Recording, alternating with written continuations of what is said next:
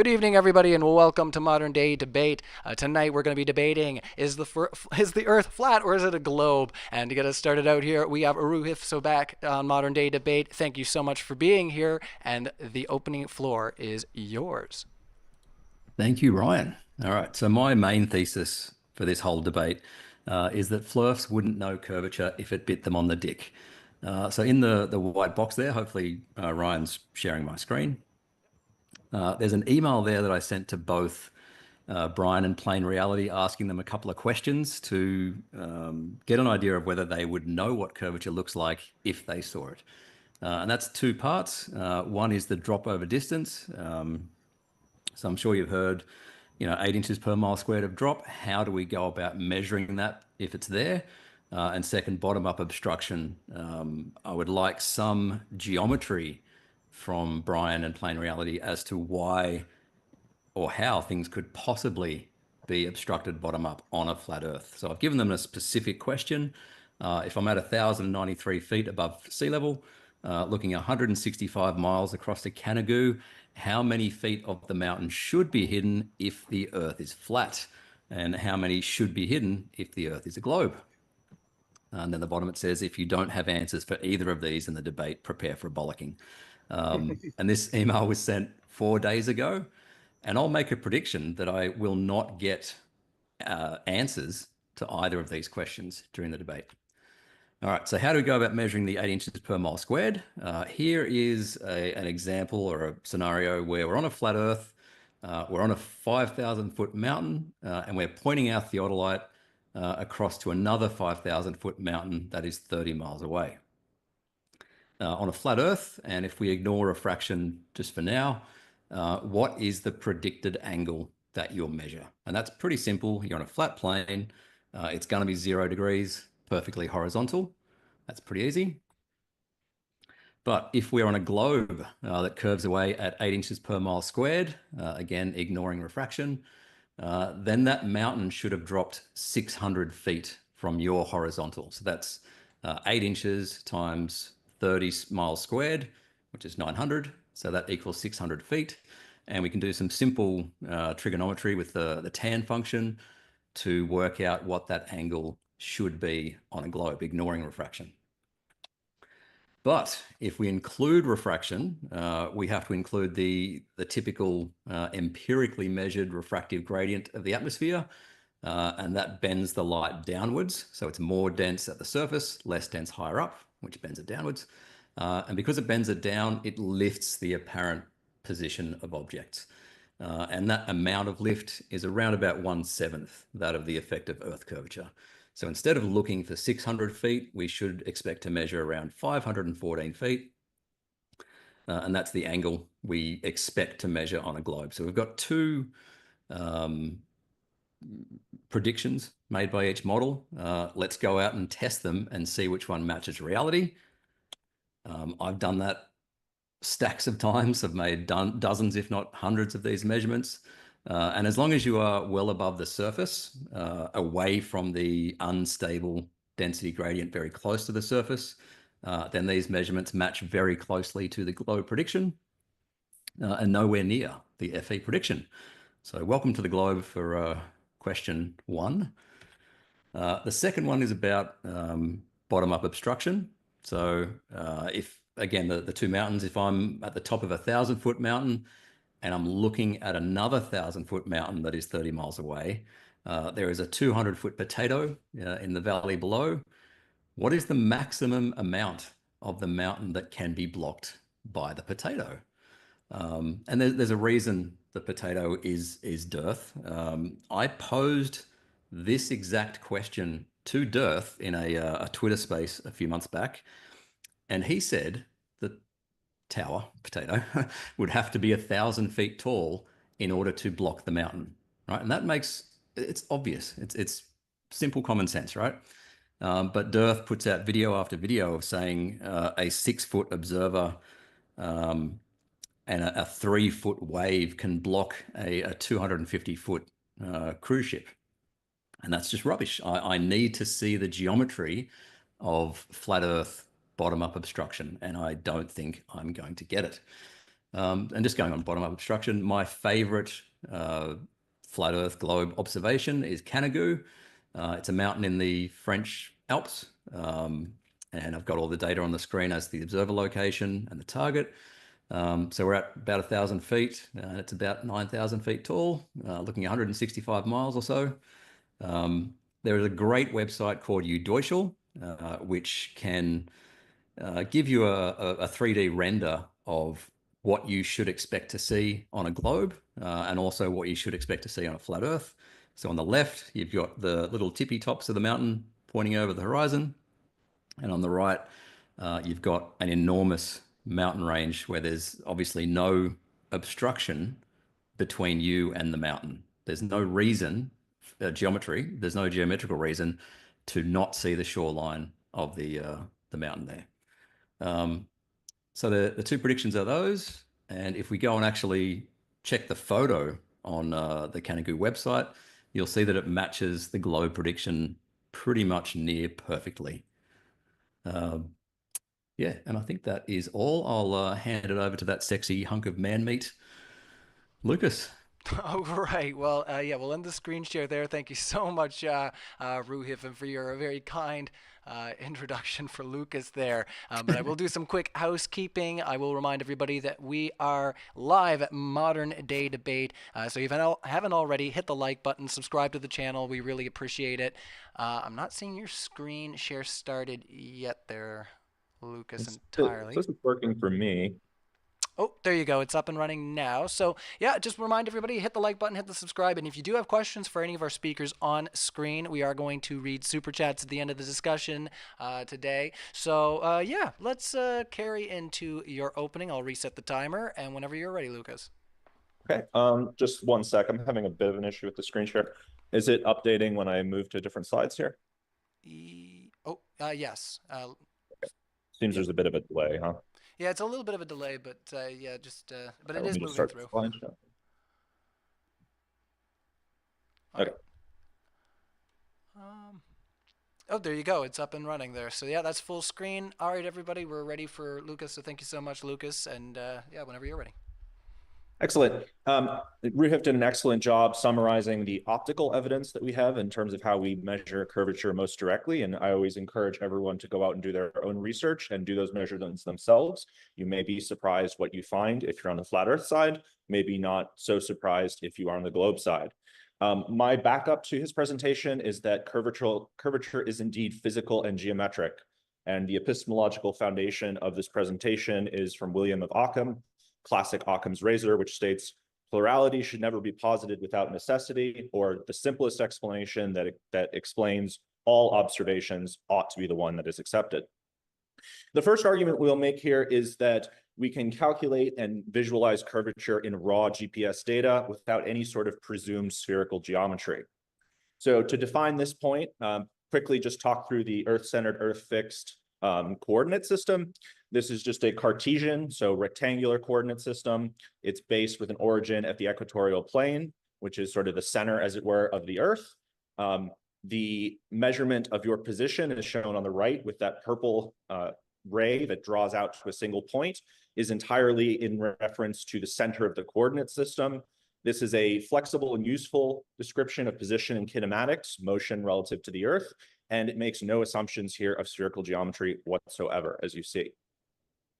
So the next point I want to discuss is just a quick overview of GPS. We won't need to get too technical into this, but at a very high level, GPS is based on orbiting platforms. 4 orbiting platforms are required to be in the GPS receiver's field of view. It sends a one-way signal to the receiver, and then a process is done known as trilateration, which is shown on the left-hand side. That trilateration process calculates your relative distances to the satellites as they move, and then that is how you get your 3 coordinates in the ECEF, X, Y, and Z, which can be converted to your latitude, longitude, and altitude. So the first thing I want to show here is a very, very simple plot, and we can look at this data in a lot more detail than this. But this is just a plot showing the equatorial plane and ECEF coordinates. So you can see the X and Y coordinates are parallel to the plane, and the Z-axis measures displacement relative to the plane. Now, I took the data from Wolfie 6020 from a flight that he flew from Sydney to the West Coast and plotted that in the raw ECEF coordinates. And what do we observe? A great circle route demonstrating curvature. The blue is the starting point and the red is the ending point. How could it be possible, if the Earth were not curved, to see such curvature and to see displacement relative to the equatorial plane, starting on one side and moving to the other? So this is a clear demonstration of the curvature of the Earth, as is measured in a great circle route from the, again, raw ECEF data, just plotted here from its distance to the origin on the equatorial plane, no assumptions of spherical geometry whatsoever.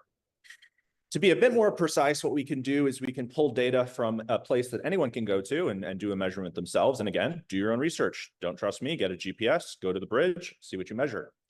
The precision data here was acquired by Jesse Kozlowski, and both of these data sets are hosted on Walter Bislin's website. For transparency, I'm happy to provide any of this data to anyone who wants to ask.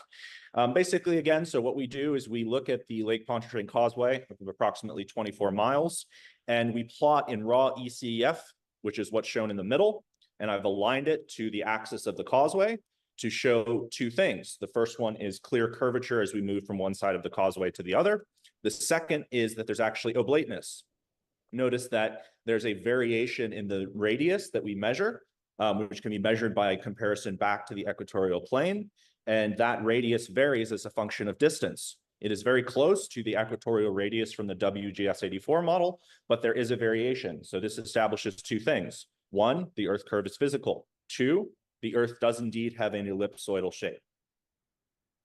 The second argument is navigation and distance and based on geometry. Now, on a sphere, 4 points may be placed at equal distances from one another. To understand why this is important and how we do this calculation, first, we basically need to talk about the basics of great circle routes. It is the fact that all commercial flight planning uses exclusively spherical geometry over a sufficient distance. The Haversine formula is a formula that calculates the great circle distance as shown in the figure on the right.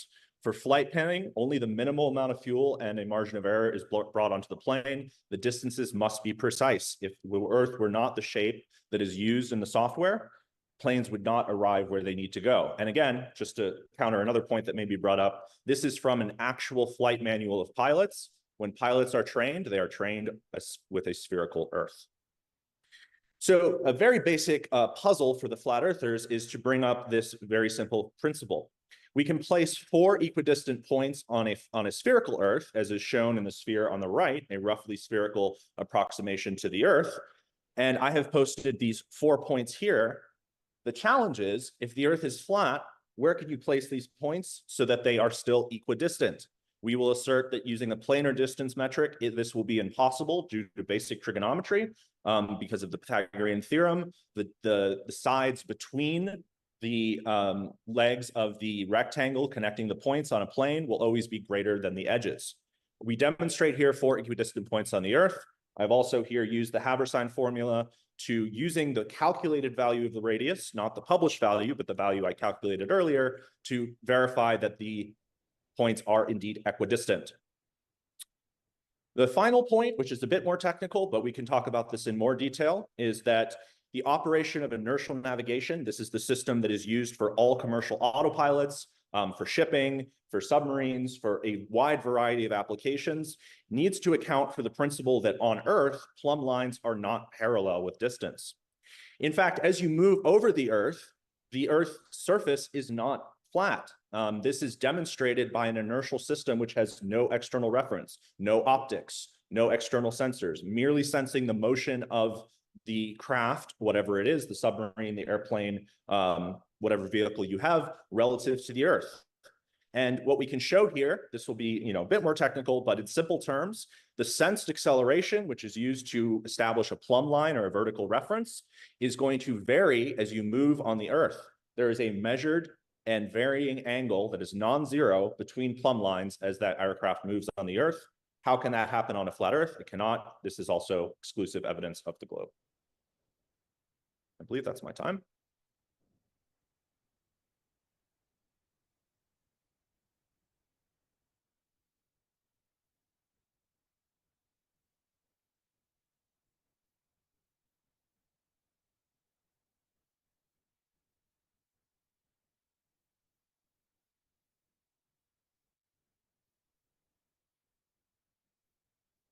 Very much.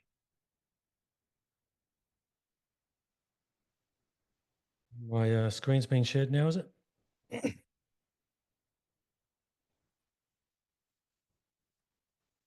The horizon, it's all just perspective. Part one, perspective and the horizon. Everything that we see through the eyes of perspective. Everything from high goes down to low. Everything from low goes to high. Here we see an example in World War II photo, all the planes and ships, low to high, high to low, convergence at the horizon. Everything converges to the horizon. The horizon is the highest visual point of the surface that you can see. Few questions. Objects in the foreground will always appear lower in your vision compared to objects as they get closer to the horizon. Objects on the horizon will always appear to be in the highest visual position. Objects beyond the horizon will do exactly the same things as the objects in the foreground, and they will now drop below the horizon just as the objects in the foreground did. They drop below the horizon. Everything obeys perspective. There is nothing that we can see that does not obey this. We can literally tell which of these objects are closer and which of these objects are further away just by how high they are in relation to the horizon. People looking from that jetty over there, looking the other direction, will be seeing this the exact opposite way around. So everything that we look at obeys this. Lower, the closer it is to you, and higher, the further away. There is nothing that you would be able to show. I challenge you to find something that does not do this. Millions of examples could be given. Now we move on to the horizon, rising with the observer. Here we have a video. I'm on the jetty. Camera is well above definitely above the railing. I lower the camera, below the railing. Above the railing, below the railing. Clearly the horizon is rising with the observer, but there is more.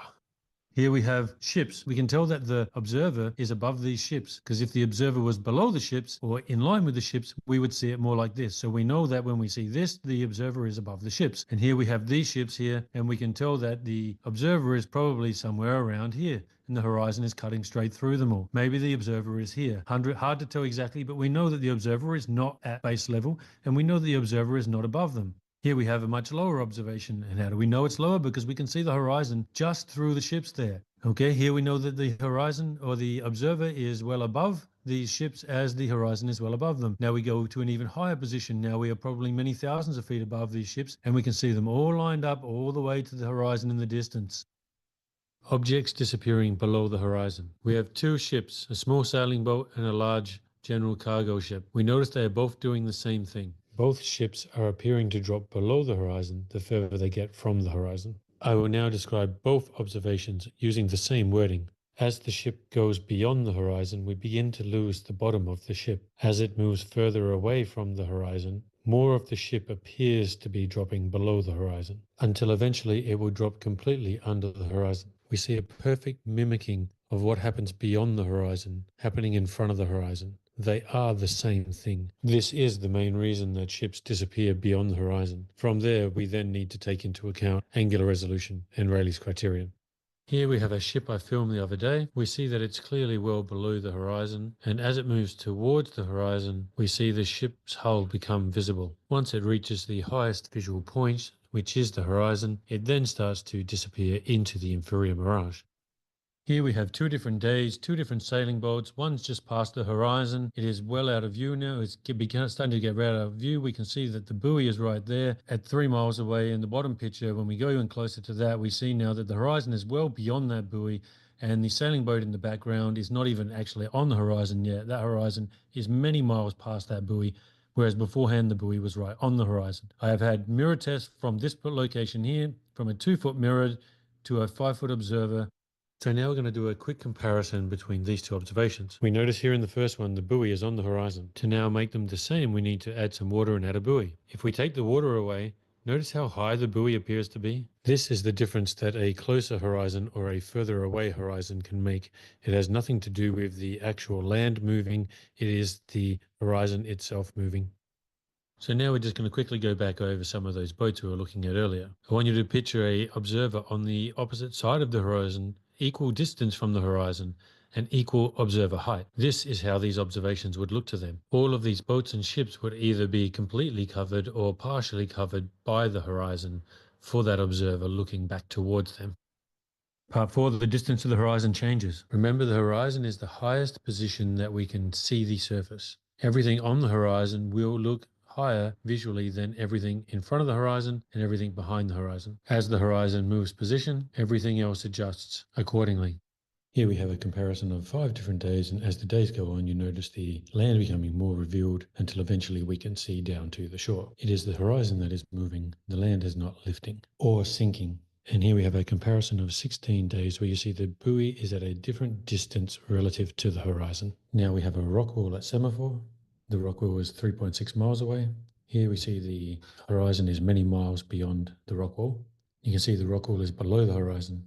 And then as we go through different days, you see the rock will eventually get to the point where it is on the horizon, and you can no longer see any water in the background. Last but certainly not least, we get to this, and the question of why do the oil rigs appear to be at different heights on different days? What have we learnt so far? Everything on the horizon is in the highest visual position that you can see the surface. Everything before the horizon will appear below the horizon, and everything beyond the horizon will also appear below the horizon. The oil rigs are just doing exactly what perspective dictates. As you can see with the buoy and the jetty in the background, to the very right, we see the jetty is well below the waterline and the buoy. The buoy is on the horizon and appears to be much higher than the jetty, which is not seen at all. In the middle photo, we now see that the horizon has moved to the reef, and we see water between the buoy and the horizon.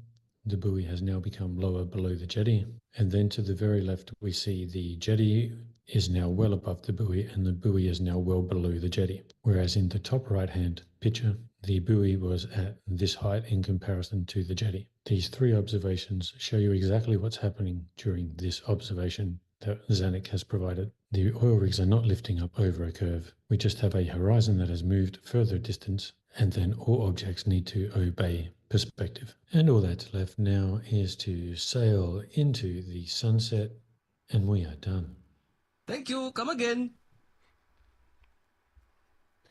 Okay, I'll stop sharing. Have you got yours ready, Ryan, or you want me to share it?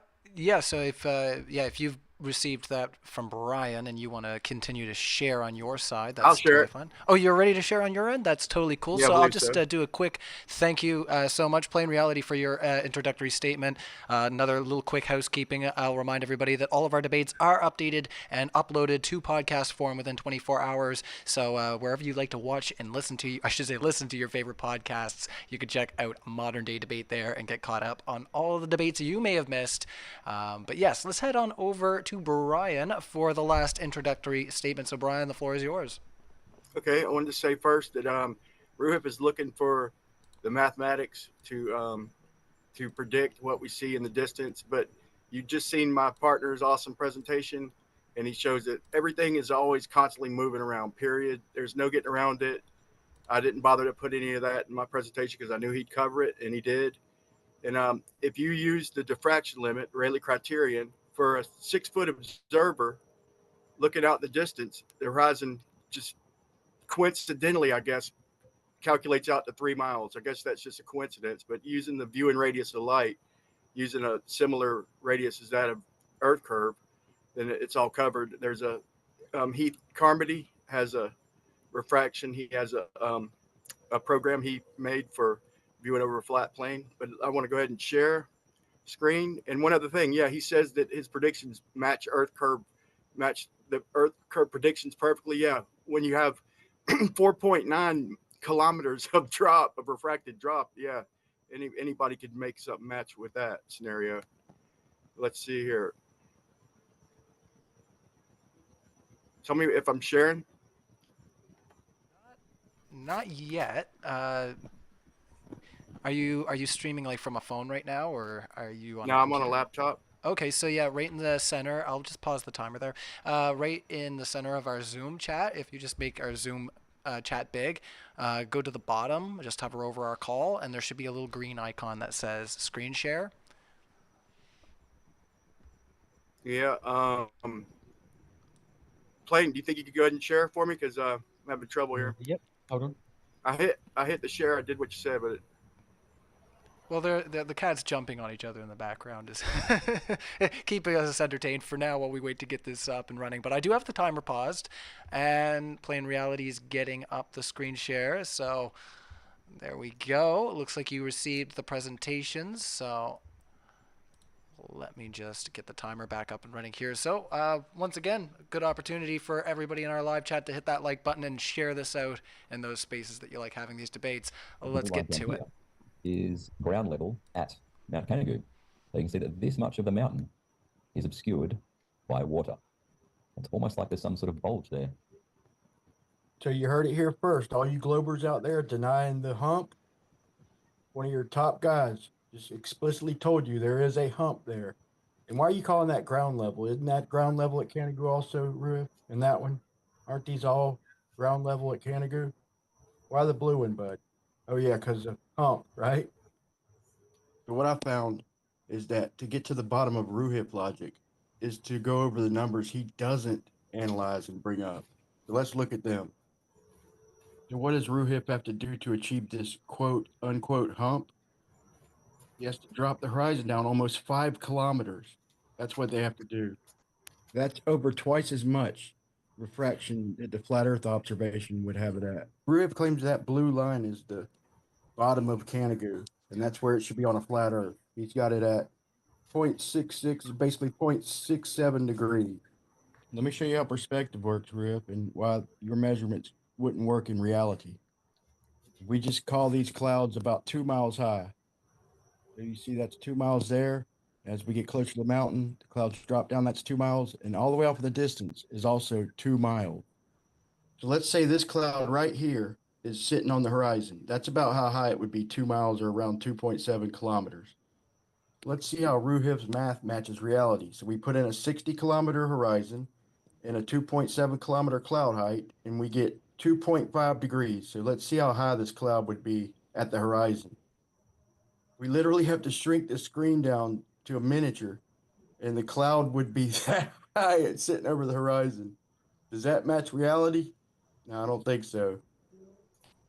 I guess Roohif thinks the mountain's shaped like this, but that blue line at the bottom, he's saying is the ground level for Canigou. I guess he's saying that should be a flat Earth horizon, but you can't have it both ways, Roohif. So he wants it both ways, and I'm going to show you how. Okay, we'll even give him the benefit of the doubt and use the refracted value. So we know the angular size of the sun is 0.53 degrees roughly, and the globe calculated drop to the horizon is 0.67 degrees. So the true horizon has to be either globe or flat horizon. So if it's a globe horizon, let's just say that line in the middle, marking the true horizon as a globe horizon, then the flat Earth horizon would have to be way up here. It'd have to be off the screen. I literally had to lower the screen to get it to even fit. And if we claim that the true horizon is a flat Earth horizon, then the globe horizon would have to be off the screen down there at the bottom. That's 0.67 degrees. So you can't have a flat and a globe horizon down there. You can't have a flat Earth horizon up above the true horizon and say that it should be below. Roohif, which is it? So using globe math, these horizon adjustments are ridiculous. The answer is it's neither. The globe Earth mass is wrong. Let's look at some other measurements. So from here to here is 0.53 degrees in angular size, which at that distance makes 2.7 kilometers. We know the globe mass say that this line is 69 miles to the horizon, which makes this line 200 miles. And all this while this line is 2.7 kilometers. So take a look at that and let it sink in for a minute. So it kind of looks like that yellow and don't belong, right? Well, this gets way worse. Okay. So it says that Canigou is about 50 kilometers from the sea. Okay. And the globe maps say it's about 69 kilometers to the horizon. So we got 69 kilometers to the horizon. And from this little line, from the mountain to the land, is 50 kilometers, which makes this little line 150 kilometers. Are you kidding me? Those hills are actually 500 meters above sea level. And that's not possible on a flat Earth. This image is completely impossible on a flat Earth. Refraction in the air makes distant things appear slightly higher. Look at that backdrop right there and look at its distance from the horizon. Now imagine that that top line is the top of a mountain or the bottom of a cloud, and the bottom line is basically the horizon. And watch what happens when he lowers the camera and enters into the denser gradient. Look at the horizon and the top of the mountain or the bottom of the clouds. Look at the gap. as he gets lower, he's still line of sight. And look how it starts dropping down. So things in the distance are appearing lower, not higher. Whatever the effect is, it absolutely lowers it in the background. The density lowers that object in the background. And Miles Davis, who's put all those videos out of Trepain Law, saying that there's a mountain in the distance and it's lower in perspective than it should be. And I've lined myself up at 210 meters, and in the background we have this mountain that's lower than it should be. Well, here's your answer on a flat plane, Miles Davis. Here's your answer. Here's every glober's answer. The bottom line represents the horizon and the top line represents the cloud. Watch as he lowers the camera into the density gradient. The image from behind. Sugar's thickest at the bottom. Look at the steeple or the cloud lower, not rise. You can see an object getting lower down to the horizon, not raising up. That's 3 completely different setups, all showing distant objects lowering due to refraction, not rising. All right, well, we're right What at if I time. could teach you one? So we'll end the screen share there. Here, I can pop that off right quick. All right, if everybody wants to pop back on camera, we will get right to our open discussion. I want to have a big thank you to all of our speakers in the live chat. Show a lot of appreciation for the people that come out to Modern Day Debate to make it happen. All the speakers here on the panel, and of course you in the live audience, we appreciate you as well. So once again, we will do super chats at the end of our discussion here. I'm going to put 50 minutes on the clock, and we'll start a first round of open discussion, and we'll see where we are at in 50 minutes. So with that, I'm going to hand it back over to the other side to respond to some of what they've just heard. And then feel free to jump in here, FE tests and Plain Reality, as we start to go through. So go ahead there, fellas. Cool. Can I jump in, Lucas, pretty please? Oh, yeah, absolutely. One sec. Oh, yeah, 1 second. Share. All right, sharing my screen. So, Plain Reality said in his presentation, everything high goes to low and everything low goes to high. Can you, does that go to eye level? So everything below your eye level ramps up to eye level and everything above your eye level ramps down to eye level? It'll go up to what you would perceive as your eye level. We all know that if you actually take out a theodolite or some kind of measuring device, that you can actually see that there is a gap between the horizon and your eyes. So it's not 100% there, but unless you have a device, you can't tell that. So when you're just actually looking out there yourself, you don't notice that drop. Okay, but perspective, pure perspective, right? On a flat plane, pure perspective, will things above you ramp down to eye level? And will things below you ramp up to eye level? Purely perspective. Everything will ramp down to the horizon and everything will go up to the horizon. I said eye level. I just answered that. Will it ramp down to eye level and up to eye level? It goes down to the horizon and it goes up to the horizon. Again, I didn't say horizon, right? The base of these trees, if we do this in pure perspective, they will reach the vanishing point, which is your eye level. Right? It doesn't go to the horizon, it goes to eye level, purely perspective. So and where is the horizon based on? The horizon's based on what? The horizon in reality is below eye level. It's right. It's based on your eye level, though. If you rise up, the horizon rises with you, right? No, we'll get to that in a minute. It most certainly does not, measurably does not. All right, so on the right-hand side of this image is a photo I took 6 months ago. That ship, which is also obscured bottom up, the top of that ship, my elevation is 23 meters. The top of those ships are about 30 meters. Why is there some bias to perspective that makes the top of that ship ramp down to below eye level, but not the bottom of the ship ramp above eye level? You've got a bias. Why is there a bias in perspective to up and down? How does everything look in perspectively the closer it is to you? Bigger. And? What would you like me to say? So if you're at 23 meters high and something is only, let's say, 10 meters high, and it is right below you, Yep, I look down. how does it look perspectively? You look down. I look down at it. Yep. It's lower. And now as it gets to the horizon, are you looking straight across or are you looking down? I'm still looking down. Wow. You Yeah, think that's down? You're looking straight across. Huh? No, I'm looking down. See the crosshairs. The crosshairs in that image is eye level. That's what the auto level does. Second. Your feet are down, Roohif. Right. The ground right in front of you is down. You're not Yeah. looking down, dude. I don't know why you'd be. Right. If I'm at 23 meters on a flat Earth and I'm looking at something 10 meters away, is it always below me? Technically, yes. Yes. So I'm looking down. No, you're Correct? not looking. Because when you're looking over, so when you're 23 meters up, so that's like what? That's about 70 feet. 70 feet. Yeah. So at that distance there, you'd be looking at a horizon probably approximately on the geometric, if we were going to talk a pure, like what you would call on the globe, geometric, you'd be looking at around 9 to 10 miles away. So when you're looking at something and you've got 70 feet distance over 10 miles, which is what, 50, maybe 60,000 feet, that's imperceivable. That angle is tiny. It's not imperceivable. You're not going to notice that angle. You're looking. I'm showing you on screen. It is perceivable. Right? Yeah, but what you're showing us is with a device, and that device is zoomed in, so therefore you can see the actual difference. When you just use your eyes, you cannot see the difference. Right, your eyes are rubbish. Should I use a? There you go. Yeah, I was going to say, should I use a precision instrument? That the device is creating an effect that isn't actually there?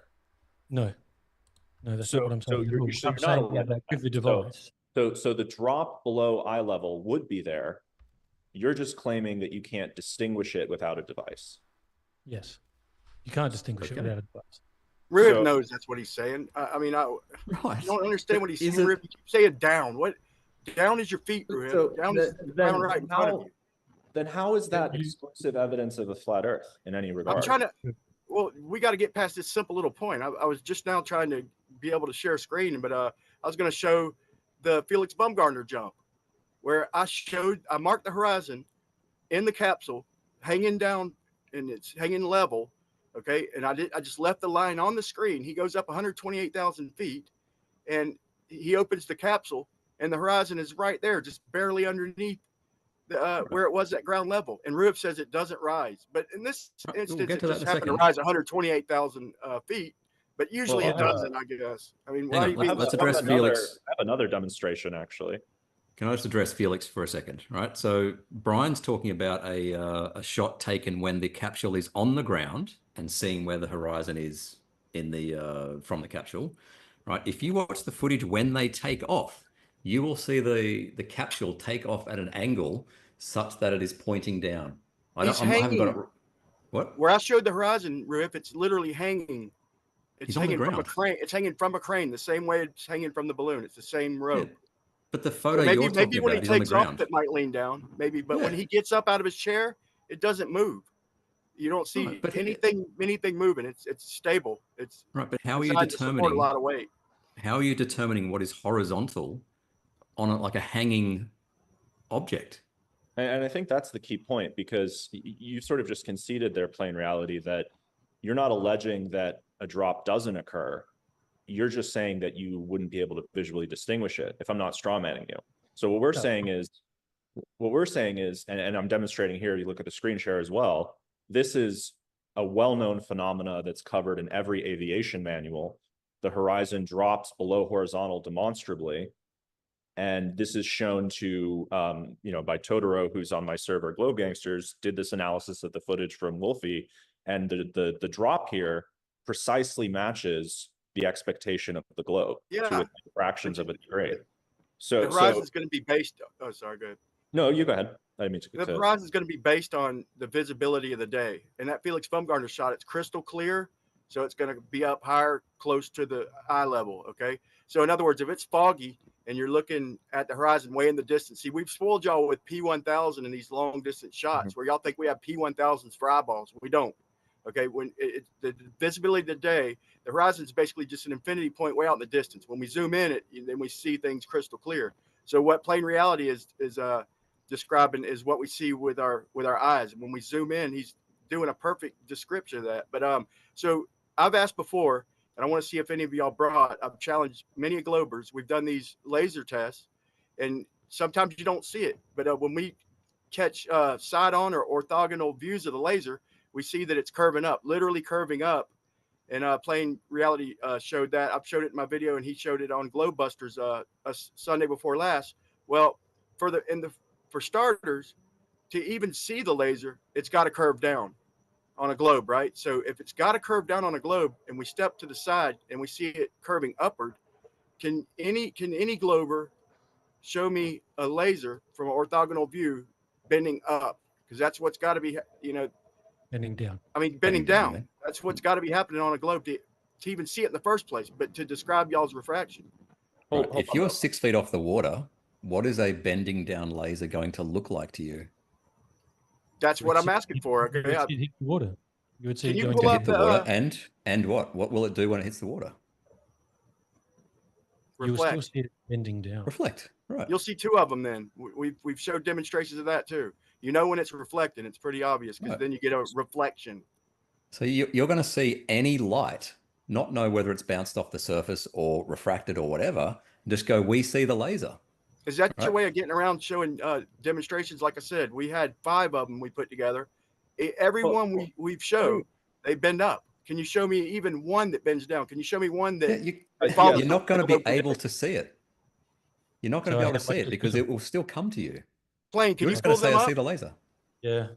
Can I just ask real quick on that topic? Because I think there was one thing that was kind of put out there that I think is relevant. So there's 2 pieces of this current discussion. Should we keep The the first screen one share was up? a claim. Not to cut you off. Should we keep the screen share up, or can we go back to our main Oh, screen? just real quick. Let me just finish keep it this up. point, All right, and let's then I'll keep. pass it over. We'll keep going then. No worries. Sorry to cut you off. Yeah. So I think that there's 2 things that are important here. The first one is a claim that this measured drop would not be visible as a function of the weather conditions.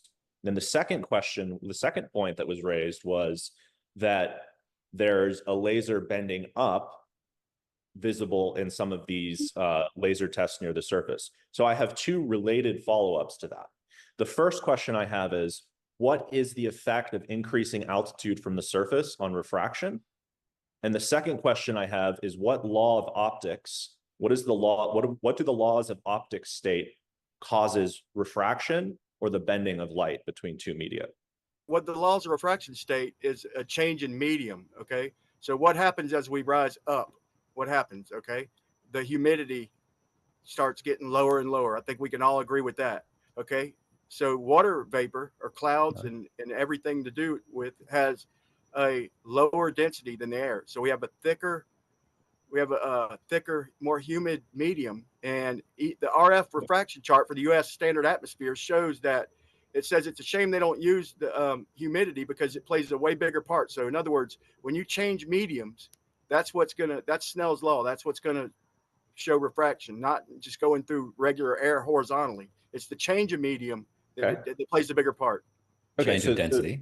There's a change in medium, but if there's 2 media next to each other, what is the property of them 2 mediums that will cause it to bend towards one versus the other?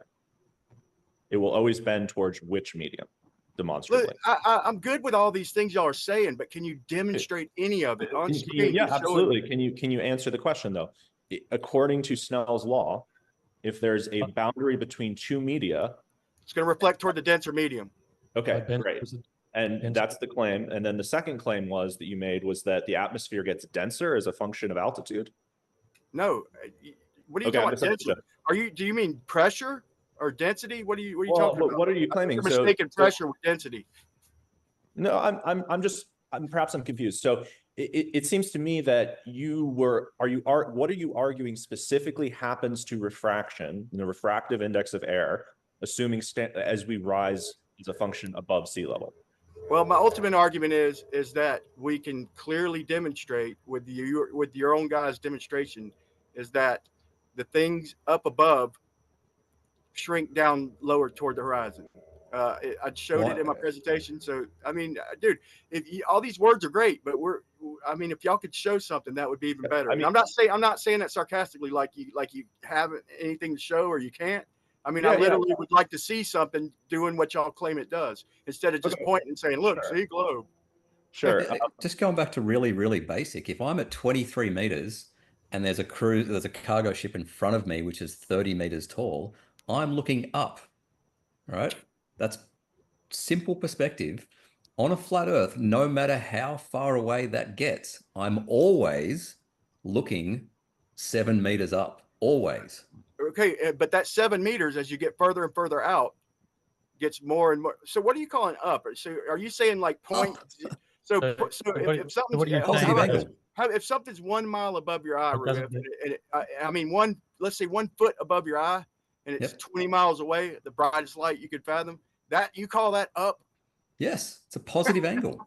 And so what you're Positive saying angle. then is that the ship doesn't get smaller. The ship like Did I say anything approaching that? So I think Okay, Roohif so- thinks that. Go ahead, Plain. Sorry. So then what you're basically trying to say is that the ship, when it's right in front of you at 30 meters tall, is identical to the ship when it's 12 miles away. It's the same ship. The angle to it will be less. Okay. And perspectively, how does it look? Does it look the same Smaller. size or does it look smaller? No, smaller. Okay. So then why would you be looking up when it's now 12 miles away? Because it's still 7 meters above me. No matter how far away it gets on a flat Earth, it is still 7 meters above me. That angle will get really, really, really small, but it will still be positive. So when that angle gets really, really, really small, you're not going to look up. You're going to look straight across. Wow. Positive angle, greater than call it zero. po- I you don't call care it how positive small all it you gets. want. You I call don't it care how positive small all it you gets. want. It's still positive. It's How does that positive angle get by negative? numbers. Roof is a numbers guy. Plain. It's positive by numbers, but however insignificant they may be, Roof's looking at the numbers, man. So Yeah. You'll be looking But, dead man, straight we're- across to it. You are not going to look I'm not. up. You are going to look straight across. Okay, 0.000000001 I can't demonstrate anything, man. Hold on a second. is that positive? Hold on a second. Every single person out there listening to this right now, next time you're out and you're about 30 meters or 10 meters or whatever it is above the surface of the water, look straight out. If you think that even something that is like 100 feet tall, straight over there on the horizon, there's not one person here who would turn around and say that they're looking Nobody. up. No Are one. they looking would 0 ever say degrees, that. a positive angle, or a negative angle? I don't care They're how looking- small the angle is. You looking- That's seem to why think you that have your no eyes- demonstrations, because you want just the numbers. Looking Like you dead said, if straight you across. ask a million people what direction you're facing out there on the horizon, everybody's going to say straight ahead. Everybody, okay, we get the numbers. It's going to be 0.01 or I ask something. people- That's why You can't guys are scared of demonstrate. small numbers. What's wrong with a small number? What's No. wrong with using a precision instrument to measure something? No one's scared of small numbers, Roohif. What Yeah, you're nothing doing, at all. you're denying actual reality and the way that we see things. You're Well, denying hold the on, fact that so- when we just look dead straight across, we look straight across. We do not look No. up or down. We look straight across. Is So the angle greater than 0 or less than 0 All right. or actually 0? I'll let you share It the is screen there since you're requesting. imperceivable. Let's just I already hand over said to that. Roohif I there. already said numerically, it's a smidge above or below, depending on if it's above or Right. below. We're talking. But if you're on a flat Earth, what's your prediction for it? You hear the The Our prediction prediction is shit perceivable. moves. You won't be able to tell that you're looking up or down. You're not going to be able to tell Not that. with your eyes. Not with your eyes. We're not using your eyes, Plain. We're using a precision instrument When designed you to use measure precision angles. instruments, stuff moves around. Okay, do time Well, lapses. We've showed okay, many hold of on, them. So hold on. when you- Hold on. Let wait. me have One a last direct thing. follow-up When you to get that. when you get down Let's to let these Brian ask. precision measurements, man, like I've even showed y'all's own teammate Jesse Gordon. I mean, looking out at the horizon, and I showed 3 examples of where the horizon was above 0.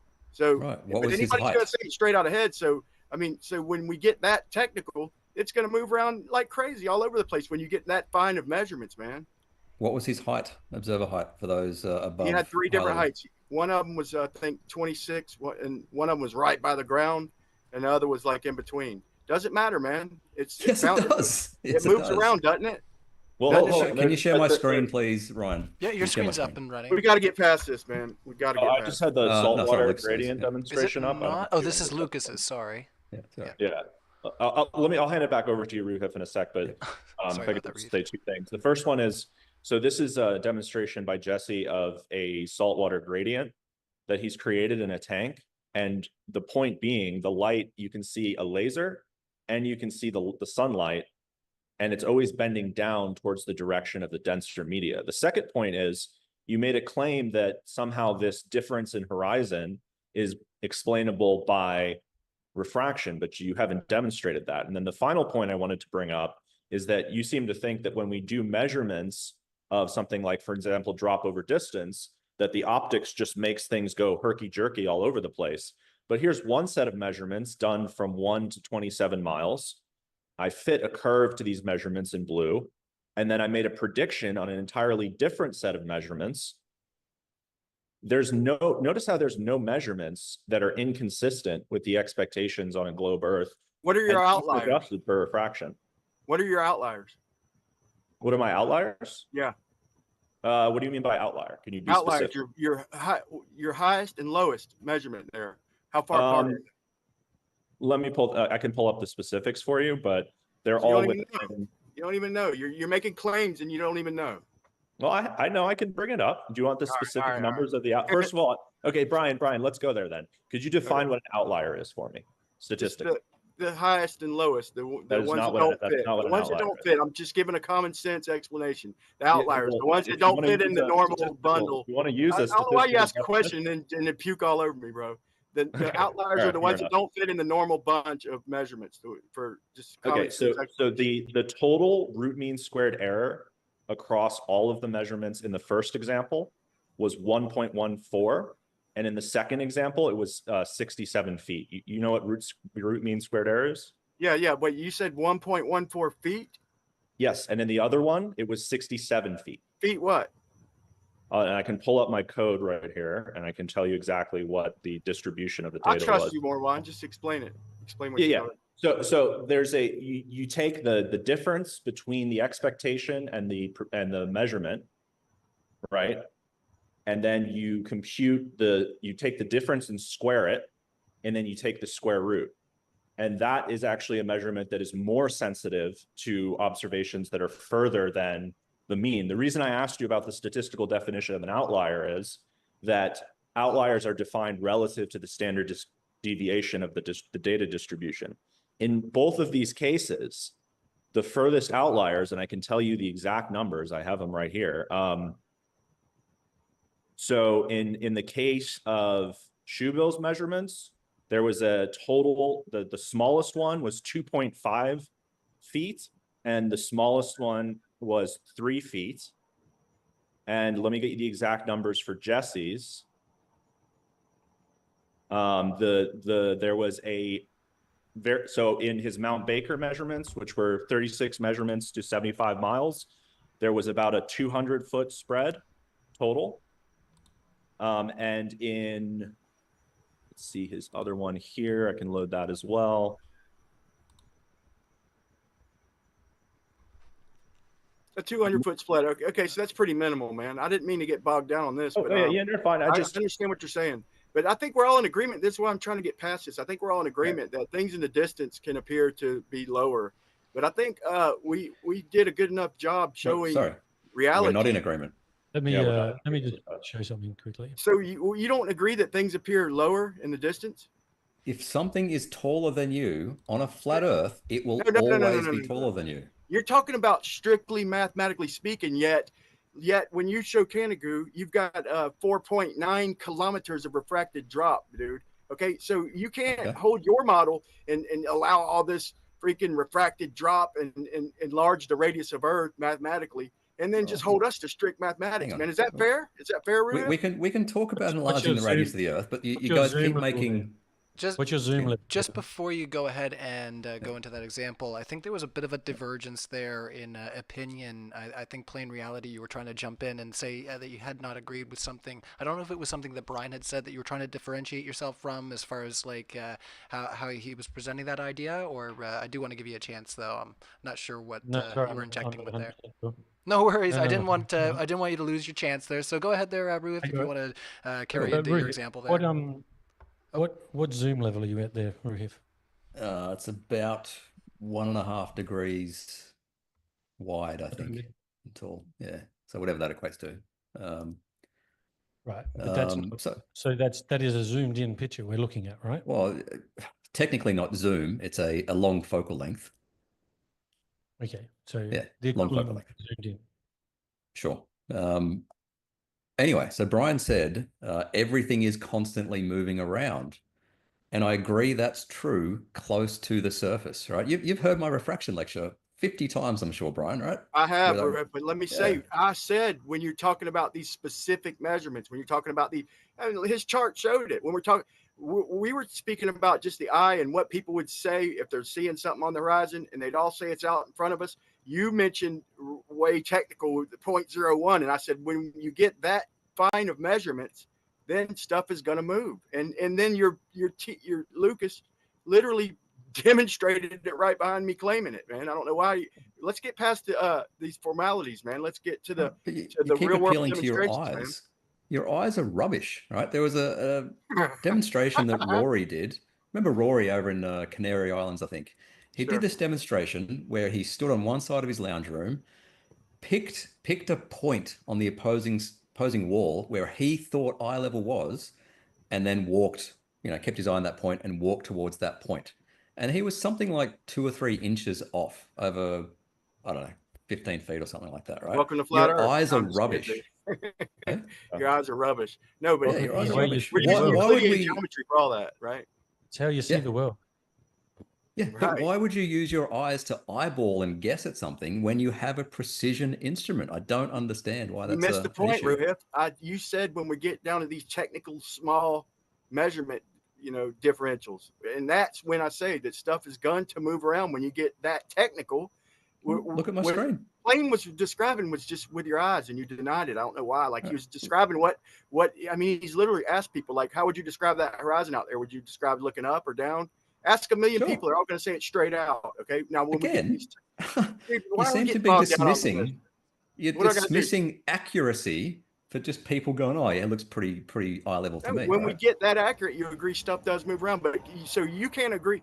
Can we all agree that, like, say, mountains way in the distance appear to drop sometimes? I'll even give you the majority of the time. They drop because of Earth curve, That right? says you, okay? Says you, but Yeah. that's what the debate's for. That's pure, But we right. can all But agree. look at my That's screen. something we can all agree to. Yeah, look at my screen, right? This is what April, May, June, July, August, October, from one of my favorite spots to go and watch cargo ships. The horizon has hardly moved at all. It's really close to where it should be if the Earth's a globe, right? There's not as much variation in the horizon. This is only about 23 meters, by the way, so it's still relatively close to the surface. Can you zoom into your June 25th? June 26th of June? Oh, hang on, what's wrong? 26th of June. No, the 25th of June. 25th. 25th, sorry. 25th. Yep. Okay, so what do you see there? A ship, And what is it? What's going on with the ship? the inferior mirage. Okay, and what does an inferior mirage do to the horizon? It creates like a false horizon there. But what does it do to the horizon? Creates a false horizon. There's something else it does, In Roohif. what way? What does it What do you do to the mean? horizon? It hides, it mirrors a part of the ship and hides what's behind it. What else And does then it mirror, Roohif? What would happens you to like the me to horizon? say, Brian? Please put The right words answer, in my man. mouth. If you've Okay. done Please all put this, those you'll know words in his my answer. mouth. Done the observations, you should know that an inferior mirage brings the horizon closer to 100% of the time. So the horizon that you're actually looking at right there, that horizon could easily be twice as close as what your geometric horizon is meant to be.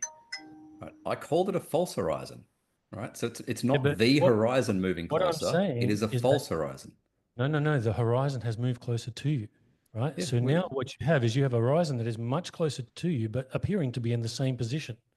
Right. We have a difference of definition here. When I say it's a false horizon, I mean the actual horizon is still at the distance it is, but because of the upwardly bending light close to the surface, then it's a false horizon and it blocks. What do you mean the actual horizon? The horizon. It's just the horizon. It's not false. It's the horizon. Can I ask a question with regards to this? So it seems to be, I guess, two points to clarify. There seems to have been two statements made that I wonder if we can just come to a point of agreement on. That perhaps that you agree that the horizon will be measured below horizontal with the precision instrument, and it only appears so to the eyes. And the second claim that was made by Brian, that I think is relevant, was, and correct me if I'm wrong here, I'm not trying to straw man, it was that there is a measured drop over distance, measured from the top down, of missing height. And your guys' claim would be that that is due to optics. And then the third thing, I guess, would be that the apparent horizon, let's say, or indeed it would be just due to optics as well. Is that a fair statement? Yeah, I'd say when you get up, especially when you get up higher and you're looking further, so the measurements are going to be a little more consistent.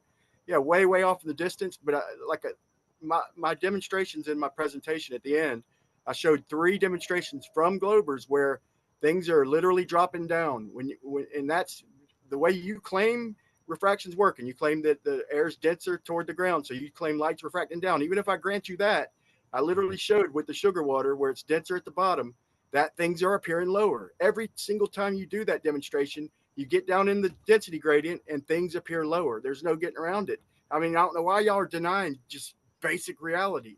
Okay, let me. And then here with this, observation that we're looking at right now.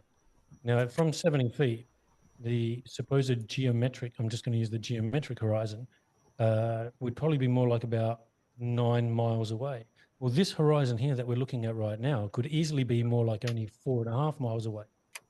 Because from my experience of what I have seen over hundreds of days of filming the horizon, I can get a horizon that is almost up to 2 times closer and then up to anywhere to 15 times further away.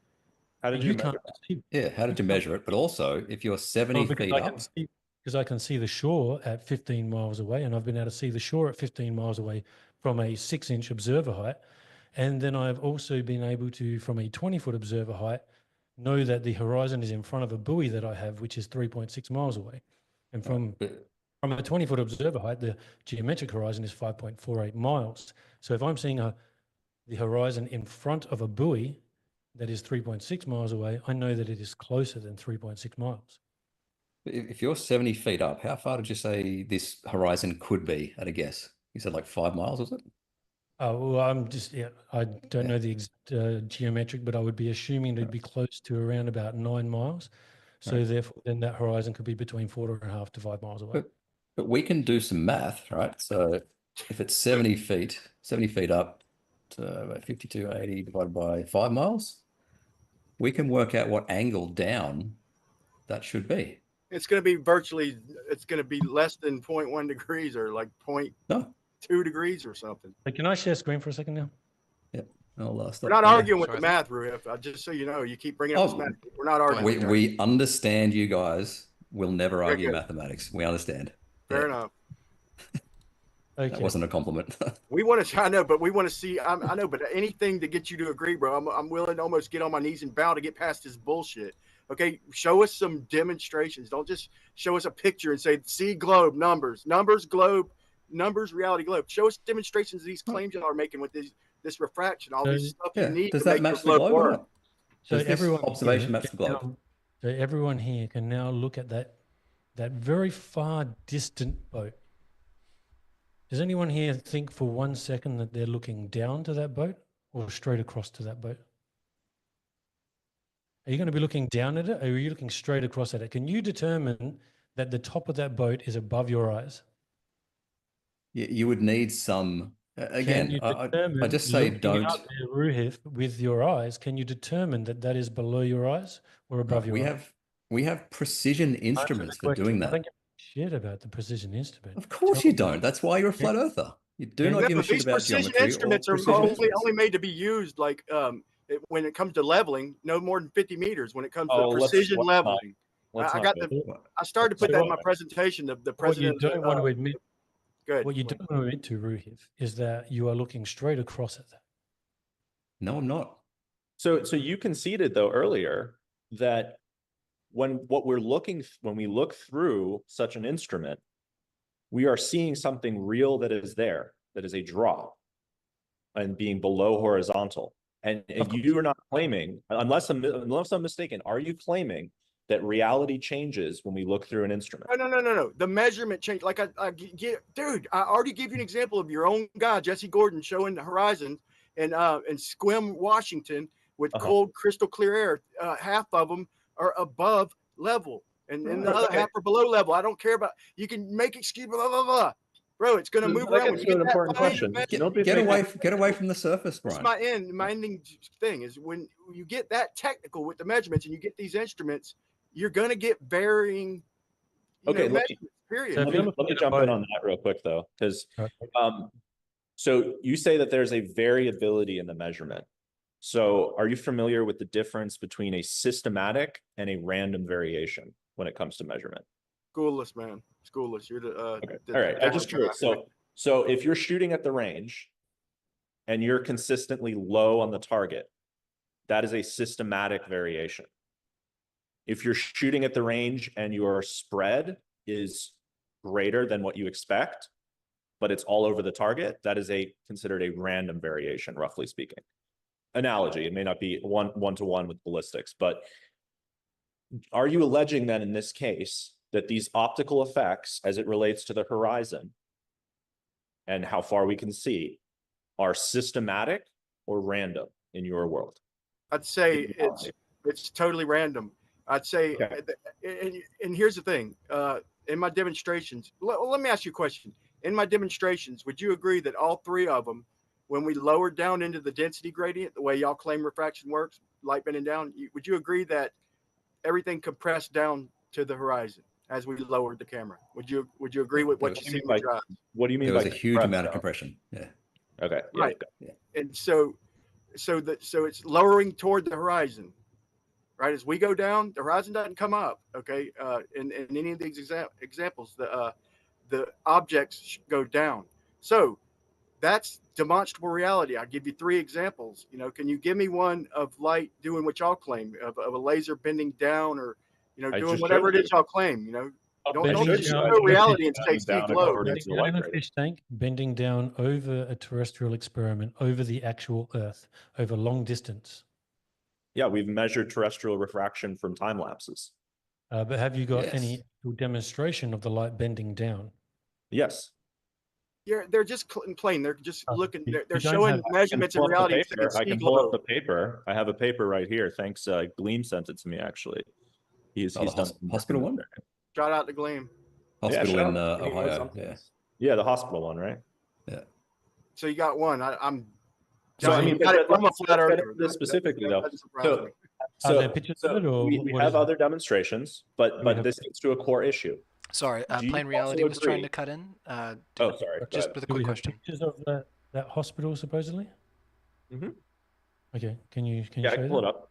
Yeah, definitely. But continue. Sorry about that. I have a few quantifications of refraction using time lapse. But I guess what the key question is here, and I can share my screen on my browser.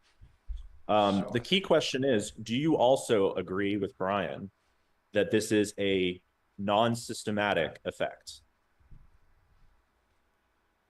As in it varies up and down. There's not a systematic effect due to what the optical effects that you're discussing as it pertains to refraction. And let's say at the surface. Unless we're getting funky stuff actually really going on with the horizon is always generally at your approximate eye level. So the horizon will always be at your perceivable eye level. Now, when we start to see the horizon really going up, and we never see the horizon actually going down, we always see the horizon going up. Right? The horizon never, well, I shouldn't say never. Okay, the horizon can appear to drop slightly, but in general, it will always come to your eye level or approximate eye level. But is that a systematic or a random variation with the atmosphere? I would say that on average, the horizon is generally in around about same position, no matter whether or not it is 3 miles from you or whether it is 20 miles from you. The horizon looks to be in the same position when you're at the same. With your eyes, right? With your eyes. With your eyes, yes. Yeah, relative to not a precision instrument. With that. I meant random. I meant random meaning you go higher, it's going to move. You go lower if it's foggy outside. if it's cold. I mean, it's all the conditions are random. But yeah, I'll agree with him on the eye level. It's the horizon is going to be based on your eye level. It's going to be always relative to your eye. Is that fair to say? So here I have a graph at the surface, and this is for the hospital example with time lapse. So do you see the 0 line on this chart? Yeah, but what are they calling 0? Show us the Well, actual observation.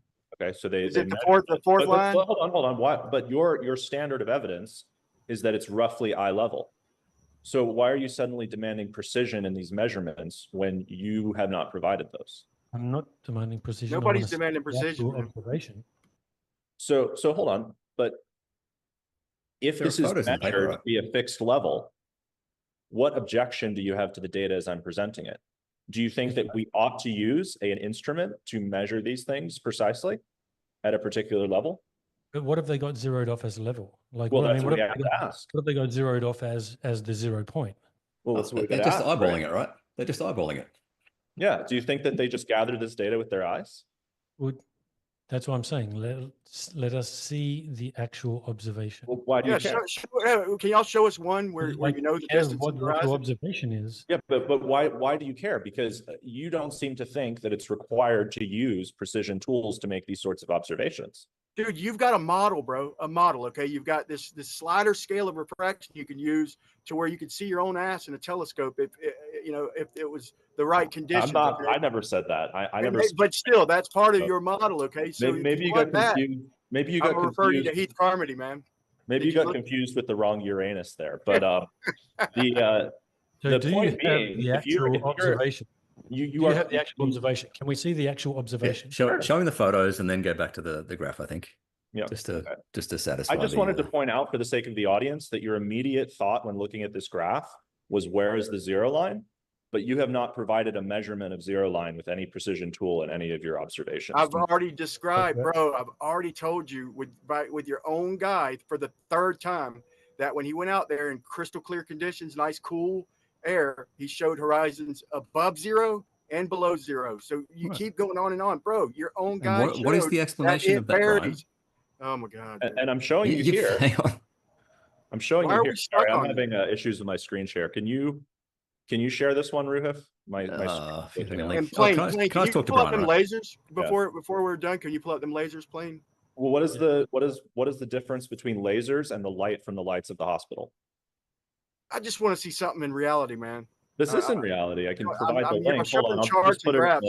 Well, let I me can see put it. it in the Zoom chat here, so it's Why I easier want to to see find. the actual observation. Well, I can show you the actual observation, but I just wanted to point out for the sake of the audience that your immediate question was where is the 0 line, implying a what I'm measurement wondering, of the 0 point. And when you I haven't see the provided that observation, in I your will observation. explain to you why I'm asking that. Okay, I provided the link. Sorry, my screen share was glitching out. Let me try to refresh it for you. Oh, no worries there.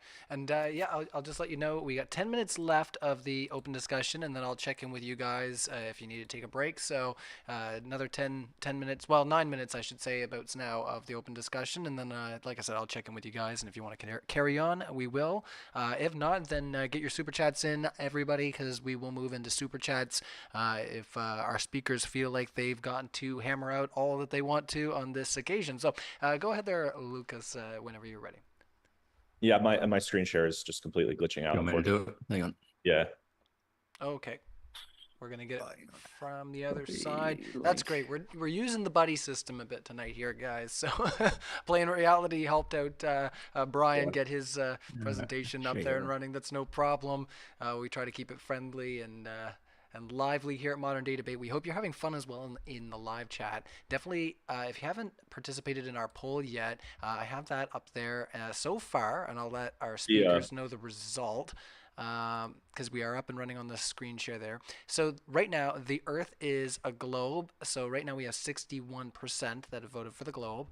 25% of our audience have voted for flat, and then 14% have voted for a loaf of bread. So they're not here to play by the rules, okay? So we'll just let them be. All right, go ahead when you're ready. All right. So they set up a camera. Yeah, go ahead.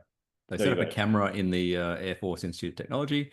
pointed it across at a hospital, was it 10 miles or something like that? 12 kilometers, there you go. And basically did a time lapse over a week or two or something, and then analyzed the images to see how much they shifted up and down relatively, and correlating that with, nighttime, daytime, weather, that sort of How was stuff. the camera? So again? How high was the camera? Don't know. Yeah. You can look that up on the internet if you want. Where are the actual photos? Where are the photos? Hang on. I think it's the first link. I think this is a separate paper. If you look at the Ah. first one I started at 7:18 US time. But the point, I'm trying to get at 2 points here. The first one is that we've sort of got from Brian that it's a random variation in the horizon position. I explained that. Yeah. But the problem that I have with that is that in order for things to consistently disappear predictably in one direction on a flat plane, it would have to be a systematic effect. Well, you asked me about the horizon. Okay. You asked me about the horizon. Can we just quickly get through these pictures and then I'll share screen for a second? Yeah, go for it. Yeah, pictures. That's it? And Oh, Lucas had the other one. The first link I sent. Go globe. Especially days of Lucas. this. Take the pictures. I was just It's in the Zoom chat, yeah. Yeah, to be fair, I think, if I look back on this, I do think the Globe side has had a bit more screen share time. Maybe I'll be corrected about that in the live chat. Let's go ahead and hand it over to Plain Reality, and while you guys get your papers in order there, if you guys don't mind. So I'm going to stop the screen share, if that's all right. Cool. Anyway, 2 photos there. Done. Thank you. Okay. Let's head it over to Plain Reality. So go ahead when you're ready. Okay. You're up and running. All right, no worries.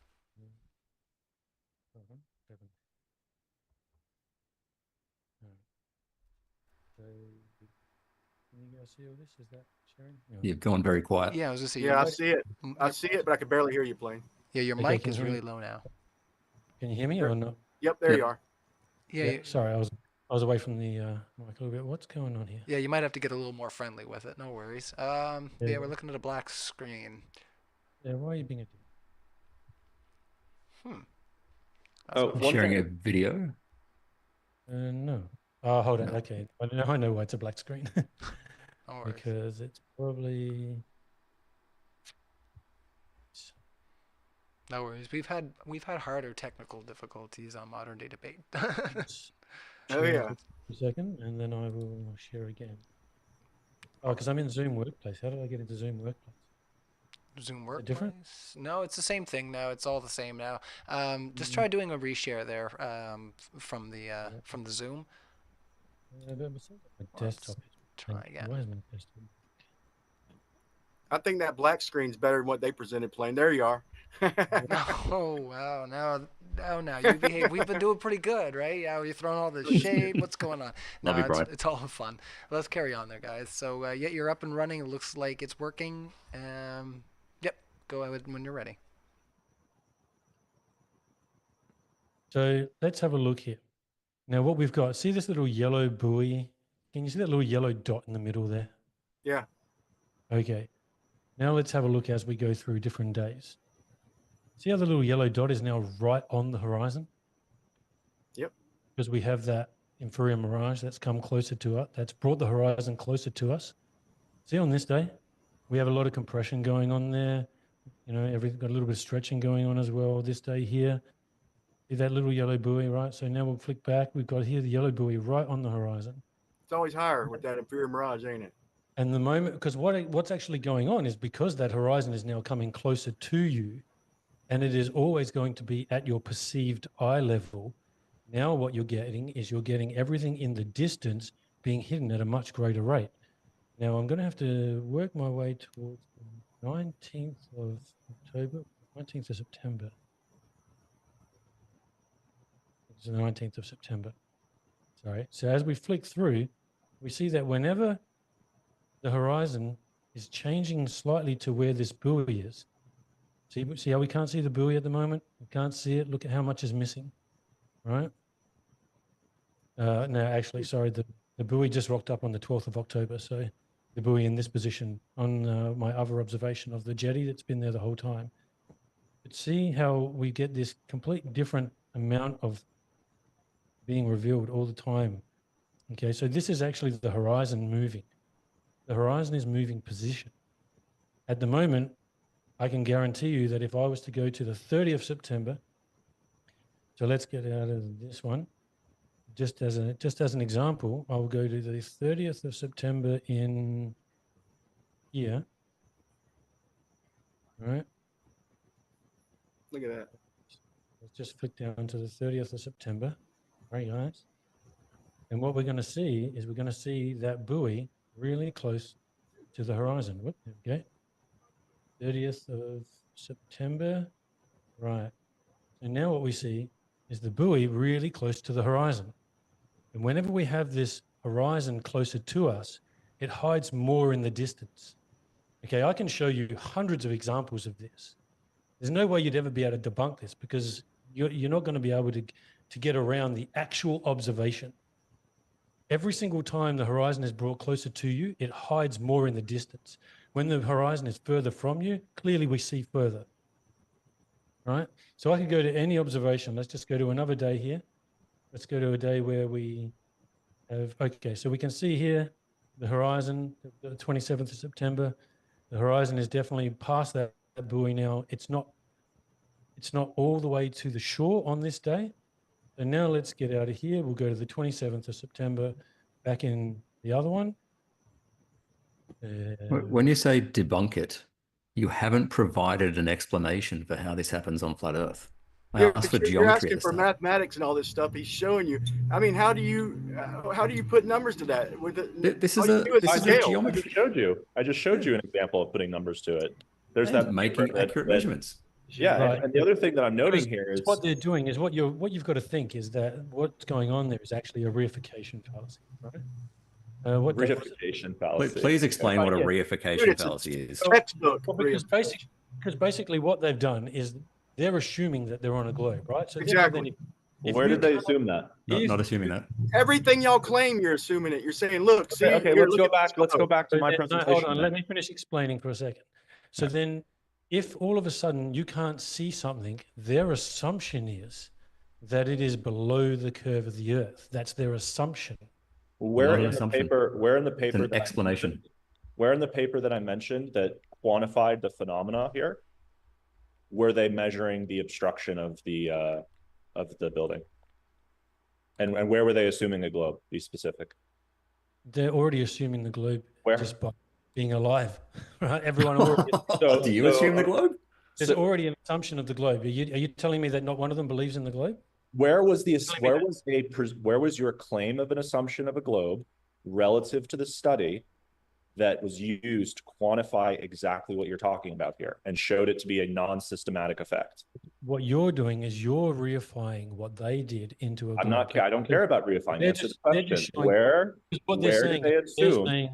they're saying that it dropped below zero. It didn't drop below zero. Where did they? No, you're misunderstanding. They're not measuring the obstruction. They're measuring the relative height of the building. So Okay. where did they assume that there was a globe in order to measure the relative height? As This a is why I function? wanted to see the pictures so we could actually see how the entire scene looked, not just the data. We need to see Are you how claiming? the Are you whole claiming? scene looked. I can find the supplement for you. I'm sure I can track that data down. Please don't show us a graph. I know, I've got the it's graph scary, ready it's for you, Brian. scary, It's ready. but let I me don't ask want to cut you another guys off. question I do want because- to let you know we did just finish 15 minutes of open discussion, so you guys are more than welcome to carry on. I've got lots of time, but I do want to, just out of respect for our speakers, just once again say thank you, for your tenacity to come out to Modern Day Debate and have this discussion. And if you need to step out for a minute, use the washroom, grab yourself a drink. Now would be the time to do it. I'll do some quick housekeeping. Yeah, speak now or forever hold your pee there, fellas. All right. So, sorry, go ahead. So I think that there's one really important point that we haven't covered at all. This presentation has kind of predictably gone to just optics and just observations thereof. Do either you or Brian have Can we see any? that word obviously?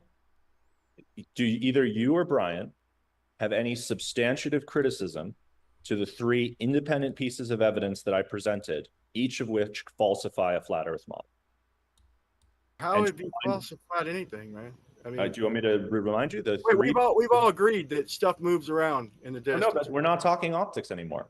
If you recall, my presentation was entirely non-optical. Yeah, So for So how your did you- presentation, you'd have to talk to people more like Shane St. Pierre or Alan or Whitsitt, right? Because Yeah. that's not what I'm going to be going on about. That's not okay. So just to get on record. So I can't rebut your points there. Okay. You're going to need someone who actually knows what they're talking about within that field to be able to rebut your points, and that's not me. Well, let me refer him to one other person too. I showed him. I sent him a link the other day to a flat Earth model, a program showing refraction over a plane. Yeah, we're And not that talking was about refraction. That was Heath Carmody. Yeah, but if you're dealing with anything any measurements using any kind of optics or any kind of instruments, then you're going to have to include refraction. Yeah, but see nothing I presented. Nothing I finish. presented uses refraction near the Why, surface. why can't you just show me a Refraction laser offset. bending down? If we can show you 5 of them, I showed everyone you. we've I showed ever you the hold laser on, bending everyone down. we've ever looked at from the side or a partial side on view, every single one of them is Hold bending up. up.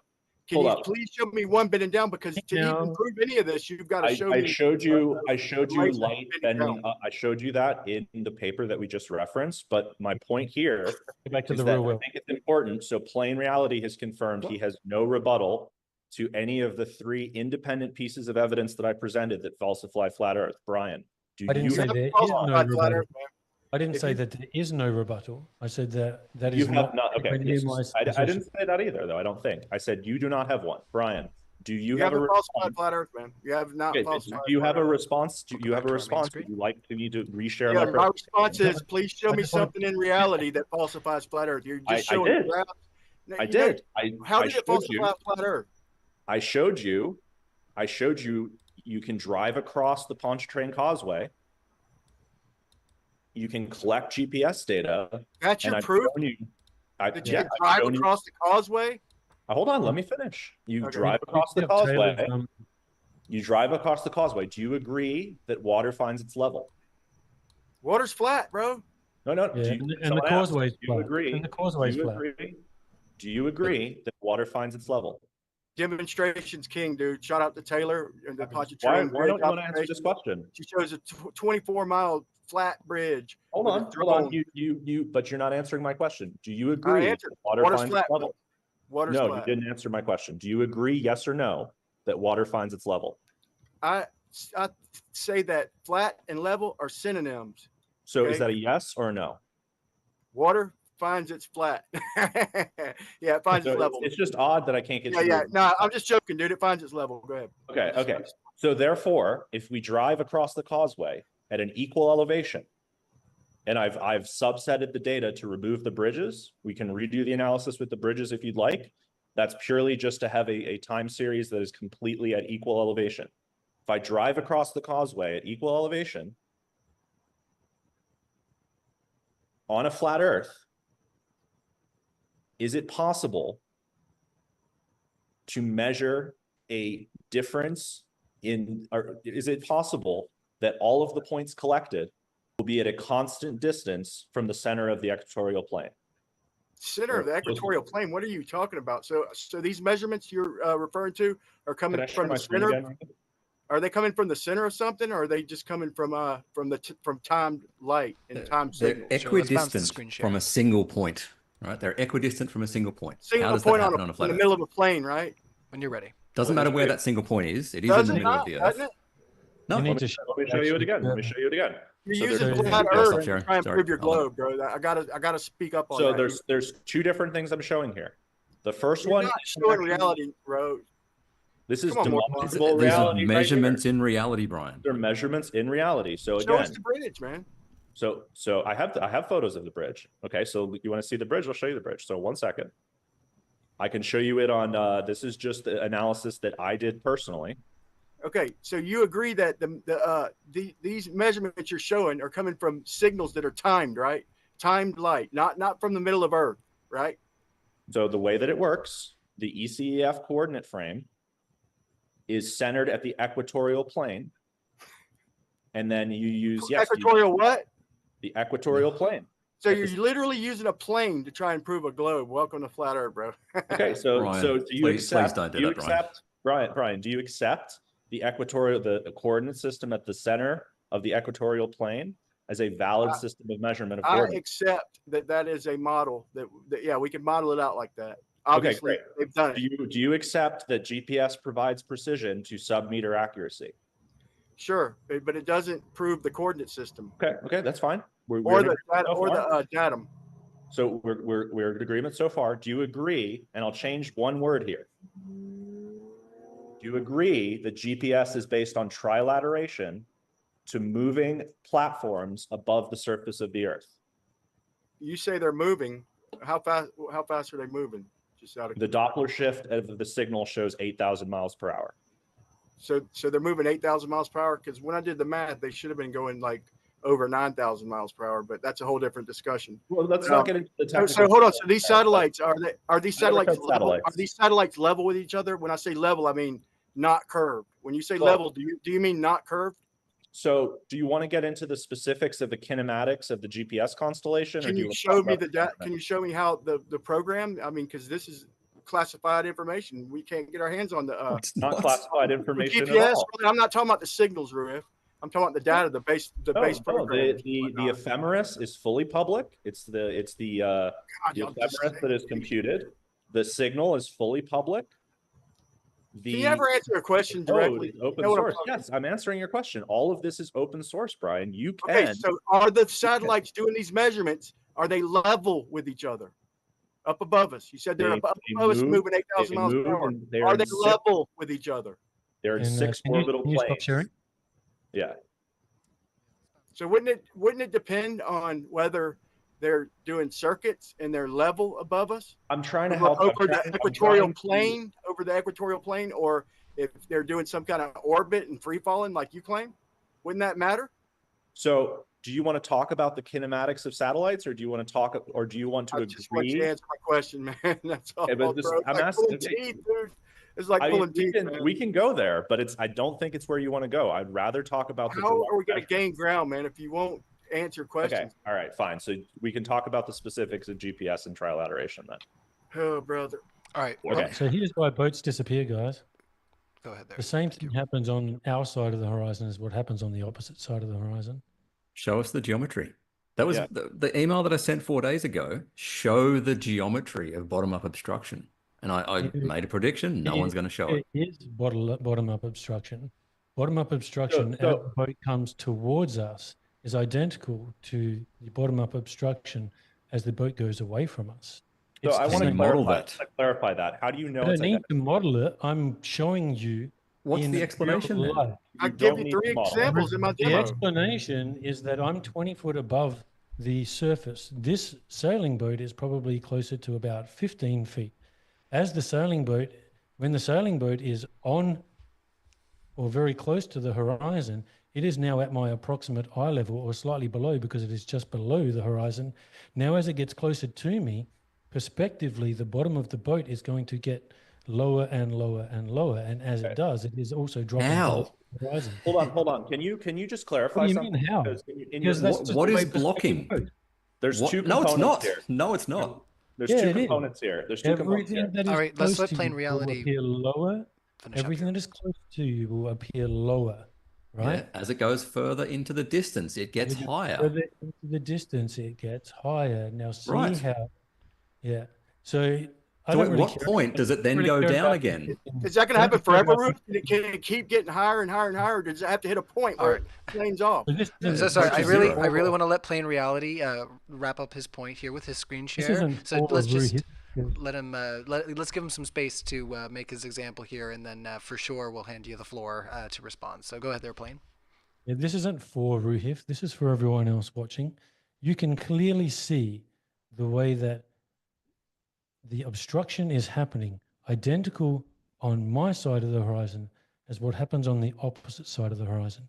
Someone like Roohif is never going to be convinced of this, because he doesn't really care about what's going on. Because it's bullshit, plain reality. There's an important thing on that slide. We look at it and it is identical. I'd like to respond to this now. Let him finish. Let him finish. Let me respond. All right. You say on that slide perspective through refraction, and then you mentioned the Rayleigh criterion. Can you explain to the audience whether perspective, refraction, and the Rayleigh criterion are the same, or if they're different concepts? And if so, can you quickly explain in one sentence each of those concepts? What? I think just let him finish Perspective is the way that everything appears to you. Everything ramps up as you, everything converges to the horizon. Okay, so that is the way perspective works. Everything will converge to the horizon. But you didn't answer my question. You didn't even attempt to answer. So what is there a difference between perspective, refraction, and the Rayleigh criterion? Yes or no? There is a difference between them. Okay, what is the difference? Well, the Rayleigh's criterion is about how, my understanding of it is how you see things more in the distance, or not necessarily in the distance, but how objects will eventually become one the further they get away from you. Just So obvious, man. That's actually a good I know, but why would you ask that question, man? Respond to what he just presented. I'm working on it. I'm working on it. So, right. but you're using terms here, and I think it's important to clarify the terms. So then can you clarify the difference between, can you define then refraction and perspective similarly? Refraction is the way that light moves through a medium. Okay, and then what is perspective? Perspective is perspective is basically how we see the world, right? Perspective is how each object will look in front of you. Okay. So, okay. Everything convergence. So everything will appear to rise in your vision the further it gets away from you. That's on the ground, and everything that is above your eye level will drop down towards your eye level. Does it Right. ever You got it right. You got it. You actually did a good job there, but I think it's the combination that's. What's the point in all that, though? Get to the point, man. The point is, which one of those three things is explaining a systematic phenomena? There's no one thing, bro. Oh my God, are you listening to anything we're saying, bro? There's no one thing, though. So which of those three things, because we've agreed those are separate concepts, and I think it's just important for the audience because your slide says perspective through refraction. And Would you like me to explain why I say that? Happening here. So do you explain why I say that? Because everything that we see in perspective.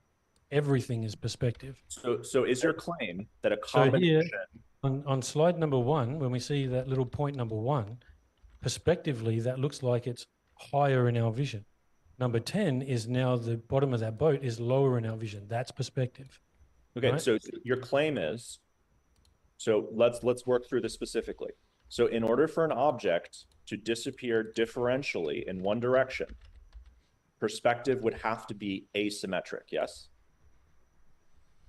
In what way? What do you mean? So in order for the bottom of an object to disappear faster than the top and appear to go over something, because in your view, there's no geometric horizon. There's an apparent. Wasting time. I'm trying to get to the core of your optical argument. The whole thing, and this is why someone like Roohif will fight to the death about the horizon rising to your eye, because the horizon is the furthest part of the surface that you can see. Yes. Right? So once something reaches the horizon, it now does the opposite and it drops in your vision. Right? So they're doing the exact same thing perspectively. If we had someone else on the opposite side of the horizon for this yellow sailboat, if they were in the exact same position, they would be seeing what's happening on the right-hand side. They would see that sail getting lower and lower and lower. But I don't think that. Hold on. This is my teammate trying to find common ground with y'all, because we could be showing you plenty of days where there's no blockage at all, and you couldn't just say the Earth doesn't curve today. We could be we're trying to be cordial. Okay. And I understand that. We could see days where there's absolutely no obstruction whatsoever. We could show you dozens and dozens of them. So anybody out there watching, don't think that we couldn't show days where there's zero obstruction and things just shrink to infinity. But, and what's our explanation, Brian? Let me ask you though, then, because I just think it's not clear to me. It's not clear to me. You claim, Brian, a formula or some sort of basis on the Rayleigh criterion for a distance to horizon. All right. Well, you get that plain reality is claiming a combination of perspective. No, he's not claiming. He's demonstrating, man. But for the what we're doing is we're demonstrating. Y'all are making claims. We're showing you shit. I showed you data collected from the causeway. Anyone can verify. Anyone can verify. The point here is, can perspective ever cause asymmetric compression by itself? Will you ever see anything in the distance through just perspective, or the other two factors always going to play a part? Let me give you an example. You're trying to single out one of. It's like saying it's like, I don't know. Go ahead. So I live in Lakewood, Colorado. From my balcony, there's about a 35-mile distance to the summit of Mount Blue Sky. Okay. Over that distance, there's a reduction in angular size and inability to resolve objects. That means that I can't see cars on the highway going to the top of that mountain. At night, though, I can clearly see the lights of cars from 35 miles a day every time they're coming down there.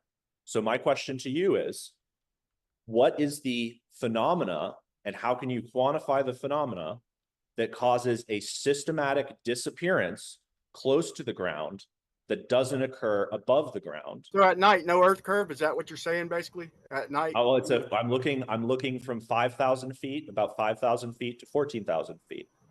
So no you have a horizon? According to is there a horizon? Why is it different near the ground than it is up in the air for me? Because the sun ain't beaming on the ground anymore. So what happens when the sun's out, which is ironically when surveyors tend to do their observations, is in midday.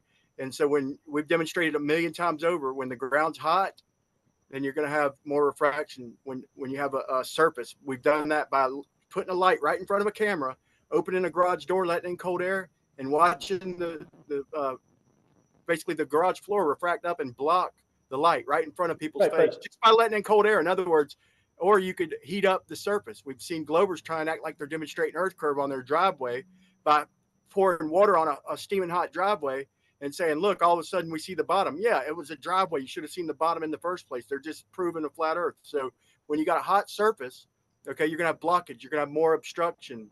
You're going to have, okay, but you're not answering my question. So when I look 35 miles to the east from the east side of my building, I can't see any lights at that distance. Can you please show us this? Huh? Can you please show us what you're talking about? I can easily come back with demonstrations of this, but what I'm saying is factual. I've just shown you. It's in one the direction. The horizon that determines what you can see beyond the horizon. But my point is, why is that it changes different? daily? That changes daily. It changes all the time. Why is it different? Hourly.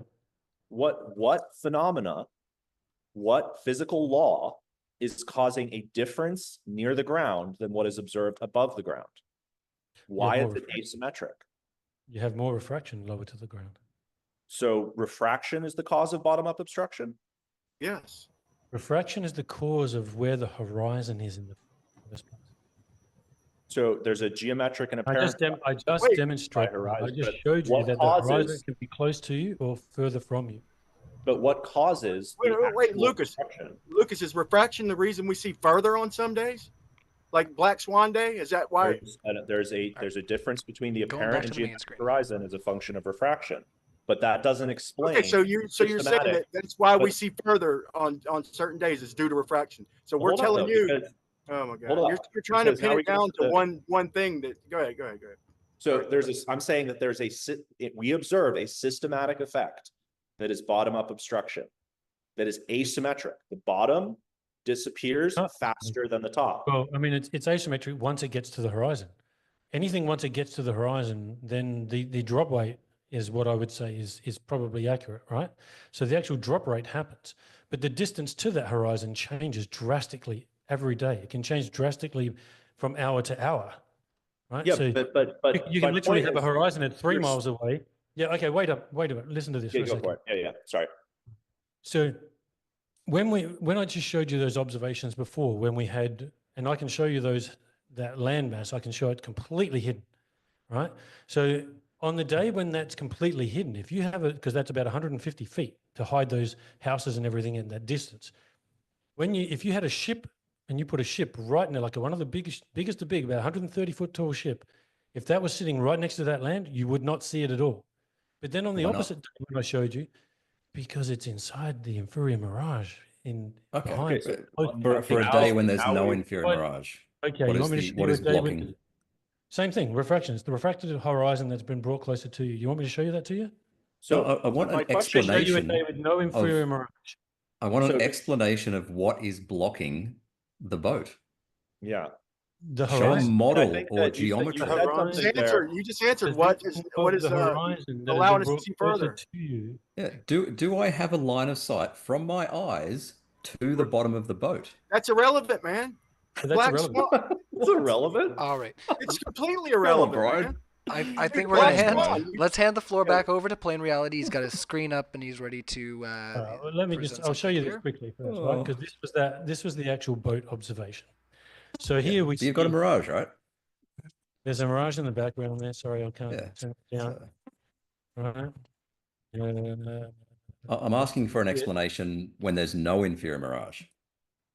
Okay, no, but this doesn't matter. What I'm showing you here is that this was that day. So there was an inferior mirage that day, and now there should be zero missing here, right? There should be zero. There is no curvature here, and there should be nothing missing here. But when we have a horizon that has been brought to us, which is now closer to 3.6 miles away, is there a picture with the buoy? Just there. Anyway, the buoy is right on the horizon. 30 minutes later, it comes into view. So it doesn't matter about what's going on behind the horizon right now. Now we see this boat disappearing below the horizon, right? Right. But you agree that that's an asymmetric Bro, effect.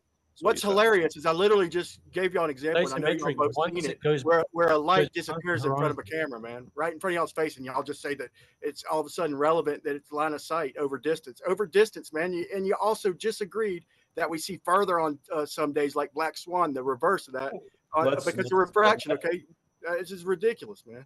But we're And getting you into the showed key something in thing. an now. inferior mirage too, Roohif. So don't try and say that you're not going to use an inferior mirage as proof for your globe, because you are. I don't. No, I'm not.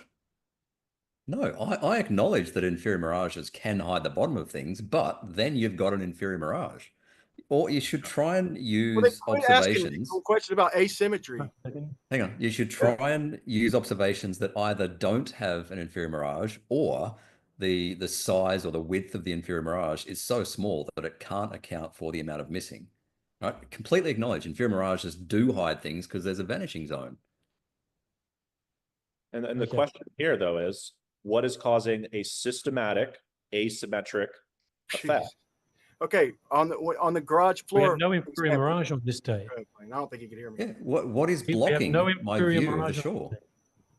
The horizon, which has been brought closer to you. Which is The water? horizon has been brought closer to you.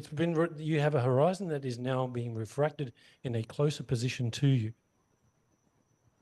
When the horizon has Okay. brought closer to you, But okay, Is the horizon water? now Yes. look at Okay, now so the how horizon- is water, which is below you, How is the garage blocking floor something blocking the above? light, Roohif?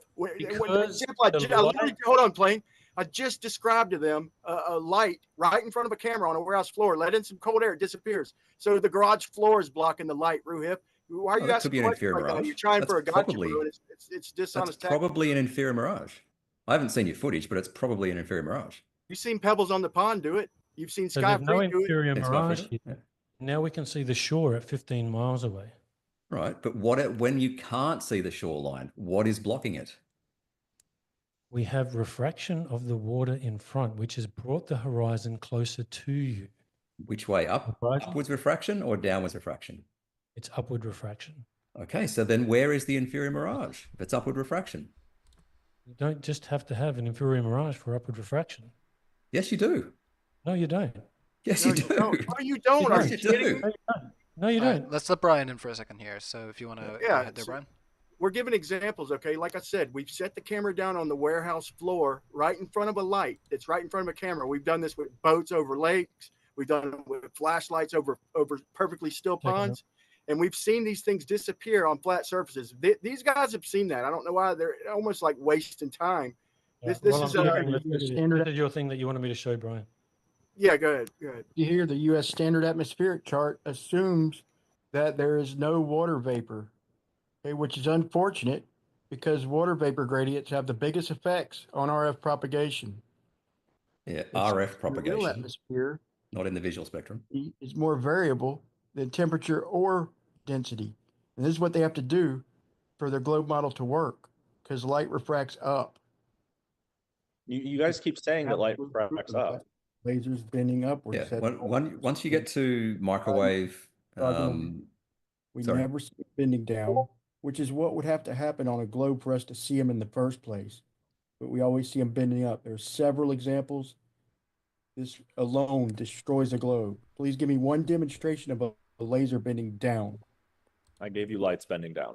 No, you got to show. Look, I just showed you on screen half a dozen examples of light literally refracting up right in front of our very eyes. All we're asking for is one. If you could show me one, I would really consider all your claims. Until you do, bud, it's just claims. Graph.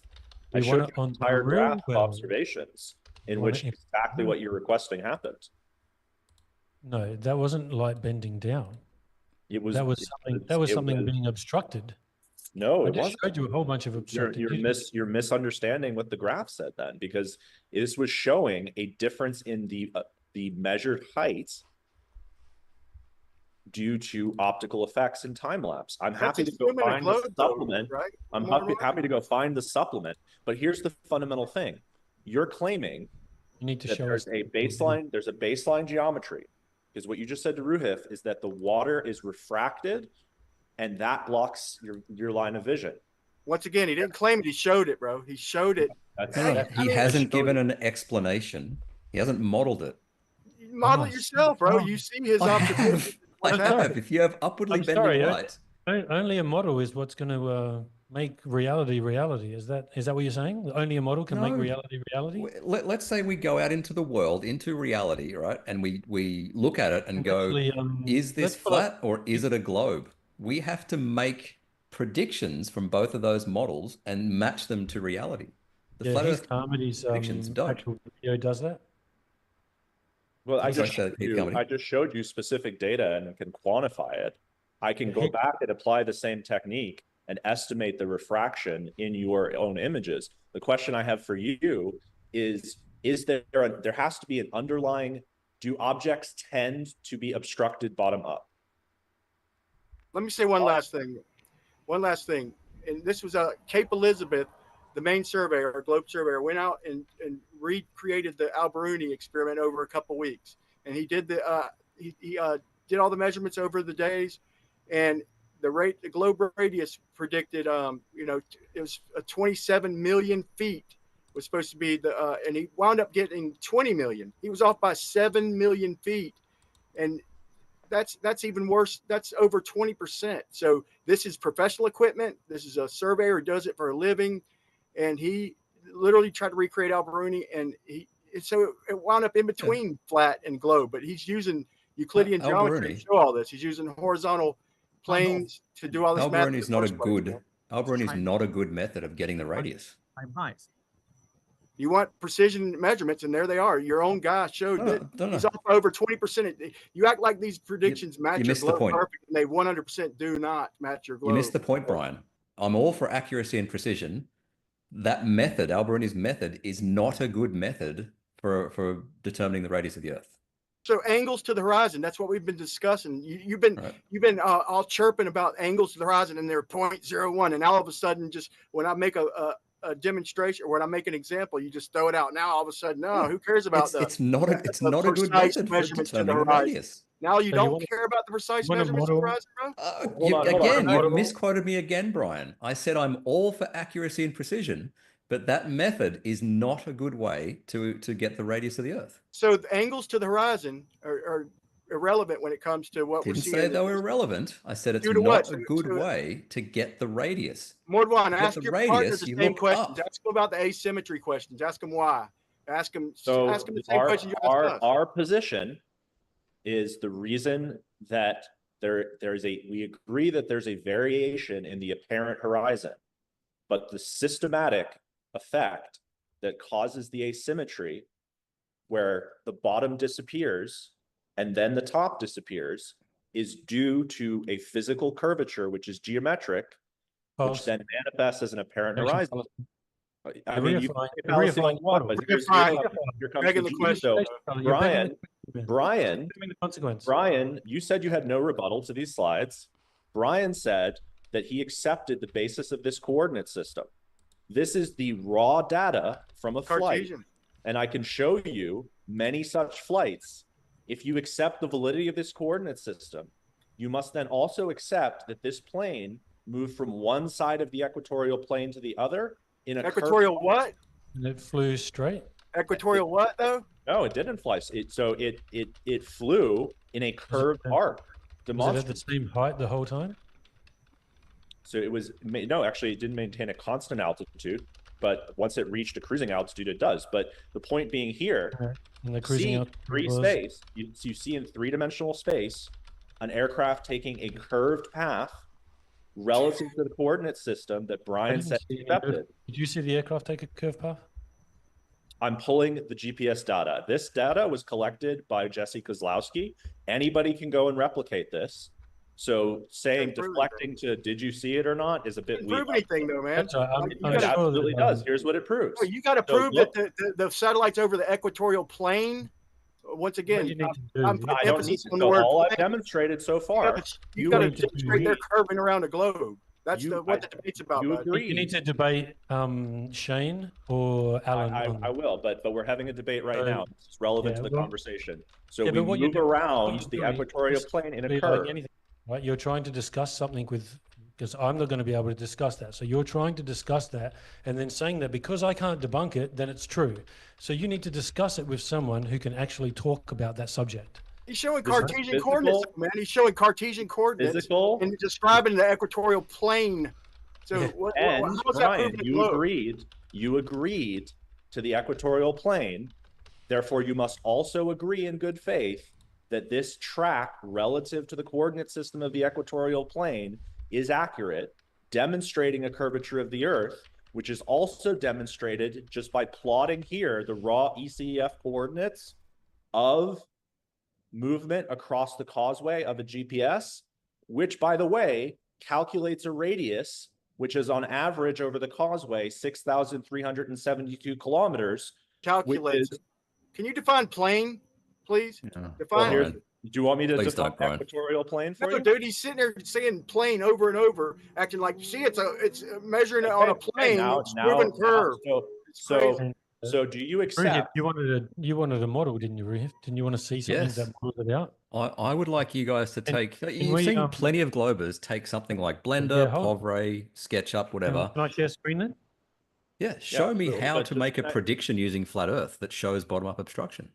Can I share screen? So just to ram it home though, real quick. Sure. So, We see Last stop 10 streaming, seconds, though, and so then we we're can gonna start pass the loading. We're running screen out of time. So Last all 10 I'm seconds, we're gonna I'm hand the screen. demonstrating a non-optical physical measurement of curvature using GPS, and your only objection is to talk about the equatorial plane. The equatorial plane is defined as the plane that cuts through the equator of the Earth. So in order for this is a measurement this is a observation, a measurement of position that completely falsifies flat Earth.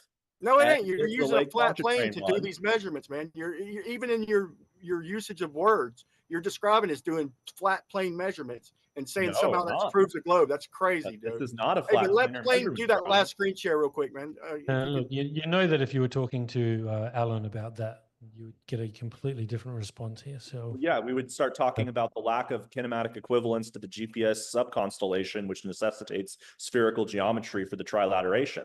But I Still don't can't- think you guys are ready to have that conversation. No. You got to prove that the satellites are in orbit, okay, and not just going over our head level. We got to define level. We haven't even got past that. But can you let plane share a screen? Y'all been asking You for can this. see the Sure, satellites. Sure, but asking just- for this the I'm whole not time. hearing any cogent response from the opposing side, other than to deflect to this plane. But the movement relative to the plane is inconsistent with the flat Earth, and that is what I'm demonstrating here.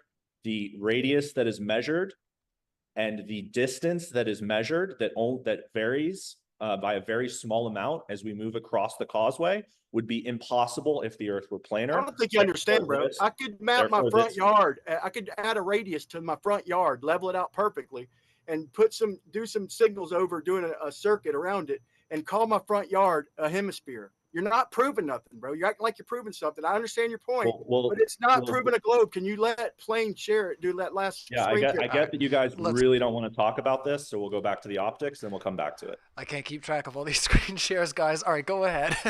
This is par for the course for this type of debate. So go ahead when you're ready there, Plain Reality, with your screen share. I'm just leaving it open, so We can, I've got it turned right down, so we can just sort of run it in the background. But Roohif wanted to see a model. Well, here's Heath Carmody, who has actually designed a model that does map it all out.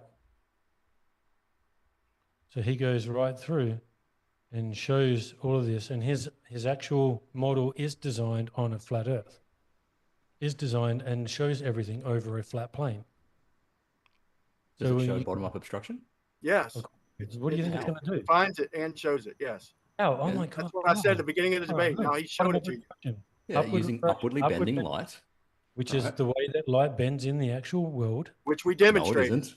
We demonstrated it with isn't. All right, 6 all right. examples, Let's just bro. As let's you pause the get video. higher up- Let's pause the video. I want to give us some Yeah. time to go through this. So go ahead Yes. there, Roohif, and we'll continue going through the video. And Okay, respond Brian to has that. seen my refraction lecture a dozen times for sure, right? As you get higher up in the atmosphere, the density gets less, right? So light will bend down towards the more dense medium.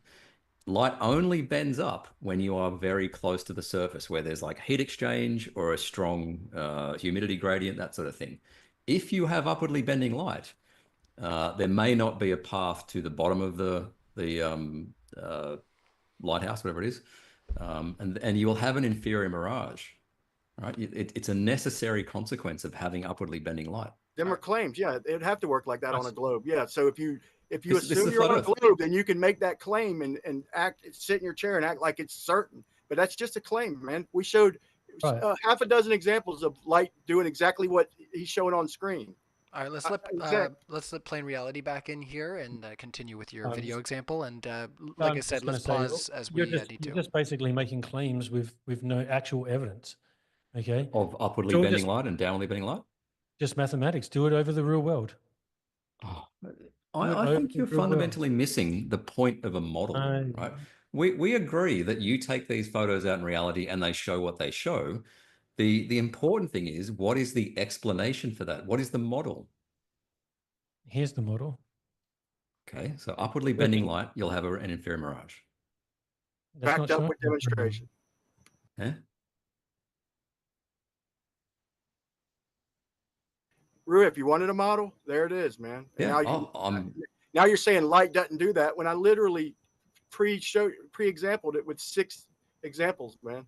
right. And we're Yeah, asking for one. Can you show us just one? Y'all are my just making presentation. claims, man. I'm not trying to be an asshole, guys, but man, y'all, you got to realize you're just making claims. You're not backing it up with anything except the fact that you know Earth's a globe. That's weird. No, man. my presentation, This there is was a coming from reason. Someone who's There's done hundreds of observations. Heath Carmody's done hundreds of observations. So I have I. myself have done hundreds of observations. All you do is you just get there, you take a look, and you're already reifying everything into your globe model because that's I'm not reifying. Please tell me what a expectation. reification fallacy is. You don't even you Begging didn't the even question. decide what No, the it's not horizon it. What's a reification fallacy? You didn't It's a understand permanent what the consequence, horizon man. is between. No, that's not it either, Those Brian. are all What's a different reification fallacies, fallacy? Brian. Okay, just for our audience, since this has been brought up a few times, if you would like to define what that is and how it applies to our situation here, Roohif, that's okay, because it would be good to move through and also let our audience understand what you're trying to accuse these gents of. So go ahead there, Roohif. Yes. What's a Reaffirm. reification fallacy? Yeah, you're reaffirming your basis. Reaffirming, reify, reaffirm. No. It's- A reification Oh my God, fallacy is where you treat your model as if it is reality. That is not what I'm doing. There's course not. reality. I have a concept in my course not. head of Treating what your model reality as if- might be, right? And the way I test that is to ask the model, what are your predictions for what I should see in reality if the model is true? I'm not reifying anything. You're using it as proof, though, bud. You're No, looking. I'm not. It's like you're pointing, clicking. You're pointing. You're saying, look. You're saying, And look what over your there. Look, model- see globe. I don't use the word Model proof, Brian. I design. say that the predictions of my model match reality, and I Roohif, have you high got a lovely confidence that model, it's bro. true. I'll grant y'all that. Y'all got a lovely model. I What's wish your I could model? say you had a model, but you don't. There's one on screen while he says no model. Yeah, this Yeah. is dude. Are you Show kidding me me? bottom-up obstruction with light bending down. All right, we've got a lot on the table here. Show me light bending down. We Yeah, shows light I have an bending. hold on a example. second there, guys. More So density. Lucas is trying to Shows jump light in. bending It's down. fair. I think it's fair for Lucas to jump in at this point, and then I want to hand it I back have to a Play Reality. demonstration of what they're asking Oh, for. can I have 10 seconds? 10 My seconds. daughter Okay. would like to come into the room, which means I have to go off camera. Oh, okay. Yep. No Cool. problem. So I'll do that. Yeah. It happens to the best of us, and I only claim to be mediocre. It happens to me. So go ahead, there, Roohif, and there you go. We are sharing screen again. We still got 10 minutes left to our second segment of open discussion. I'm going to ask these fine fellas if they are up for another round after this. You might want to get yourself a refreshment, like I say, or use the washroom. If you guys are going to carry on, that's totally fine. But I will let our audience know your participation is awesome. We really appreciate you guys hanging out in the live chat, having all kinds of lively debates of your own, and also participating in our poll. So I have that up on our screen to show, the lovely participation of 601 votes. The Earth is a globe. We got 60% voting for that in the audience. 25% voted for the flat, and then 14% for a loaf of bread. All right, We'll call that progress. Awesome. Yeah. Well, I'm gonna take that off screen for now, and let's go into your screen share there, and carry on with our discussion. You guys let me know That's at for an any point though example, if you're you're getting to the end. Thank you, Ryan. No worries. So you're asking for an example of light bending down. Green flash is one such example that is explained by the differential refraction of different frequencies of light in the sun. That's one example. I also provided you with I don't see light bending down there. Show us light bending down. That is the phenomena at play here. I also showed you this hospital That's a claim. study. I showed you the hospital study, which is demonstrating the effect of the You apparent haven't showed us light bending down. You that's showed what I'm showing you right now. Of, Okay, so and in any density gradient that you can replicate, you will demonstrate, as you see here, and we agreed based on the laws of optics, that light bends towards the more dense medium. yeah, In and course, almost all optical scenarios. Over terrestrial, over the Earth. Well, that's what I'm showing with green Demonstrated flash. It's the over same the phenomenon. It's the same phenomenon. It No, it's is. not. I've just shown you, and I've just shown you. It's a claim. I can provide you. Mordwand, you got to understand that's just a claim, though, bro. We're asking You to can see say the that light about bending any down. arguments. You could see that about any argument. What I'm showing you here, and I'll put it in the slide because my browser is for some reason glitching out with Well, the here's the difference, though, man. Here's the difference. Hold on, When one we second. show you lasers bending down, you can say whatever's causing it. That's a claim. Whatever you say is causing it. I'm not trying to tell you what's causing it. I'm just trying to say, look, this is what's happening in reality. Y'all are saying that it's not. So if it's not, show us something show us something where it's not doing that. Don't just show us reasons and consequences of what you think is happening. That's the difference. The whole point that we're having this conversation is your claim has to be that light bends upward to create the illusion of things moving downward. We've sort of agreed, I think, that what's measured as missing height is an accurate measurement of something. And I've shown here that this isn't some random phenomena. This is the systematic phenomena that we're talking about, the systematic observed effect of the physical Earth curvature. Okay. And I'm giving you multiple examples that demonstrate so in this case, I have two different sets of measurements. Okay, how about this real quick? There's over 50 measurements here. Gotcha, real quick. Where's the observations that are consistent with upward light? Real quick, Mordwand, just hear me out real quick. Okay, when I show you 6 examples of laser lights bending up, what's causing that? What's causing the 6 examples of laser lights bending up? There are optical effects near the surface that can cause different gradients than are typically observed. When you move above the surface, as was done in these measurements, and you look over a large distance. Wait, what was the answer? What's your answer? I'll give you the answer. My answer less is dense, lower down than higher density. So that's a claim. Okay. So what I did is I showed you what's happening in reality, and y'all both made claims on why it's happening. So what we're asking y'all is for not more claims. I'm showing you here. Oh my God. I'm showing you here that light always bends demonstrably, and this is a known fact of optics. If you want to disagree with the foundation of all optics, that's fine. Light always bends towards the more dense medium. Nobody's disagreeing with that. Bending upwards, and I'm showing you this right now. You're mistaking pressure with density, bro. You're saying that pressure and density are the same thing. Oxygen. No, it's not. and nitrogen and Oh, all this stuff has a certain density. No, I'm not saying that Okay. pressures and And density they have are the certain same thing. pressures also. They're different. Okay. So you're acting like there's a big shift just because the pressure just ever so gradually changes. What changes in the atmosphere is the humidity levels. That is that is not a large. That's a medium change. Right. The humidity gradient in the atmosphere is not a big factor in the refractive gradient. The biggest factor by far is pressure. Second. Well, that the U.S. standard atmosphere wouldn't agree with you, man. He showed it on screen You're earlier. misrepresenting, Brian, respectfully, you're misrepresenting what that study is saying. Dude, anybody in reality would You agree should be that able to demonstrate. water vapor Able to is gonna do demonstrate. more to refract You light. disagree. No, hang on. Oh my God! Y'all don't think water vapor is going to refract light more than No. What you're missing, Brian? Change of pressure. No, the study that you're looking at is specific to radio frequencies, right? It's not to optical light. If you're in the optical spectrum, the humidity gradient is not a big factor. Roohif, I can literally boil some water and put the camera over it and show you, or take a hot summer day where shit's steaming off of the ground, humidity's pouring up, and the light is just a wonky, man. The temperature gradient, Oh, if it's yeah, a very right. But hot what is the surface, temperature causing? The temperature is causing more humidity. What? How does heating something up create H2O? Would you agree the more air, the more humidity that is available, the more available to hold the humid air? I mean, would you agree that the more pressure, the more possibility for humidity? The more molecules. Sure. Kind of, yeah. Trivially true, almost. So, like, and once again, that to me is a claim, and for me, by me, I've made the claim there. So I'm speculating what I think is happening, pretty much what we can demonstrate. But what we know for sure is that every time we've looked at the lasers from an orthogonal view, every time so far that I've seen, we see the light bending up. So that's what I call a demonstration. So please show us one. Don't your own citation says, right? It says water vapor is the only significant dipole molecule in the atmosphere. And this is the key sentence: because water vapor molecules flip in response to VHF and SHF frequencies, they are effective re-emitters and therefore have a strong effect on the index of refraction. This does not happen. Sorry, this is me speaking now. This does not happen in the visible spectrum. You got mute. Tell me what you're reading. I'm reading your source. The U.S. standard atmosphere.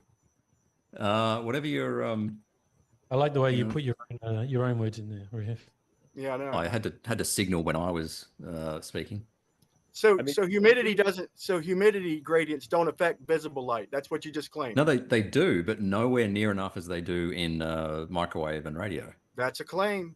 That's if we're living on a globe. I agree that a lot of the things y'all are saying would have to be happening. But that's what this debate is about, man. Y'all got to take a step back and show us some damn proof, man. I can get deep into refraction if you like. Why can't you just show me one laser bending down? Because it would look no different. Like we talked about before, it would hit the ground and either reflect. But if light's bending down, you should have no trouble showing it. This debate's been going on. We've been asking this for years. If you're 6 feet above the surface, how will you see light bending down? So go up 100 feet and show us, please. But show how will you see it? Well, you would see it skip off the water. Yeah, right. What do you mean you wouldn't see it? You would see it skip off the water. You would see a bit where it touched see a reflection. off the water. Yeah, we see reflections off the water for lasers all the time. It would touch the water. Do you deny that we see reflections off the water all the time with lasers? Do we see the laser bending up, Roohif? Yeah. So then why are you claiming we wouldn't see it bend down? Because you're 6 feet above the surface. It would hit the ground and bounce. And we'd see that, right? You would see it. Yeah. Well, you'd see the laser. You would see the bend in the laser. No, you wouldn't. Not even though we just showed you You're 6 feet above the surface. Oh my God! Why do y'all deny reality? The core issue here is: are you claiming that light bends up, but that light bends away from a less dense medium into a more dense medium? Or are you claiming the opposite? That I could speculate all I want, okay? But what I'm doing is showing you what's happening, what's causing it. I just made a point. What's causing it? You know, your guess is as good as mine. I think it's the humidity gradient. I don't think the audience would agree with that. But the The question here is, we know the laws of optics, and I've demonstrated in a controlled setting with an experiment, light bending towards the more dense medium. That is a known property of optics. That's the basics of Snell's law, which is the basis for terrestrial refraction. But so now you're claiming some other effect. Is it possible that what you're observing at the surface is not representative of what happens at a higher elevation? Anything's possible. Representative, it's possible, yes? Anything's possible, I'll grant you that. But here's my point, is I showed even when we forced the laser light down in the sugar water, what y'all claim is happening, things appearing higher, it ain't happening. So even in y'all's example where you force the laser light to bend down, we see the objects in the distance lower, not raised. So dude, y'all really are. So where does that manifest? Just before you jump in, just hold your question. I want to let you guys know we've gone on for another 50 minutes. I know, Lucas, you have a question that you want to get right to, but I do want to respect all the speakers on the panel and give them a chance to, if they need to, step out, use the washroom or grab a drink, whatever you need to do. It's totally fine. If not, you know how I do it. Speak now, forever hold your pee. I can't see what you're doing over there, Roohif. I will put another 50 minutes on the floor, though, if you guys want to continue to chat. And I know Lucas is ready to. I'm happy with another 15 minutes of chat, and then super chats. Awesome. And then after that, we could possibly continue chatting. I don't know. We'll see. It depends on circumstances within this room. Well, we're having a great time, and honestly, we got only a handful of super chats in so far. So, we're counting on you, our audience, to put in those super chats, ask those questions, and maybe you'll poke the bear and get this discussion really turned into a different direction once we get into our post discussion and ask your questions. So, Lucas, I'm going to hand it back over to you. I hope you've held your question. Yes. So I have demonstrated in a laboratory or like an experimental setting that light bends towards the more dense medium. That is a known property of optics. So unless you're denying all of the research and all of the work that has gone into the discovery of optics, that has to be the case. That's only what's observed. I've demonstrated here that the variation in the refractive index is a random effect. Therefore, what you need is a systematic effect to explain the two things, the bottom-up obstruction and the missing height, which Roohif brought up at the beginning. Now, I want you to tell me. Already been explained. You had to have dismissed it. Yeah, No, what you've proven, we're not arguing with it at all. We're not arguing with anything you're acting like we're denying. We're not arguing any of that. Hold on. So this is measured over 27 miles with a theodolite, the missing height of a tower. And at the final elevation, the tower's measured elevation was lower than the incident elevation of the measurement. So what phenomena is accounting for this almost exact distribution of data? When we do a least squared fit, we get precise. Least squared is average. So what you did was you moved further away and it got lower. Is that what you're saying? We demonstrated that in my presentation. I'll give you 3 examples of compression. So are you claiming? Are you claiming further away? All right, hold on. Let's let Plain Reality ask his question. Yeah. So if what you're claiming is that you moved further away and it got lower. Is that what you're doing, or you went up higher? No. What I'm claiming is that there is a measured drop below horizontal, that the angle changes in a way that is inconsistent with the law of perspective because it's asymmetric. Can you do basic trigonometry, Plain Reality? Like if I said I was 100 meters away from a tree on relatively flat ground, and I measured an angle. I'm asking a question, and I measured an angle of 45 degrees to the top of the tree. Can you tell me the height of the tree? Yeah, you want us to stop and sharpen our pencils or something, bro? Yeah. Well, it seems you're not understanding what Lucas is showing. Bro, he's saying the angle. Now that's an insult. I have a figure which might help, Roohif. 1 second, let me find it. You're acting like you don't understand angles. Yeah, what I'm asking you is that are you moving back? Or what are you doing in this experiment that you're showing us? What have you done to get this supposed curve? Yes. So we measure the radial distance to a tower from a variety of different elevations. So if, due to perspective, there is a reduction in angular size, but the angle always remains the same. The angle relative to the horizontal always remain, the local horizontal of the observer always remains the same. What we observe is that the angle changes. That cannot be due to perspective unless you're claiming perspective does things it can't do. Nobody claimed that's perspective. Hey, I sent you a short. This should stir things up, Ryan. Like, this is absolute proof that light's not doing what they're claiming. And if we don't get any comments on that, I shared it with you on Discord, a DM plane. If you could share this little, it's like a 50-second little thing. And this is absolute proof that light's not doing what they're claiming with demonstration. So is it light bending up then? So you mentioned three things. Whatever it is, it's demonstrated. And you haven't demonstrated anything here. So are you claiming that this measured drop over distance, which cannot be due to perspective? Nobody's saying it's perspective. The angle doesn't change. So it can't be perspective. It can't be Rayleigh criterion. So are you claiming refraction? Can you explain why it can't be perspective? Yeah, I'm trying to find something. One sec. Yeah. Check your DMs in Discord, Lucas. I sent you just a basic. Everybody be sending everybody DMs in Discord. Yeah. Well, I do want to be charitable and give a chance if you do have that on your side there, playing reality, and if you want to share that. Let me find the demonstration real quick. I think what they're trying to do, Plain, is pin you down to strictly mathematics when you've been demonstrating refraction the whole damn debate. All right. So I understand you guys don't want to do mathematics, but that is how we. No, we can do math, but that's not. It's basically asking him if he understands angles is ridiculous. So math is reality. So if you got $1 million in your bank, and I give you another 2 million, is there now 3 million in your bank? Yes. Yes. What? Yeah, but how? But do you have $1 million? So give me some money. Yeah, exactly. They don't get it. Do you have $1 million in the bank? Yes. All right, let's try to go back to the light, the bending light. So, my understanding there, fellas, just to bring everything back in, my understanding is that Brian isn't necessarily saying that he has an example that he wants to present more. He wants to call into question what you've put on the table there, Lucas. So if you have that, in your Discord, if you want to get that up from Brian. Oh no, I sent it to Lucas. Yeah, but it's just a simple trig that's trying to demonstrate for the globe pay as well, doesn't it? Yes. It's just a simple trig question of perspective and what happens when something gets further away. Yeah, and I have 2 demonstrations I'll add to that as well. Hold on one second. Yeah. Do you Bro, want me to but share he's been showing you the whole debate.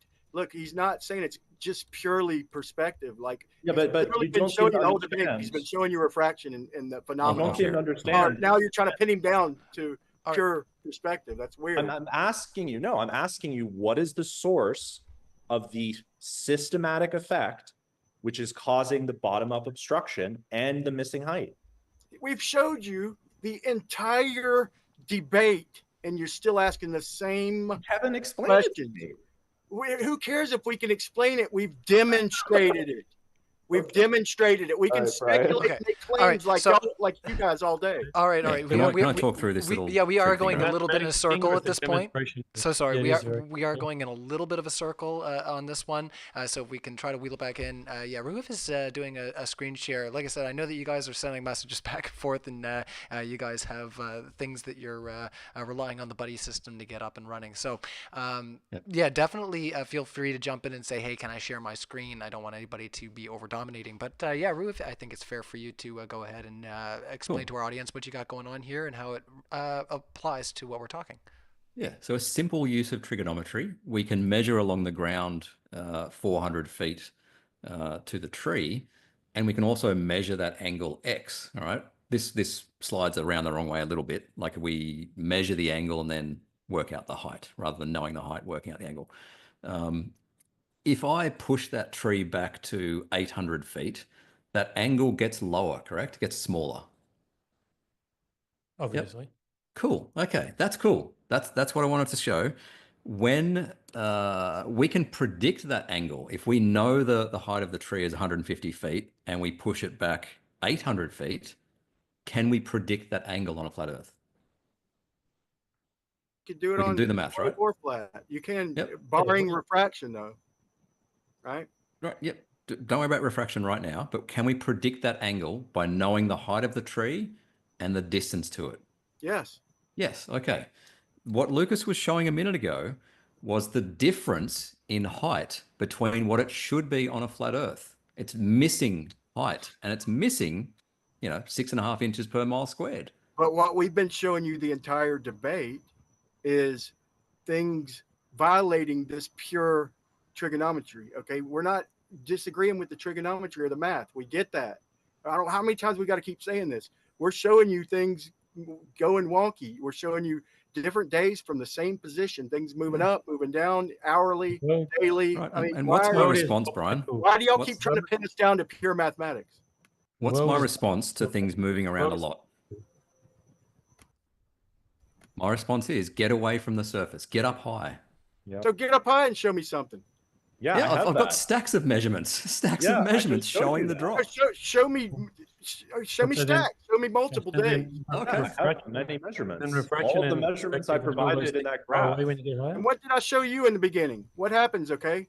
In any gradient. What did I show you? I'll pull up the raw data for you, okay? What were the lasers doing? All right, we can't everybody talking all at once. So Roohif is going to share screen. I know that Lucas wanted to jump in here as well. So let's try to keep it quick there because I know you guys are all trying to get at that screen share. Go ahead there, Roohif. Yeah. So I've done videos measuring things with theodolites above the surface, well above the surface. And it's incredibly consistent with Earth curve and standard refraction. I've done shitloads of these measurements. Unbelievable.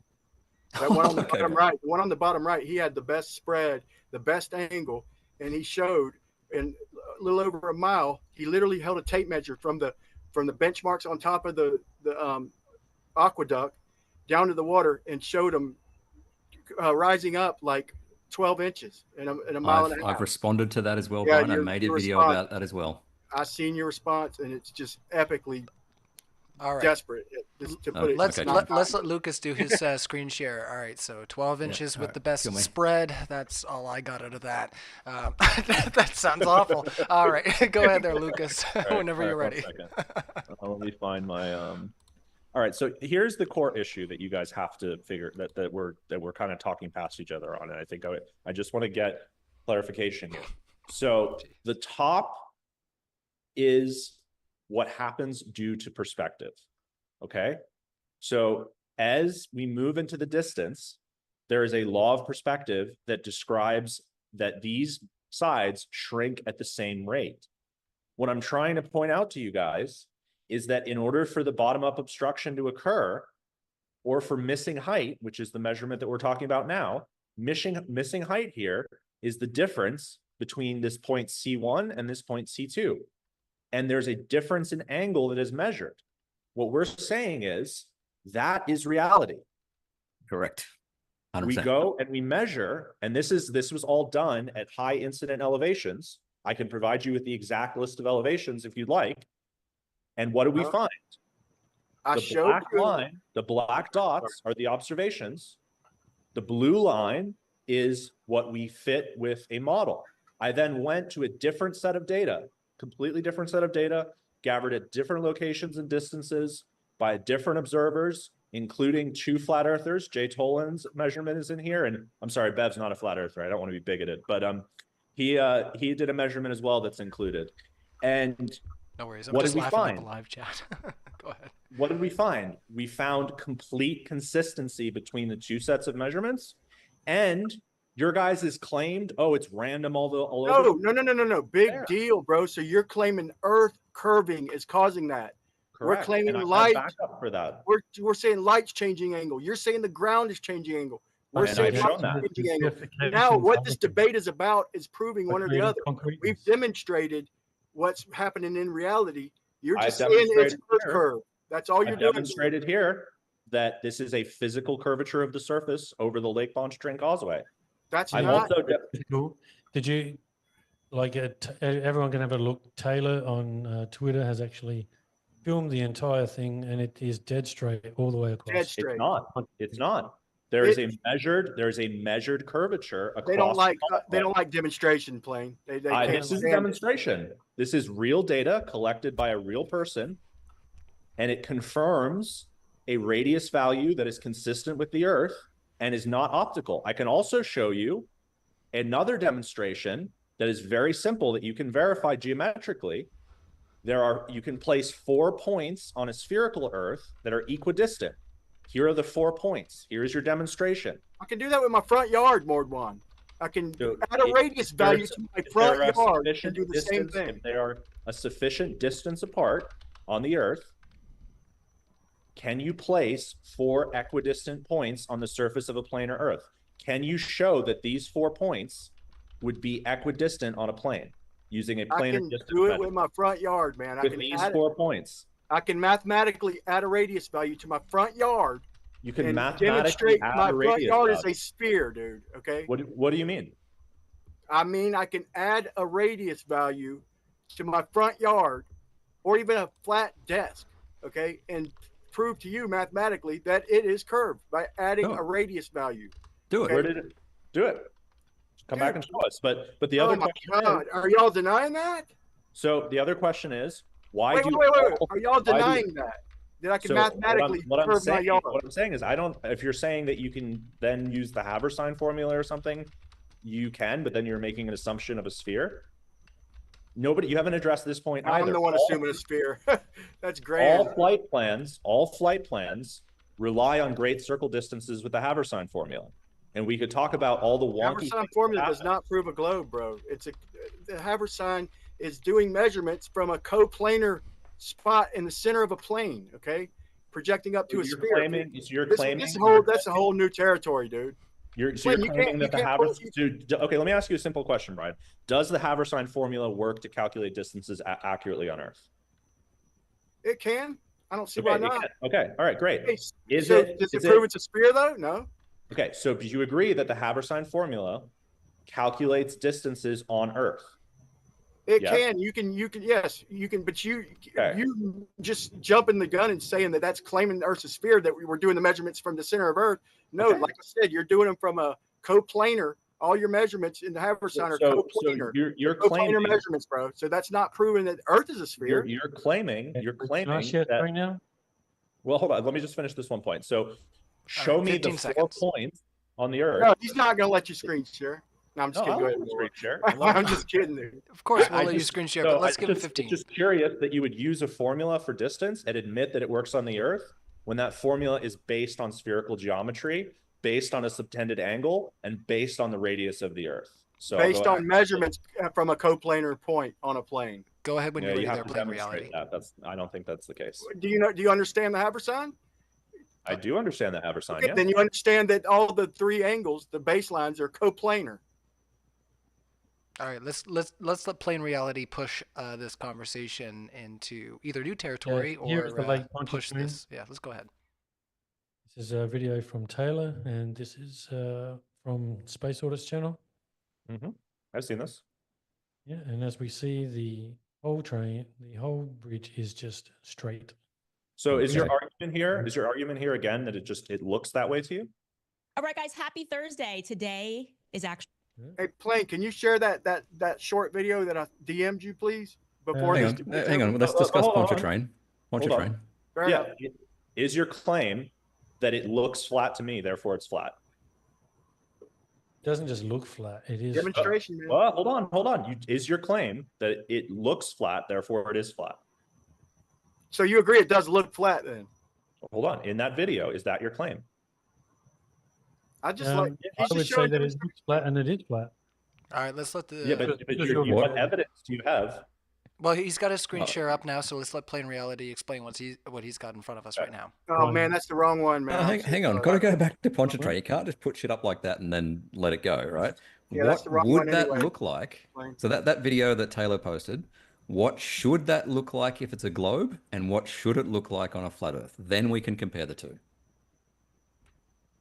Well, you'd be getting more curve if it was a globe. Would you? Please demonstrate what it should look like on a globe. Shouldn't we see almost a half a degree of I don't curve? know. Should you? Yeah, well, I'm asking you. according to 60 nautical miles per degree. What is the exact? I'm going to end the screen like share to over- give you your privacy, and we'll carry on. Yeah.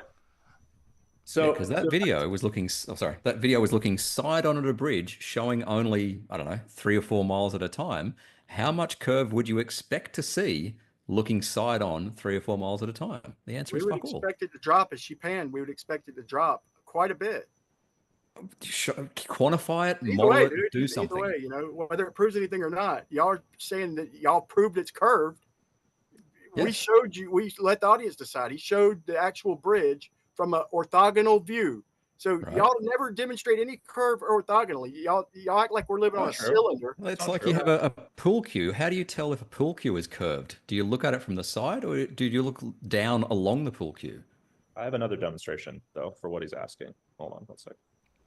Yeah, you guys have to make predictions about the globe as well as predictions about flat Earth, Your video and was, then see what reality matches. your video was lagging. Oh, for here a it second is. there. I It's back found up it. running. Plain. I'm gonna send it to you right now. This is what I meant. Sorry. All right, while you Yeah. send that over, I'll remind our audience I do have a new poll in the chat there for you to vote on who you found the most compelling speaker tonight. I'm gonna leave the results as a surprise until the end of our discussion, which I'll just check the timer. We still have 30 minutes from the last moment that we decide we will carry in with another discussion. So, Sorry, I said 15. Oh, you said 15 and then 15. super chats. So Yeah, that's all sorry. right. Well, I mean, if we're good to keep going though, I do appreciate you because you did say a little bit after is fine too. But yeah, definitely get those super chats in if you want to grill one of these fellas on screen. We do appreciate that at Modern Day Debate. And as Orbital said, stroke the like button, poke that like button. Do anything you want to that like button. That guy has it all. He's got all the bad sayings. All right, let's carry on with the screen share. You're up and running. Okay. Can you play that? Yep. Playing. Can you do the voice? Oops, sorry. Yeah. That light is bending down, making objects. In this video, I'm going to prove beyond a shadow of a doubt that refraction using light rays does not work in reality the way it has to work on a globe. They claim that light is bending down, making objects appear higher, and I'm going to show how that cannot possibly work. Inch above the surface. This test took place between 11 and 11:30 p.m. on December 16th. The outdoor air temperature was around 34 degrees Fahrenheit. The air at the surface and from a few feet above were both showing around 72 degrees Fahrenheit at the start of the test. During the test, after opening the door, the temperature at the surface showed 50 degrees Fahrenheit, and from a few feet above the surface, 53 degrees. Here's the flashlight from the viewer's perspective at the start of the test. Now, we open the door. In all three examples, the lights completely disappear. So if it were light rays that were heading above our eyes and bending down, making the lights appear higher, then they wouldn't completely disappear. No matter how much they bent, they would just appear higher and higher. That kills their eclipse explanations, their sunsets, and their entire model. So the point in that is if it's light bending down the way they claim, okay, we just showed that it's. If you go from small, irregular income like this to reliable paydays like these, then this will be the most interesting video you all year. Now, this might sound still a bit hear weird. that audio, so I'm just going to turn that off for our audience while you get that killed off. Okay, let's try to end that audio. I was going to say we're getting ad audio. To use a saying that I use. Oh my goodness, everybody's going to get wild in the chat. Just before we continue on, we lost Lucas. I'm not sure what happened. So let's just chill out for a few minutes and see if we can find out what happened with Lucas. Let me just Lucas, did you rage quit? No, let's hope not. Yes, you take a bathroom break, that's no problem. Sure. Oh, wrong way.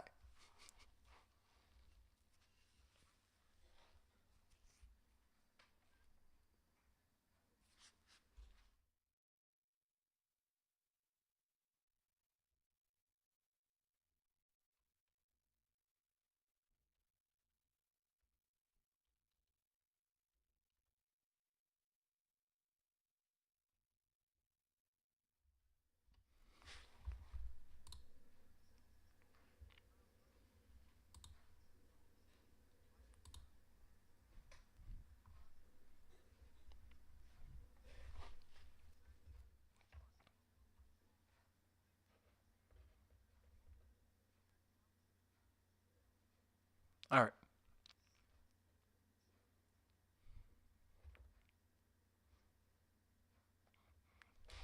All right, hold on. There we go. Let's get this back on screen. There we go. It always bends towards the more dense medium. Do we accept that? Do you claim that these these observations contradict Snell's law? I don't think either of us are claiming that. Okay, so if the We're light's saying bending that- up, then it's less dense at the surface and more dense higher up. Well, it's just, it's bending into the denser medium. Yeah, right. So they measured the. All right, we got Lucas they coming measured the back in there, temperature. guys. So cool. sorry, everybody, that we were muted for a couple seconds there. There was a bit of an audio delay. There was a video playing in the background with an ad, so we just took a few moments just to let everybody come back into the room. But yeah, I'm so sorry to interrupt you guys. I just saw that Lucas was rejoining and wanted to shout out to the audience that we're going to get everything back up and running here as we had it. But if you guys, like I say, want to just take a moment, if you want to step out, grab a drink, that's totally fine. I'm not sure if any other people wanted to take a second. Shall we go to questions? We can go to questions. Super chats? Yeah. Cool. That's no problem at Let's all. do that. Let's wait for Brian to get back here. I'm going to get our screen reorganized now that we've got Lucas back. What happened there, Lucas? We lost you for a few seconds there. Oh, when you have too many things open and then you try to open another tab to go find another piece of evidence, that's the maybe one explanation. I think the other explanation is that the Jesuits are doing something weird with the signal to try to prevent the truth from coming out. So. Oh my. Well, that's quite the, you've got your own conspiracies over there. We'll let you have them all and keep them all to yourself. Don't you worry, guys. So we do like having lots of debates here at Modern Day Debate. We actually, we got pitched one earlier about UFOs. So if you know somebody who really, likes defending UFOs or alien encounters, that sort of content, let us know, or let them know that we're interested for sure. But with that being said, big shout out to our speakers. We really appreciate you guys. I have a feeling that based on what was said earlier by Roohif, that your super chats are going to launch these fellas into some uncharted territory. So let's go where no man has gone before and see what you guys have put in the live chat. That's the best way I can put it, I think. All right. Brian, are you back? No. And I've actually filmed a UFO as well, so if you something weird was going on anyway. I'm not sure what it was, but there was definitely something weird in the sky. Well, yeah, if you like I say, if you know somebody who is really apt to present that information, then yeah, we're definitely open to it here at Modern Day Debate. We do host debates. Once again, I'll do some housekeeping while Brian's out. We do host debates on science, politics, and religion. And we do try to keep it as neutral as we can, even though we as people, all people, have bias. We as moderators at Modern Day Debate do our best to not moderate with bias. The only bias we have is for good discussion and for people who play by the rules. So thank you to all of our speakers tonight for being so amicable. And it looks like Brian is back. So let's get to those audience chats. Thank you, everybody, for your participation. We're going to get into your questions. So once again, you got questions for our speakers, get them into a super chat. We've got lots of super chats that we're going to read out. So the only way you're going to be able to ask a question tonight, I do feel, is if we do a super chat. I'm not going to be pulling them. So. Ryan, can I say one comment to the audience real quick? Sure thing. We will do closings at the end, but go ahead there, Brian. Well, this is just to the audience. If y'all send super chats like ask questions, I'll answer them as honest as possible. I see it in a lot of these debates. People answer with generalizations. I got a relative grasp on the math and all that, decent grasp. I'll answer any questions y'all send as honest as possible. I give you my word on that. I'm not going to try and run from any questions. So if you got any actual questions, send them and focus them at us. We'll give you the best answer we can without obfuscation. Hey, by comparison, that is a great tone. Compared to the last time I was on here hosting. So, yeah, we'll see if I get a little backlash for that. I throw a little fire out every once in a while. Meriden says, if the globe is flat, why will the sun light up the underside of clouds at sunrise and set? Is the sun below them in elevation? People for whom it is noon at the same time could tell you that is false? That's our first question. Do you want to go Upward ahead, light Brian? refraction. I think Yeah, we that's been demonstrated by Rob Skeeber's demonstrated that. Many people have demonstrated how that can happen. With upward Yeah, light refraction, right? So you're I claiming think we that it gets demonstrated more that dense as in you the go up? beginning. Does the atmosphere get more dense as you go up or less dense? It gets less humid. Right. Humidity is a factor in the density, right? But does the atmosphere get less dense as you go up or more dense as you go up? It gets less pressure. I don't think air gets Right. less. So less density, pressure, humidity, temperature are the three main factors in refraction. Well, my claim, look, we could keep going in circles, but ultimately, I understand what you're saying, but just by seeing what I see in reality, I'm giving you my explanation, and that is it's got to be the humidity gradient. And you're saying that it's doing one thing. I'm showing you that it's doing the other. I believe I've got the upper hand when it comes to this. But we're both giving explanations, man. Right, but we have the empirical evidence, measured refractive gradients. Lacking demonstration, though. What do you mean? It's would you measured. agree with this? If the Earth was flat, for the light to hit the bottom of the clouds, it would have to be something with perspective and some type of refraction. It would have to be refraction. I cannot think of any other possibility. It would have to be refraction, yes. But it doesn't, because once you get above the surface, light always bends down. It only bends up when you're very close to the surface. Let's get some thoughts over there from Plain Reality. So this is from Meriden. It was a $20 super chat, so I do want to try to bounce it around a bit if we can, and do appreciate you guys' inputs there. If the globe is flat, why will the sun light up the underside of clouds at sunrise/set? So yeah, same question if you want to give your thoughts on there. Oh, well, I would just say as well that it's been shown through models that the azimuthal grid of vision will actually help the sun set and show how the sun can set.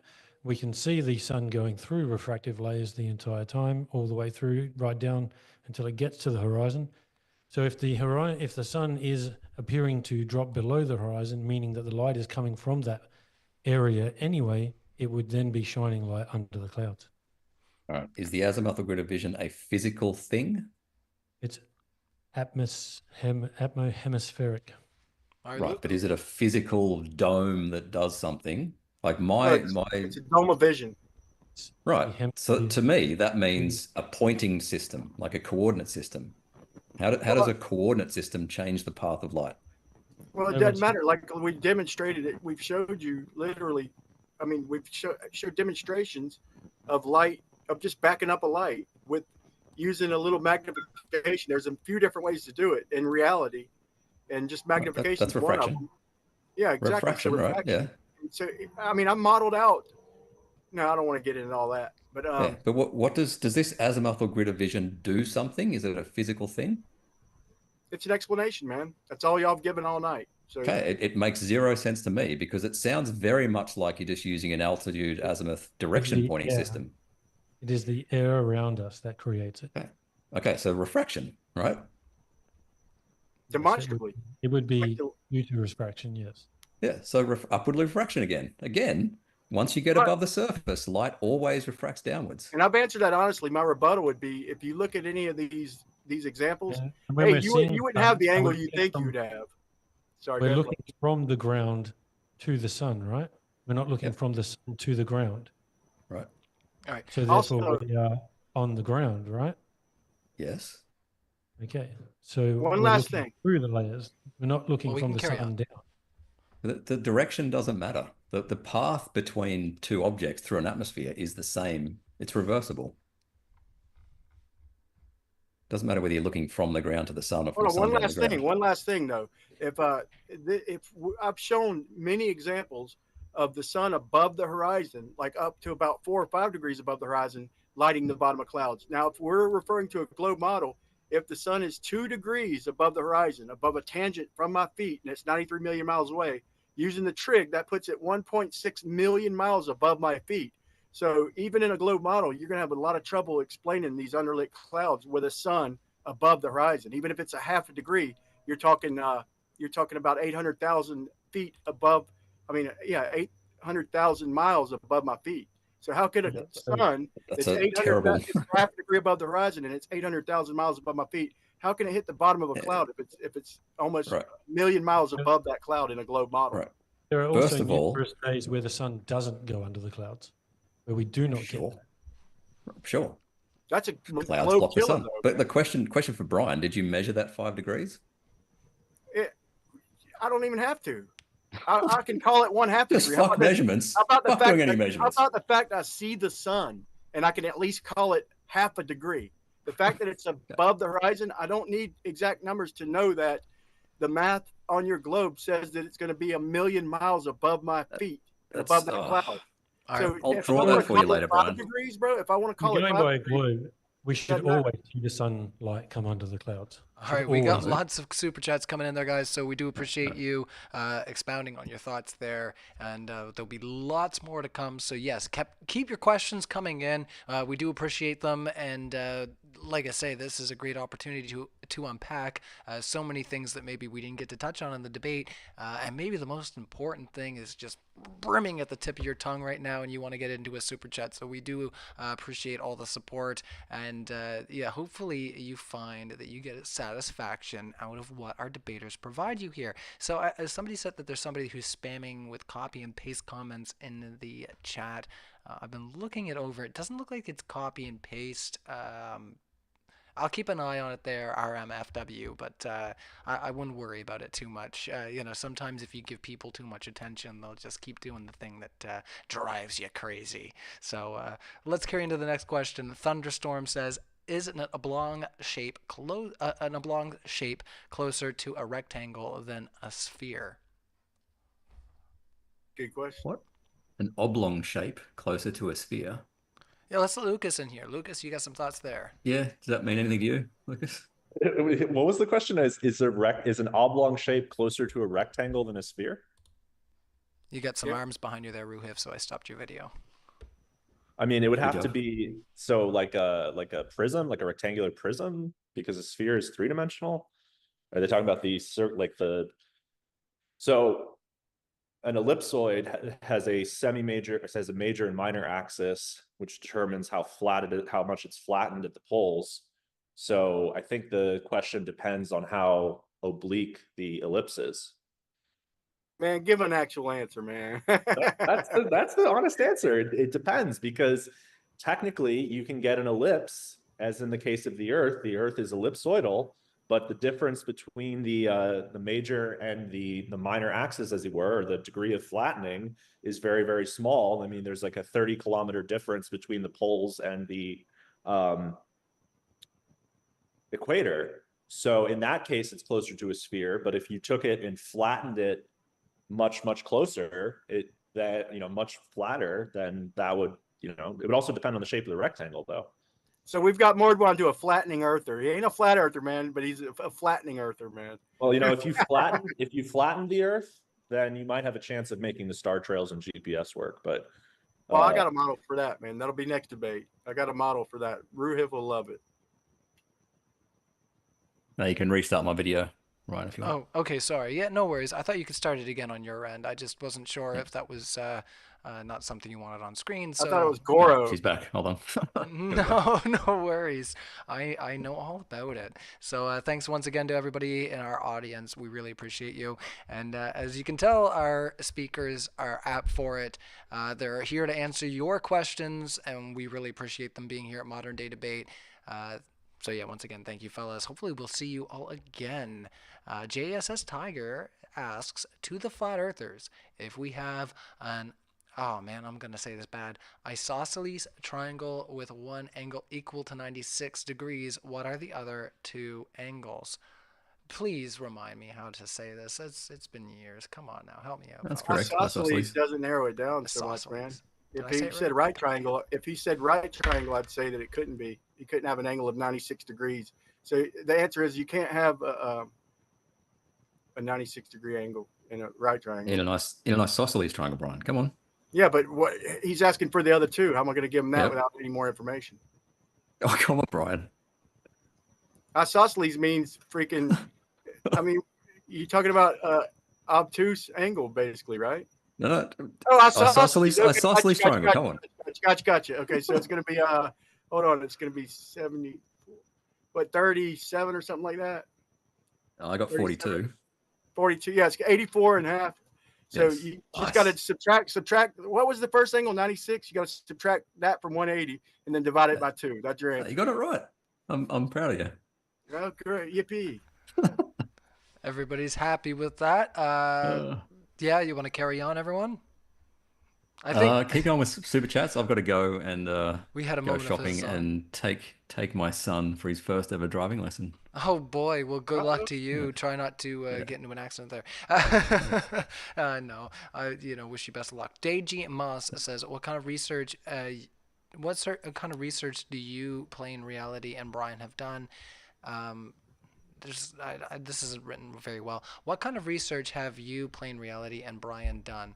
And your own results can be found where? Well, go mine's first, Plain? observational. Mine's all observational. Most of mine is all on Twitter. So I've actually been out and filmed the Earth more than 500 days. So I've actually gone out and looked at what's really going on. This is how I've come to the realization of what's actually happening with the horizon and why it's hiding things. These guys can try to obfuscate from that as much as they want and claim that we need a model and we need to show the exact geometry. But I'm just showing you exactly what's happening. Okay, so that's what I'm doing. Let's carry into the next super chat. Roohif, Wait! I didn't get an answer, man.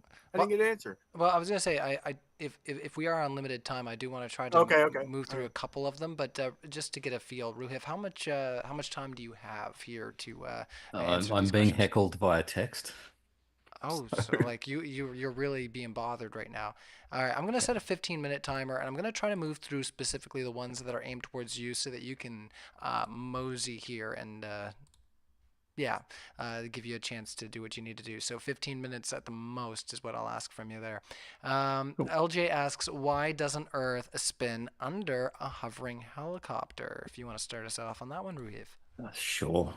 We have conservation of momentum. So if the ground beneath you is moving at 1,000 miles an hour, then you take off in your helicopter. You're also moving 1,000 miles per hour eastwards. What he's probably referring to is the Coriolis effect. So let's say you take off at the equator and you get to say 10 miles altitude, 10 miles altitude for the plane or whatever, right? Or the helicopter, sorry. There is a different rotational speed 10 miles up compared to the bottom. But the difference in rotational speed is only, I don't know, maybe 1 or 2 miles per hour. Okay. Where's that energy come from, though? No, we're talking about a theoretical rotational speed. Okay. Right. Yeah. That makes so sense. theoretically, if I wanted to keep up with that spot on the ground, I would have to move 1 or 2 miles per hour faster to the east. I would have to move the helicopter a little bit. So but obviously with the helicopter maintain momentum? Say again? Why does the helicopter maintain momentum? That's like a basic law of physics. Yeah, conservation of momentum. But if it's hovering for 3 hours, why is it staying? Why is it staying there? It's just going to maintain momentum forever? Forever. Yeah, Go ahead there, Lucas. Let's let Lucas in. The atmosphere is also helping. Yeah, the atmosphere moves with the Earth, and that creates a rotational atmospheric drag that will sort of. Can you do me a favor? Huh? Can you just move your arms? Wave your arms around. Go on, wave your arms around. Do this. You can do it. Okay. You can do it. The atmosphere is stopping me from moving my arms. Are my arms like super glued? So you do know that you can't fly, right? How is the atmosphere actually holding something in place? Gases are non-bonded. Are you just move your arms everywhere? Are you aware of Plain Reality? All right, Are you everybody's aware of Plain talking. Reality that? Are you aware that? Go ahead, Lucas. Are you aware that you can't fly with your arms? But I can move my arms through the atmosphere. No, right? but Right. you can't There's fly a force with your though, arms. right? Well, Gases are unbonded, guys. That wasn't the way I was expecting this to go. I was not expecting it to go this way. All right, let's get into the... I can jump through the atmosphere, right? Yeah, but there's a force. Being able to fly is not anything to do with the atmosphere. Can I move through the atmosphere without any impedance? Of course I can. Without any impedance. No, you can't. No, you can't. Well, all right. Did you just say no impedance? Principle, Not zero principle of impedance, flight. of course, but I can move through the atmosphere, right? Yes, but there is force. There, you are hitting molecules of air. Yeah, but air is unbonded even with itself, much less the Earth. Right. It's unbonded. There's no molecular bonds with air within its own molecules, much But it less has mass. much less moving with the Earth. That's Everyone knows ridiculous. It has mass. All right, next question. Atmosphere We is got to ask. apparently glue. We got to ask the next question. I'm so sorry. LJ asks another one. Why don't we have? And I do want to stick to ones here that are for the globe side, specifically since Roohif is on a limited time. So if you do need to take off, just let me know. Why don't I'll we? say 3:15.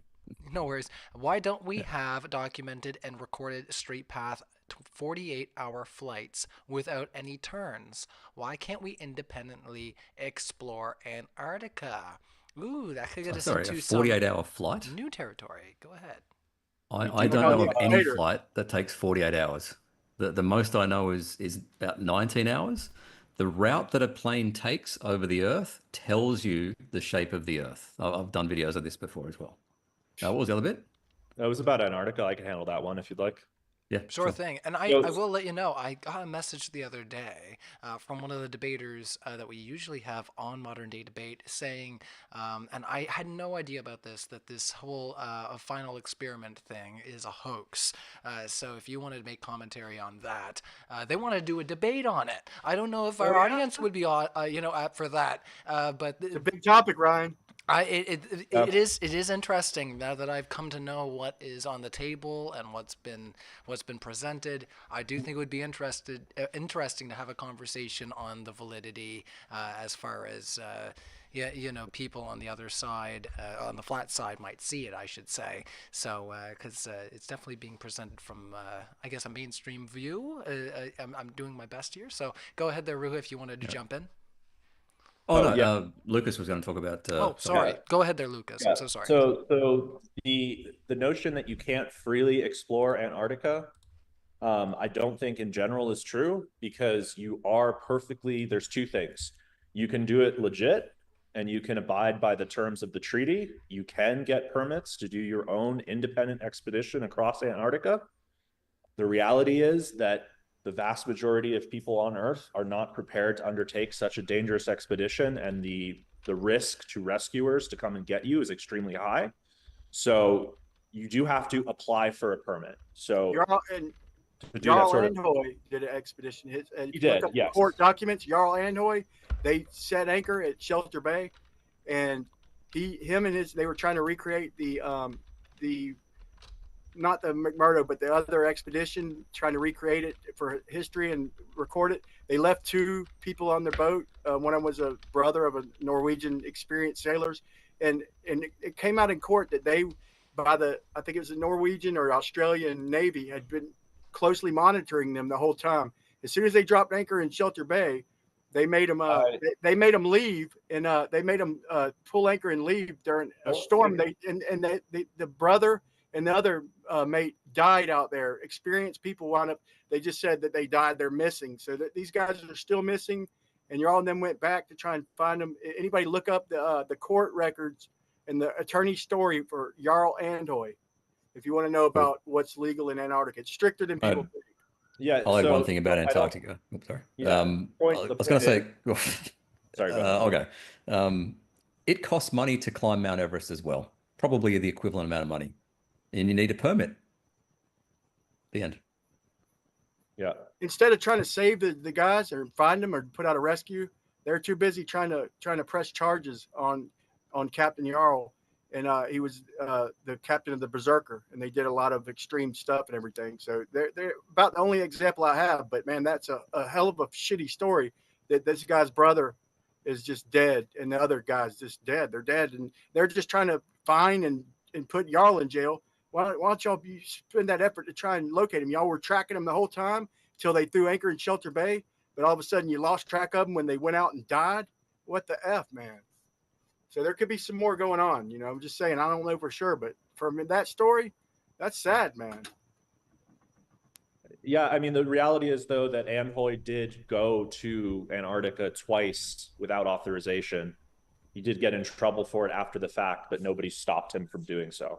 They kicked him out. You didn't hear me, bro. They forced him to pull anchor. The Navy, I think the Australian Navy forced him to pull anchor. No, they did not. Yes, they did, dude. It's in the records, bro. I'm fairly certain that that's not true, Brian. Okay, so why would they pull anchor from Shelter Bay to go out into stormy Antarctic seas? Experience. Brian, I know the details of this case. You know what you heard. From what I'm aware of, they did a check on the boat, and then they left. There was no demanding them to leave, nor would that. They were monitored, though, right? They were being monitored. They were monitored beforehand. How? By the Navy. I don't know how. All right. You tell me how. I don't got to I say mean, how. If they knew where they was in the court records, where they documented them. So how are they tracking the boat? How'd they know they threw anchor on Shelter Bay if they weren't being monitored? They didn't. There happened to be, there are some patrols in the Southern Ocean, and they happened to come across them. All right, last thought. Thank you so much there, Lucas. I'm so sorry to cut you off. We got so many questions. I feel that's a great place to just cut her off there. God Almighty himself asks, your best one fact, just one. I'm going to go around the panel here because, like I say, I want to ask the questions to everybody. And I do have one specifically for you, Roohif, so just stick around for a few seconds after this. Your best one fact that proves the Earth is flat or it is a globe. So let's just stick to one if we can. I know that's very hard because sometimes things tie together, but I'm going to go around the panel from where I see it. So Roohif, you're first on the floor. Yep. Measurable curvature. Take a theodolite up a mountain, measure the angle to a distant mountain, calculate what it should be on a globe, calculate what it should be on a flat Earth. Matches the globe. All right, measurable curvature, and we'll move it over to plain reality. Best evidence for the flat model, or best fact that proves the Earth is flat, I should say, as the question. Yeah, we definitely see too far, and there is no measurable curvature. Roohif's just. All right, excellent. There's no measurable curvature is plain reality's response there, I guess due to vision. Hopefully that all makes sense. And it was very short and sweet. Did you want to add anything on there? We do have some time probably. But, I got a short and sweet answer too. Go ahead there, Brian, if you'd like to add another okay, I'd say there. we can use very precise equipment, accurate to a millimeter, plus or negative over a mile. And we can extend a horizontal line and it matches water. There's nothing a globe can do to get past that. The horizontal line matches water. All right, horizontal line. Battle of the Beams as well. If anyone wants to look that up, Battle of the Beams on Space Audit Channel. Awesome. Thanks for the out on there, Plain Reality, because like I say, I do want to give you as much space here, and yeah, this has been a lot of fun, and I think our audience has had a lot of fun too. But yeah, I'm doing that husband thing, where I'm repeating the last thing you said, and I'm like, yeah, I was paying attention. Go ahead. No, I'm just kidding. I do have the live chat here that's keeping me kind of busy too. So yeah, go ahead there, Lucas. Last word. Your best one fact that proves the globe. The fact that the sun sets, and anyone could visualize that. And that simple fact is so easily explained on a globe model, but you will hear Plain Reality and Brian go through hours of mental gymnastics and imagined optics to try to explain why in one context you should trust your eyes and in the other you shouldn't. And then I just back up what Roohif said in terms of demonstrable curvature that anyone can measure. I got a simple equation for that, dude. The sunset. And so it took me about pretty. 20 seconds to explain the sunset. I'm just being 20 seconds to explain the sunset, but apparently it takes hours. Well, can you model it? Remember I asked for a model. I modeled it. Let's move into this last one here, because like I say, I do want to let Roohif go within the time frame that I had set there for our audience there, and hopefully that works for you. Roohif, this is from Aurorian, so $5 Canadian. Oh, Canada. All right, my fellow Canuck asks, ships in a distance disappear bottom up and can completely reappear when zoomed in. That would mean there is no bottom up obstruction. No? Amen. No, they don't. Yes, they do.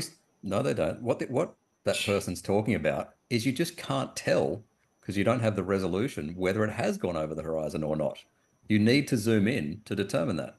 that resolution disappears from the bottom up. Okay, eventually, yeah, it might hit a point where y'all, these Glovers, y'all keep saying that this doesn't happen. We showed it a million times. When you zoom out, first you lose color due to your angle. You lose color first at the bottom, then you lose the bottom itself. Okay, and you could zoom in and bring them back. That's what even turned me on to flat Earth and to make me even look into it. That and cartoons of the globe. Right. So that's what made me look into it in the first place. Just because something is finally obstructed beyond the point of being able to bring it back doesn't mean that guy is wrong. He's dead right. We've shown this a million times. And my demonstration with the little orange sailboat shows exactly what's going on. They just want to hand wave dismiss it. Before I zoom in, I can't tell you whether it's being bottom up obstructed or not because I can't tell. I don't have the resolution for it. Look at the Black Swan, Roohif. You can't see the bottom of the oil rig legs until you zoom in. It's plain. I can't resolve them, Brian. So they're missing then, right? No, they're not. I can't tell you whether they are or not because I can't resolve them. They're there, so you know that they're there. So your brain sees them, bro. If your eyes can't see them, then they're missing. No, say whatever you want. Someone was it you that said that correctly described Rayleigh's criterion? It merges into one. You're right. Doesn't disappear. You're right. Right, but we don't believe doesn't disappear. If we don't believe in curvature, then it's the Rayleigh criterion doing it in the first place, right? Sorry, go ahead. Oh, I mean, you guys can't keep it straight on what it is. It's sometimes it's perspective, sometimes it's refraction, sometimes it's the Rayleigh criterion, somehow it's a mix, but these are different effects. It's like you got to pick. I think I've been pretty clear and 100% the way that I've described it every single time. I'm not. Can I have one minute? I'm going to jump in here because we do have just one more question, and then I want to give. And then I rage quit. No, don't do your rage quit. I was going to say we don't have to do a crazy walkout, right? You know, with our swag and everything we can do. Honestly, I do appreciate you hanging out and answering the rest of these questions. I'm going to pause the timer right there. I'm just going to read one of these ones that are just a fly by night. Mary Harrison says, Brian says I'm not trying to be an asshole. He's doing a great job without trying. To all flurfers, a little bit of knowledge is a dangerous thing. So Mary Harrison's not a fan, I guess, Brian. I'm friends with all these guys, though, man. Just so y'all know, I'm friends with everybody on the panel. Yeah, Brian's we really appreciate you, Brian. You seem like a very friendly fella, and I look forward to hosting you again. This has been great. So last actual question beyond just kind of laughing at people that are trying to troll. But we do appreciate all of the super chats, and we are going to answer some more questions after Roohif leaves. But we are going to ask this one here. Moving away, this is from Larry Scott. Moving away from the tower, the vertical angle decreases 22 arc seconds per mile more than perspective, including negative vertical angle. Yep. That's basically what I was trying to get across with the measuring the height of the tree example. If we just stick to right angle triangles over a flat plane and compare that to reality, it doesn't match. It drops visually by about 6.5 inches per mile squared, which Larry's saying is 22 arc seconds per mile. Fine. Yeah, that's Larry Scott. He's a professional surveyor. Yeah, we agree with Larry. Optically, as far as just the pure mathematics, you can measure that out, and I think there needs to be something else happening, and that's what we've been demonstrating the whole entire debate is that something else. And no, Prime, it's not a whole big list of things. It is a few things that I could pin you down, ask you questions. You're going to have to answer the same way, bud. Trust me. I'm not doing that. Can I give a closing and then Larry, man. For sure. I do want to give you a closing statement. So let everybody know where they can find you if they've enjoyed your arguments. Hopefully we've already got you tagged in our description. If not, send that to me via email and I'll get that updated before the end of the debate if it's not in there. Yeah. Roohif at YouTube. I hang out a lot in Discord, but my username is Roohifnol on Discord. Love chatting to flat earthers. So I'm always there. Closing statement. My thesis of Flurfs wouldn't know curvature if it bit them on the dick, I think, was borne out. I mean, when I said I can go and measure curvature and then plane reality instantly responds going no measurable curvature, yet when I ask him in that email that I sent 4 days ago, what would this curvature look like? I didn't get an answer as expected. He showed you a model though, didn't he? Oh, I would love to see Heath Carmody's model. Yeah, send that to me. Yeah, give it a look, man. All right, It's this is a pretty closing, so I'm so sorry, yeah, sorry. Brian. We Sorry. won't do rebuttals during a closing. Yeah, but I would love to see Heath Carmody's model. If you want to let everybody know where they, well, not just where they can find you, but also maybe some other topics you may be interested in debating in the future, just so we can get a feel for your character there. Creationist genetics is my other topic. So yeah, if you've heard of Jeffrey Tompkins from ICR and want to debate any of his work, happily do that. That'll do me. Hello to Nephilim Free in the chat as well. Haven't seen him for years. Thank you, Ryan. Thank you, Brian. Thank you, Plain Reality. Thank you, Lucas. I'll be It was out. a pleasure. Well, thank you so much, and yeah, good luck with the driving training.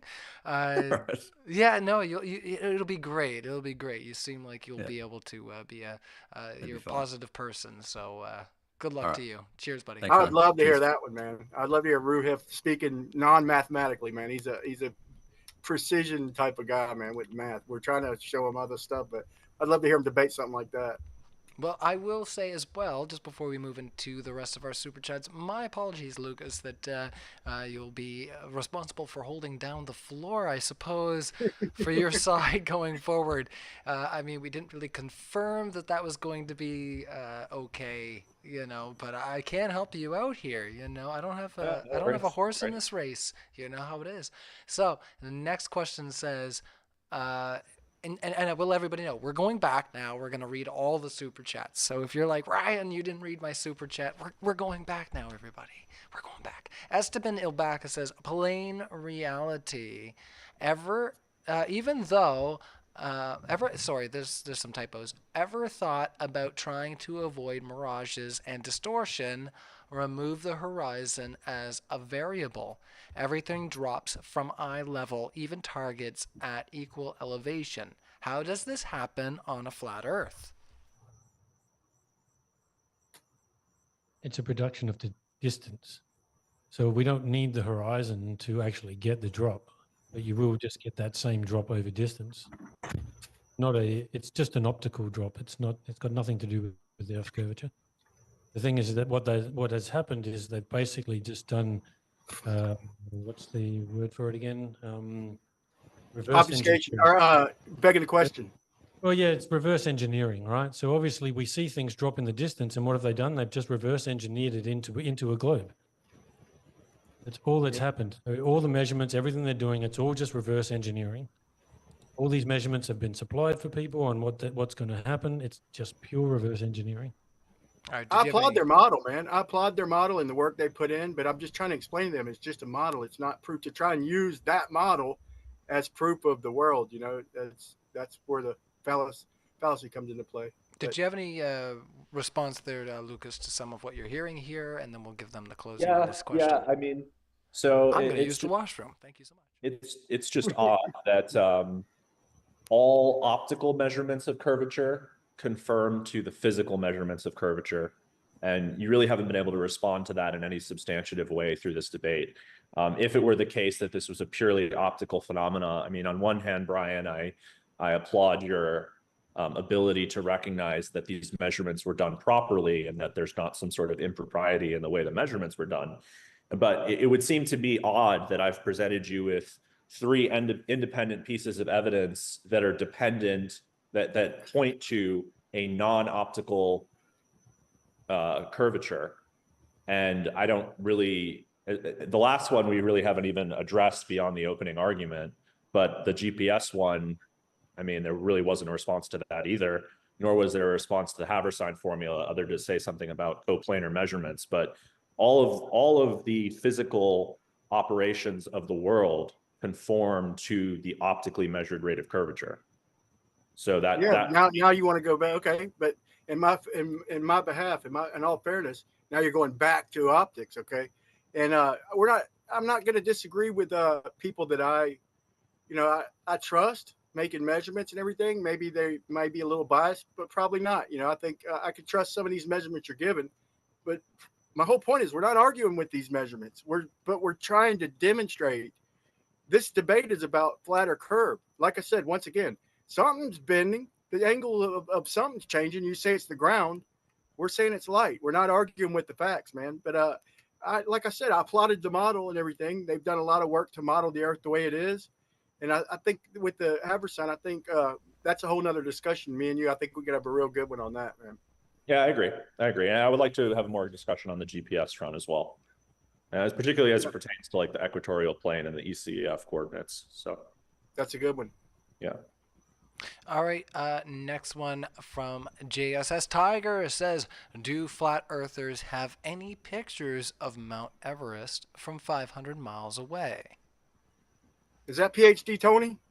This is JSS Tiger, so he's okay. Or I shouldn't say he or she. I don't know. So I'll just say there's somebody in our YouTube live chat that is questioning. Do you have any pictures of Mount Everest from 500 miles away? Well, for starters, I've never been 500 miles away from Mount Everest, so no. I could show you a picture of Mount San Jacinto behind Los Angeles, about I think 110 miles away, where you can't see it at all.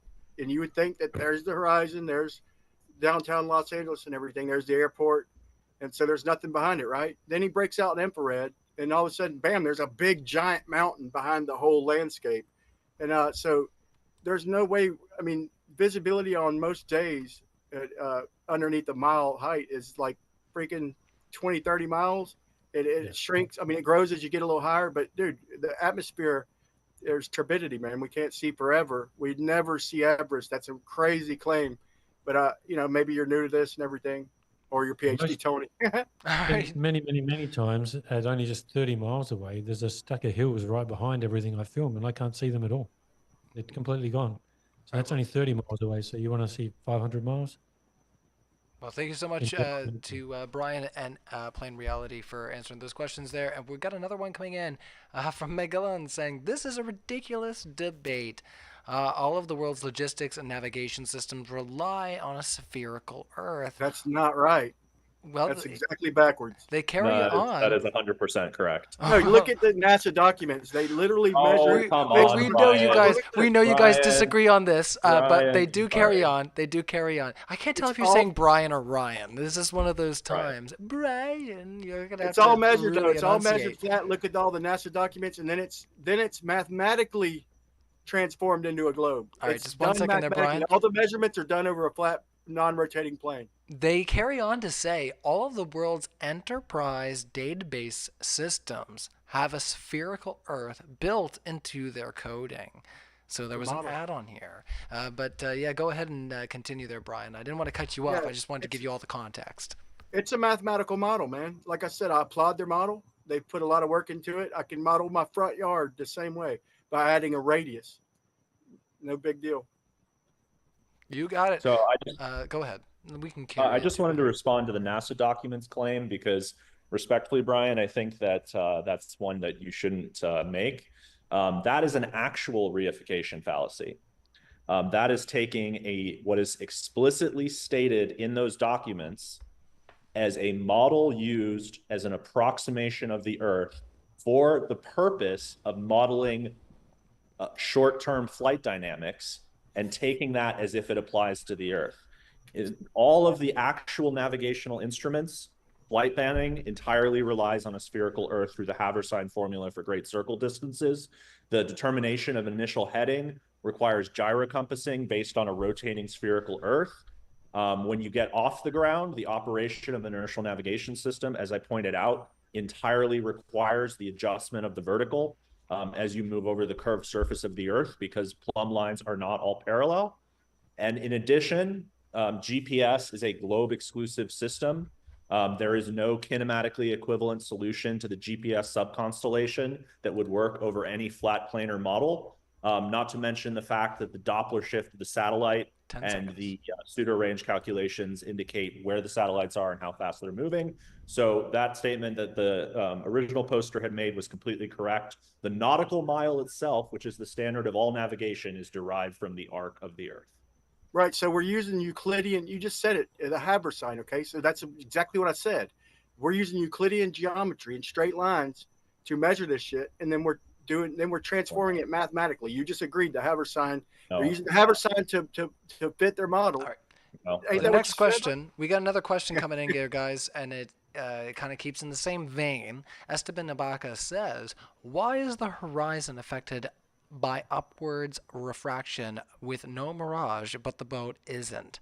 The boat should be lifted more because it's farther. Upwards refraction is chaotic and accompanied with distortion. Not always. False. That's someone who's never actually gone out there and had a look. That's all that is. They've never Yeah. actually really gone out there and actually looked at what's going on. And if they have, maybe they went out a couple of days here and there, but they certainly haven't gone out on a regular basis.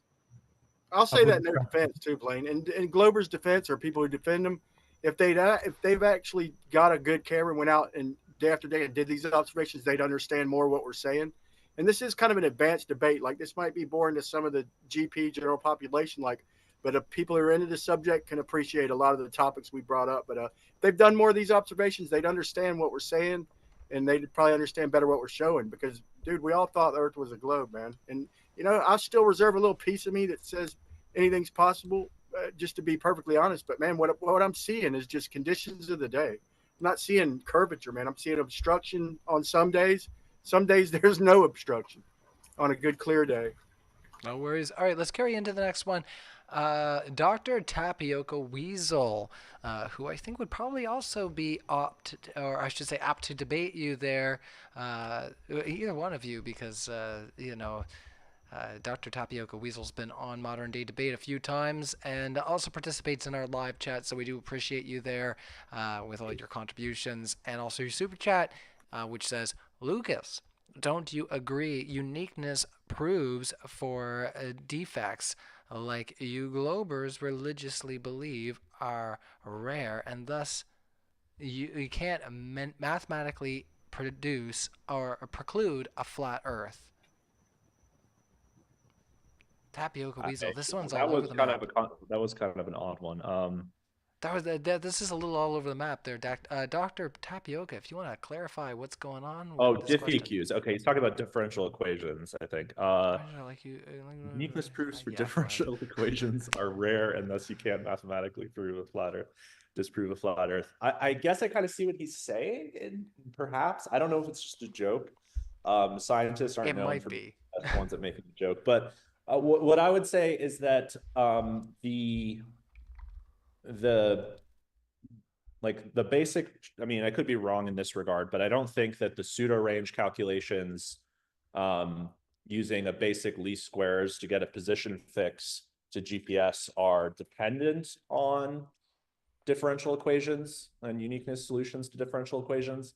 And until you can demonstrate that you can replicate trilateration with GPS over a flat planar model with any sort of kinematic equivalence to the subconstellation, flat Earth is dead on arrival if you admit the usage of GPS, which no one denies. I was so enjoying what you were saying till the very end. So if I've got satellites that are so close over my head, let's say it's 1 mile over my head, and and then another one 10 miles away that's 1 mile over my head, and they're strung out and they're all 1 mile over my head. Okay, it's going to be the same math on a globe or a plane. Like we're trying. No, I think what he was saying is as far as modeling goes. But I'll give you this, Mordwand. When it comes to data and analyzing all that, I'll give you that, man. He's like real detail oriented and stuff. And there's things to be learned from this guy. I'll admit that, man. Well, that's good. I was going to say we had a moment of almost agreement there, which is always nice in a debate. And let me say something nice about disagreements. Let me say something nice about Brian and Plane Reality as well, is that while we may disagree on conclusions, you've obviously both gone out and done research and observations. And Brian you should check out his work, regardless of your position on trying to make the southern stars work and celestial observations for a flat Earth. Working on it. So I always give respect where respect is due for that. So thank you, sir. Yes, and you all seem like kind people too, which is like I said, that speaks books to me. I'm all about people that can actually put their ideas on the table without I guess just becoming so angry about everything. Why is everybody so mad all the time? I don't know. I'm not mad. All right, GK says, flat earthers, why are we being lied to about the shape of the Earth? Let's just let's just start there. So, what would be the agenda to lie about the shape of the Earth? Is kind of what GK's getting at with the first part here. We'll take that one first. Yeah, you can go if you want. Go for it. I'd say, man, fear of the unknown, then. Fear of change. I'd say to hide God, money, or just maybe not even hide it. Maybe they just, most of them, like obviously Mordwand, Roohif, they truly think it's a globe. I could see where they would think that. You know, if you're looking up at the stars and you've got a model, I could see where you'd easily, be 100% convinced the Earth is a globe. You know, it's just when you get down on the ground and the nitty gritty, the short, accurate, precise measurements, and you extend that horizontal line, man. To me, that's king. Demonstration's king to me, man. And but I understand why they think that. Maybe most people aren't lying. There would have to obviously be a few people who do know there's something up with some of the topics, but I just money, God, hiding God. All right, well then let's hand it over then to plain reality. Why would there be an agenda to lie about the shape of the Earth? Well, I would say that 99% of people definitely aren't lying. Probably even 99.9% of people aren't lying. I just put it forward then. Like, can we imagine that they've been telling us that that it was a globe for supposedly 500 years? Then NASA decides to go up and they get to this point of like 70, 80, 90 miles high. Now imagine if the astronauts in quotations came down and told them, hey man, we didn't see any curve. We didn't see anything like that. Do you think that they would come out and tell us? They know that the very first thing, if they went, hey, look, man, this shit was flat and we didn't see any curve, they know that every single religious person out there is going to be going, God is real, the Bible is true. They know that everything is going to change. I just think on that alone, there is no way that they would come down and say that it was flat. It's just, they just wouldn't do that. So they did carry on to say, please share your conspiracy theories, but I want to put that in a kinder way and just ask in the most Canadian way I can. Do you guys both have other ideas that might go against the grain or the status quo? So this might just be a question of other things you may want to debate or just general interests in, like I say, things that just don't fit the status quo. So if you want to let our audience know. We can't handle the truth. I mean, but, I like the way you said that Canadian, like that had a good ring to it, man. I like that, man. Put it Canadian as you could. I would probably say, well, probably most things. I don't believe a lot of what we're told. So I could almost say that not every conspiracy you could think of I'm going to believe in, but I would say a good chunk of them I would say are true. I'd say people are always plotting, man. They're always plotting in rooms, finding them, exposing them. That's a different story, So you just got to go with the evidence, All right, and Lucas, you were trying to jump in here. If you've got a friend that goes out there and gets drunk a lot, and you don't want to go out with him, and you'll decide one day, you and a few friends, hey, look, man, let's not invite Johnny because we just can't be buggered dealing with it. That's a conspiracy against Johnny. Conspiracies happen every single day, everywhere around the world. To think that rich and powerful people aren't conspiring to keep their riches and their power is just insanity. It's weird.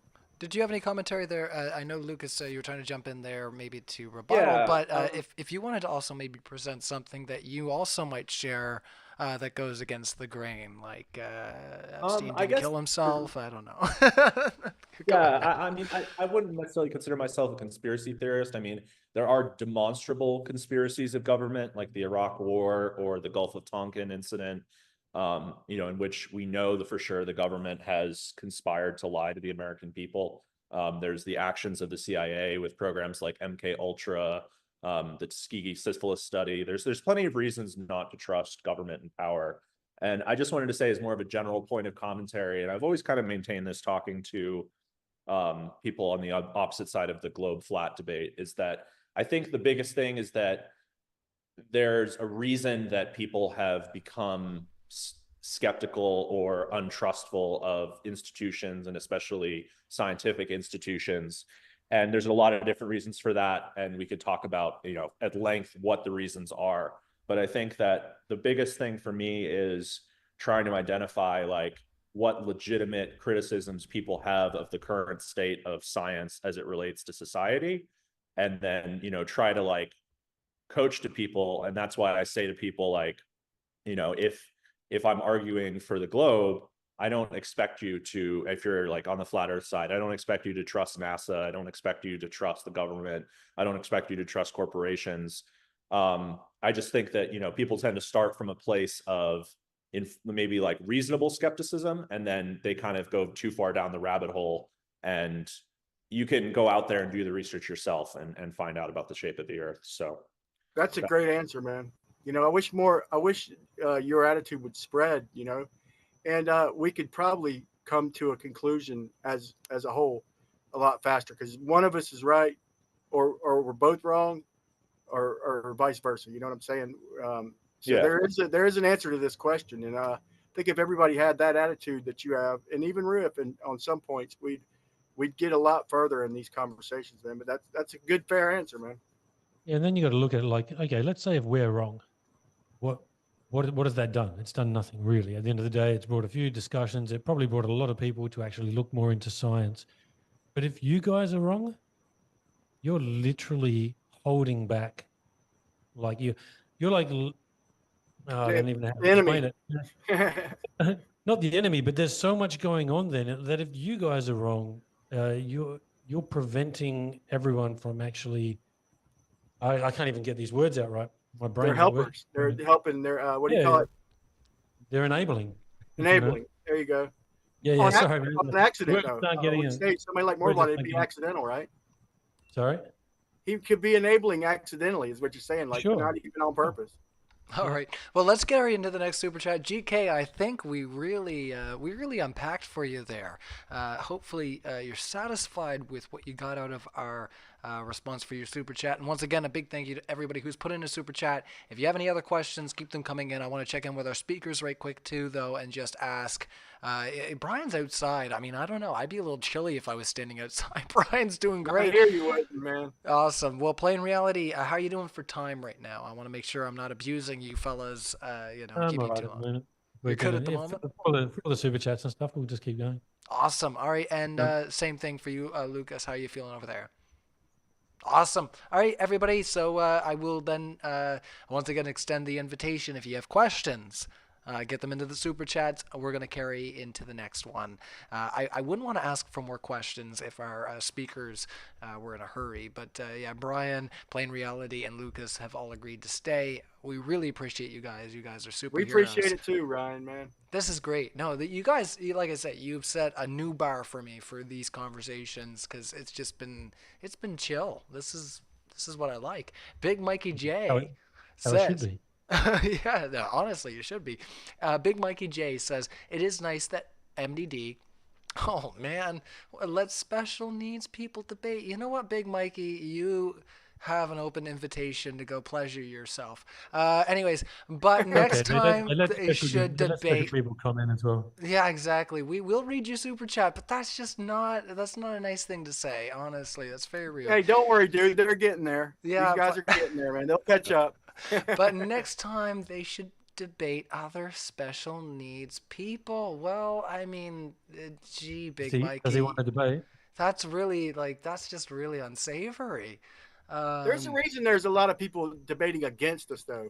It's a great debate, man. Reality is a mofo, to put it, for lack of better words.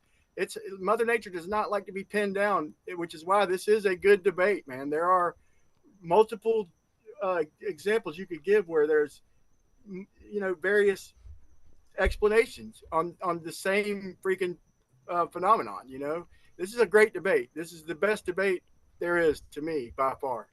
Well, anyways, Big Mikey J finishes off and says flat earth equals silly. Big Mikey J, we get it. You're not here to be kind tonight. But yeah, no, let's just save that type of branded hatred for I don't know. Maybe just keep that to yourself. That's very rude. I'm not usually like this. It's not. We're used to it, Ryan. It's not in my taste usually to go after somebody who's put in a super chat, but that's really just unsavory. Dr. Tapioca Weasel says, Luke's actually density equals increasing refractive Index true. This is gonna be hard for me. If I put this in our chat, maybe you can help decipher. I'm sorry, Dr. Tapioca Weasel. You've got so many shorthands here. I'm just gonna put this in our chat. There, see? Maybe you can help me out. I want to make sure that you can read that. See? There you go, everybody. That's the super chat right there. It's for Lucas. Lucas, Yeah, actually density increasing refractive index true, e.g. near dilute at can you, all right, you go ahead. I'll try. Near, you decipher. okay, so, I'm having trouble. so he's just flexing the fact that he's a genius Stanford physicist on us. I love you, Dr. Weasel. But yeah, it actually density does not equal increasing refractive index. True. I don't know what you mean to say that. Ergo, near a dilute atomic gas, the real part index of refractions will switch from positive to negative across an atomic transition.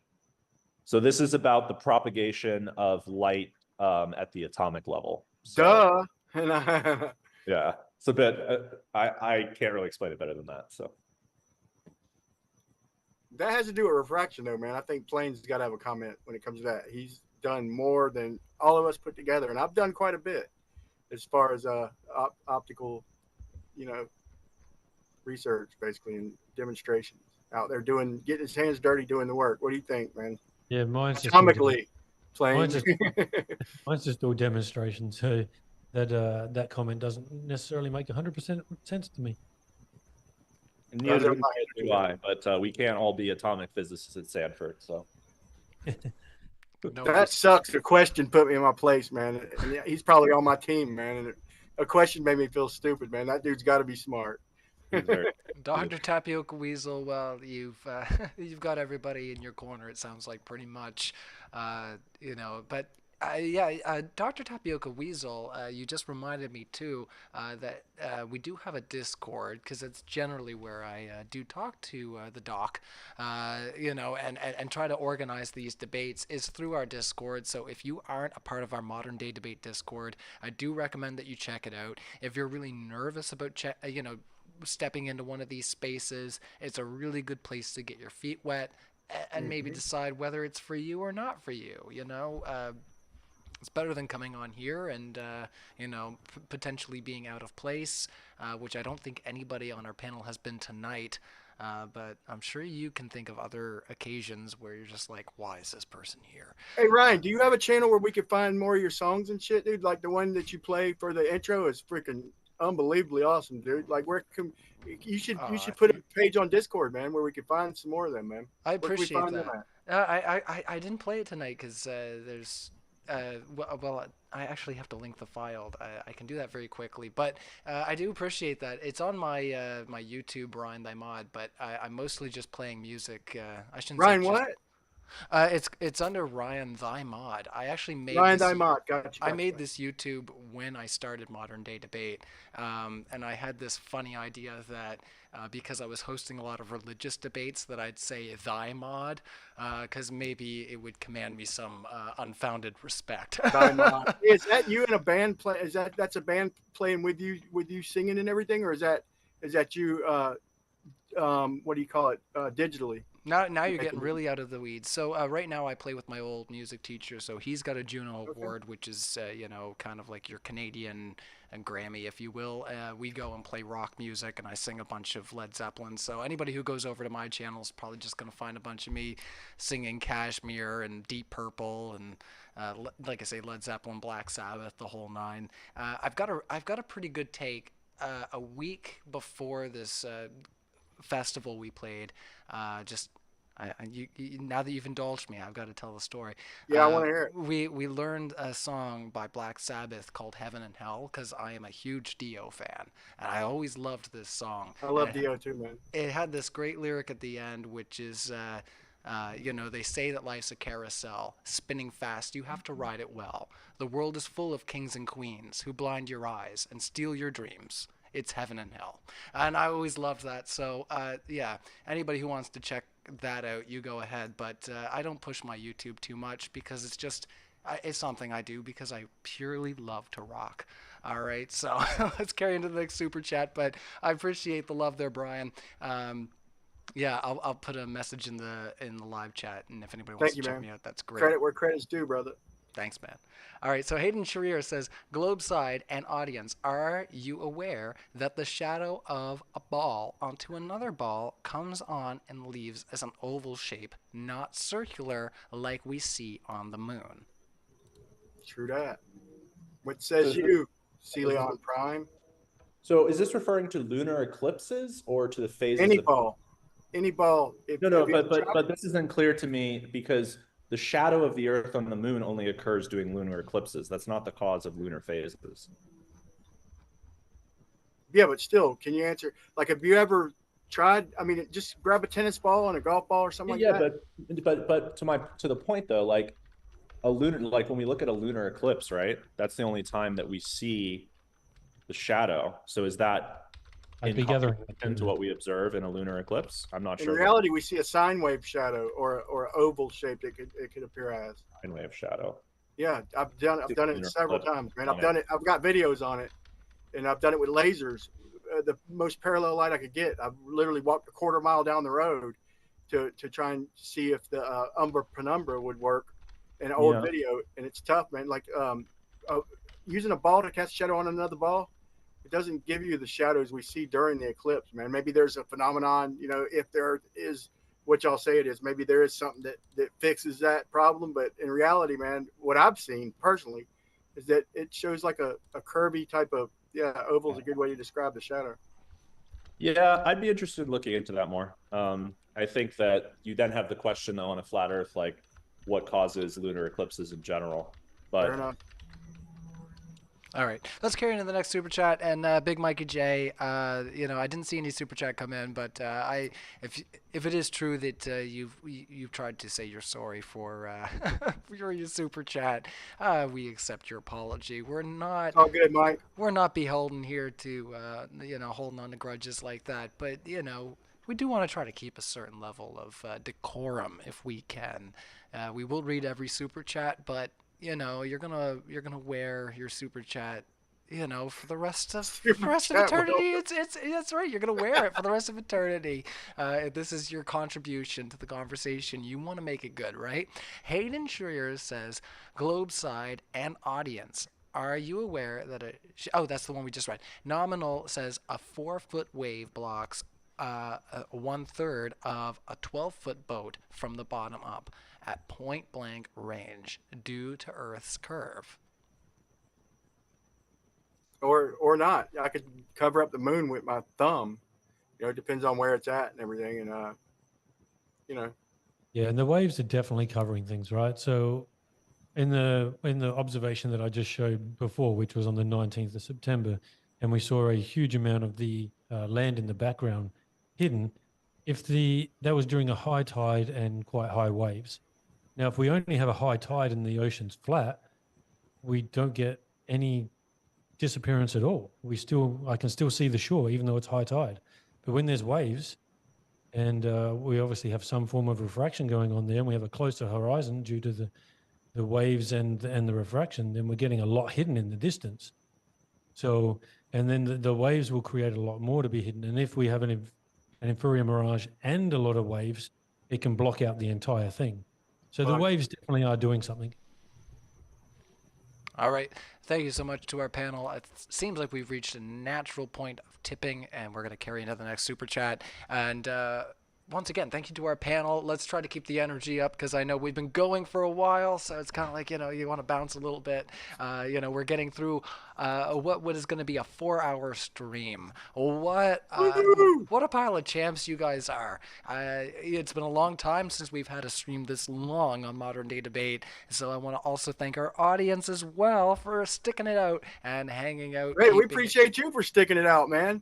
You obviously enjoy what you're doing, man, because you've been a good sport as well, man. Well, I love hanging out. I love doing these debates and meeting new people. And honestly, my favorite thing about hosting debates is like what happened just now with you, Brian, because it does remind people that we're not 2D. All right, we're 3D people. When you meet people in real life, this isn't everything. You know, there's so much more to people. But this is what we're talking about here. So, you know, don't think you know everything about people just because you saw them on Modern Day Debate defending one topic. Right?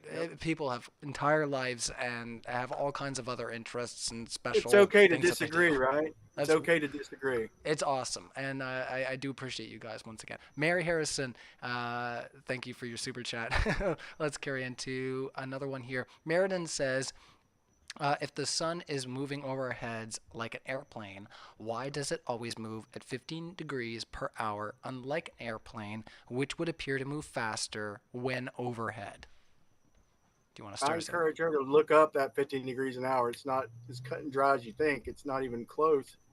As far as it depends on whether you're viewing it azimuthally or whether you're assuming you're on a globe. I mean, there's a few things that go into that, but it's not as cut and dry as you might think.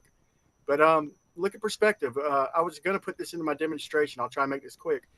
Looking at airplanes from a distance, like when I was young and I seen an airplane coming at me on a good clear day, I thought it was a space shuttle because I'm pretty close to Kennedy. And I'd watch it for a minute and I'd carry on about my business. And we'd all stop. Look, a space shuttle. No, that's literally a plane coming right at me. It looks like it's going straight up in the air, but it's literally flying level. And you can see this anytime you walk outside and take the time to look at jet trails, that they literally look like they're going straight up when they're coming right at you and straight down in the distance going away from you, when we know that they're coming on a straight path. So that's just the way we see. All right, let's carry into the next one. I see you crying in the live chat there, Iron Horse, you big baby. I know you love my voice. Don't even play with me. All right. Shout out Iron Horse. I know. I really enjoy hosting those debates. Don't worry about that. I just like picking. Let's see. Oh, we're almost to the end of there, fellas. You guys have been just fantastic. Let's see. Larry Scott says, in geodetic measurements cameras that in geodetic measurements, oh my goodness, I'm having so much trouble. In geodetic measurement cameras, the apparent horizon and looks like is not used.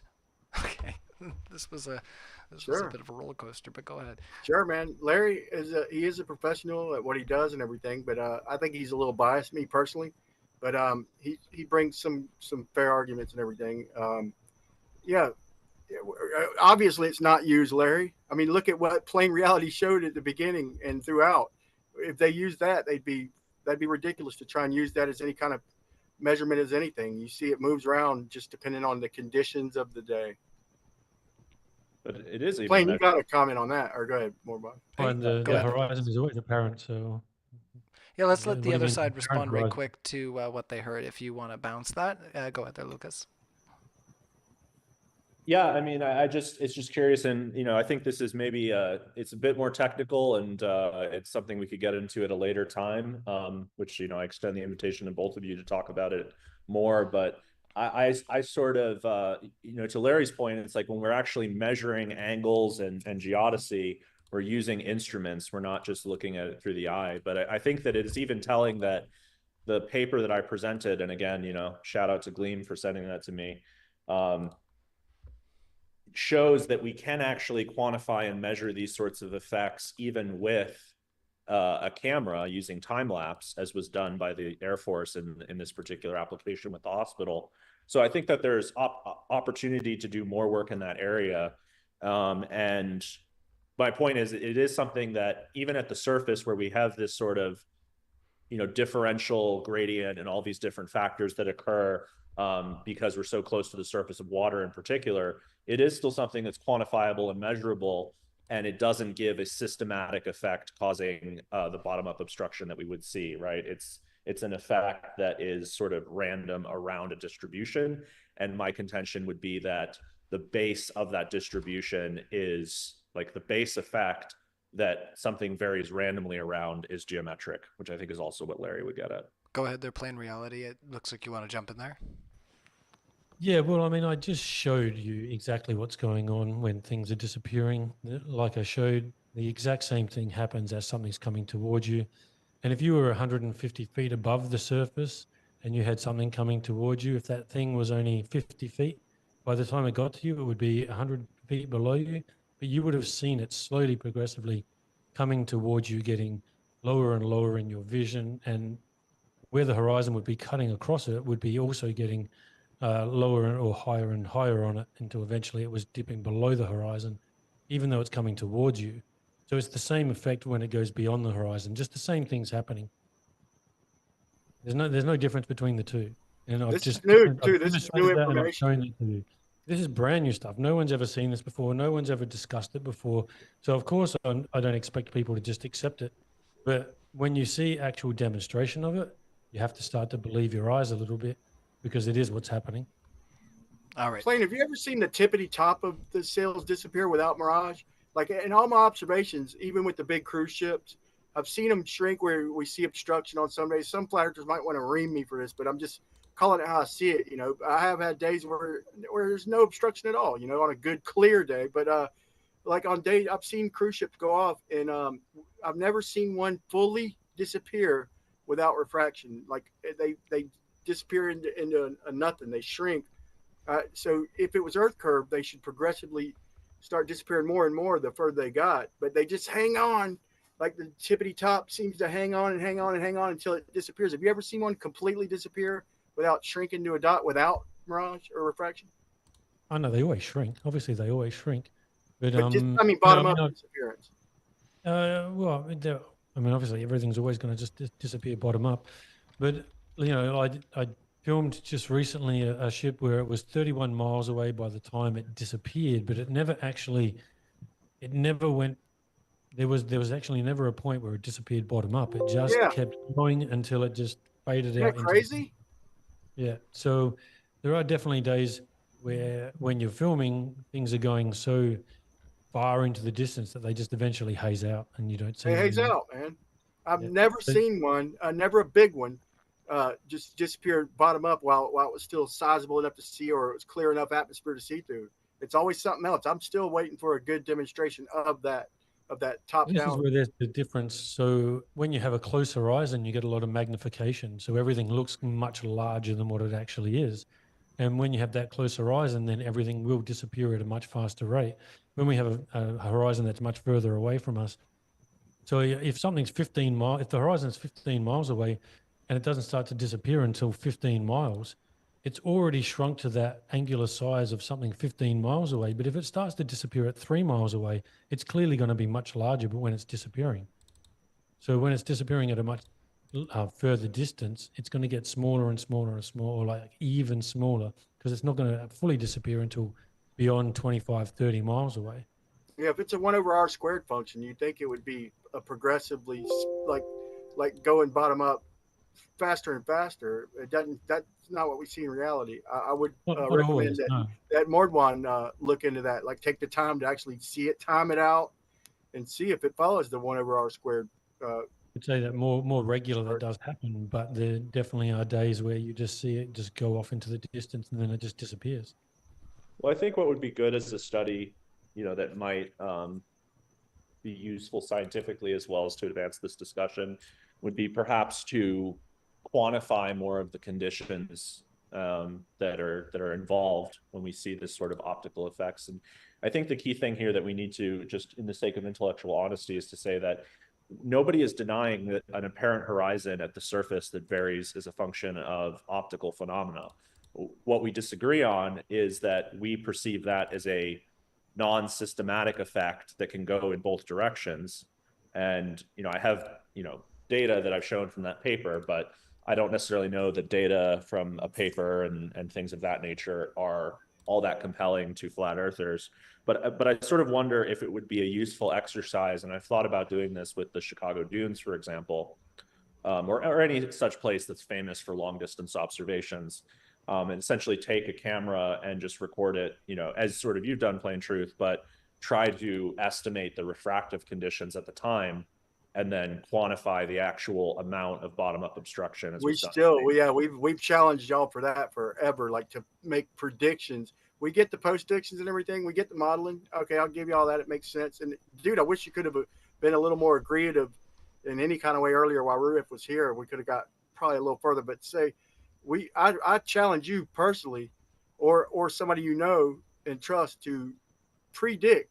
Look at the weather report. Bring a sling psychrometer out there, check the barometric readings and tell me what you're going to see before you look at it. I don't think that's possible. I don't know. What about you, Flynn? You think they could make the prediction beforehand just by looking at the temperature and the humidity and shit? I don't think you could get exact predictions. You could probably get a roundabout. So I mean, I know for a fact that obviously if I go out in the morning and that whole idea of, well, when you have a warmer surface and cooler air, you're going to get an inferior mirage. So for a fact that if it's let's say going to be 15 degrees outside and the water temperature is say 15 degrees, but it doesn't really warm up to beyond 15, and maybe it only actually ends up getting to 12 degrees, you're going to have an inferior mirage, right? So if the temperature of the air and the water, or the air and the surface, don't at least match, you're going to be getting an inferior mirage. And once they do match, that's when you're tending to see the furthest. And then when the air temperature starts to get a lot quite high above that, that's when we'll be going more into superior mirages. So I would be interested in doing sort of tests like that in the future. I think that there's certain areas where it might be advantageous to do that, where you have like buoys that are measuring surface temperature, as well as weather stations measuring That's a great idea, dude. And the other piece that you can do is, I mean, and this might, get into like more of like what would flat earthers find compelling, but you can take like, for instance, if you know the temperatures at a select number of stations, you can do what's called basically things that are closer together are more related than things that are further apart. And you can do that to fit a model that you can then predict. So you could get like along the linear path of the observation, basically, I'm saying you could predict what the atmospheric profile is using observations that are around the area. And we could talk more about how to do that specifically at another time. But like I said, I'm all for observations and doing your own research. So, all right, let's try to move in. Sorry, I was just, when we can mimic with what I'm doing and something coming towards me and mimicking the exact same thing as what happens when it goes beyond the horizon as it's coming towards me, and we're mimicking the exact same thing, and then to just turn around and say, well, no, on the other side, it's not doing this. On the other side, it's going over a curve.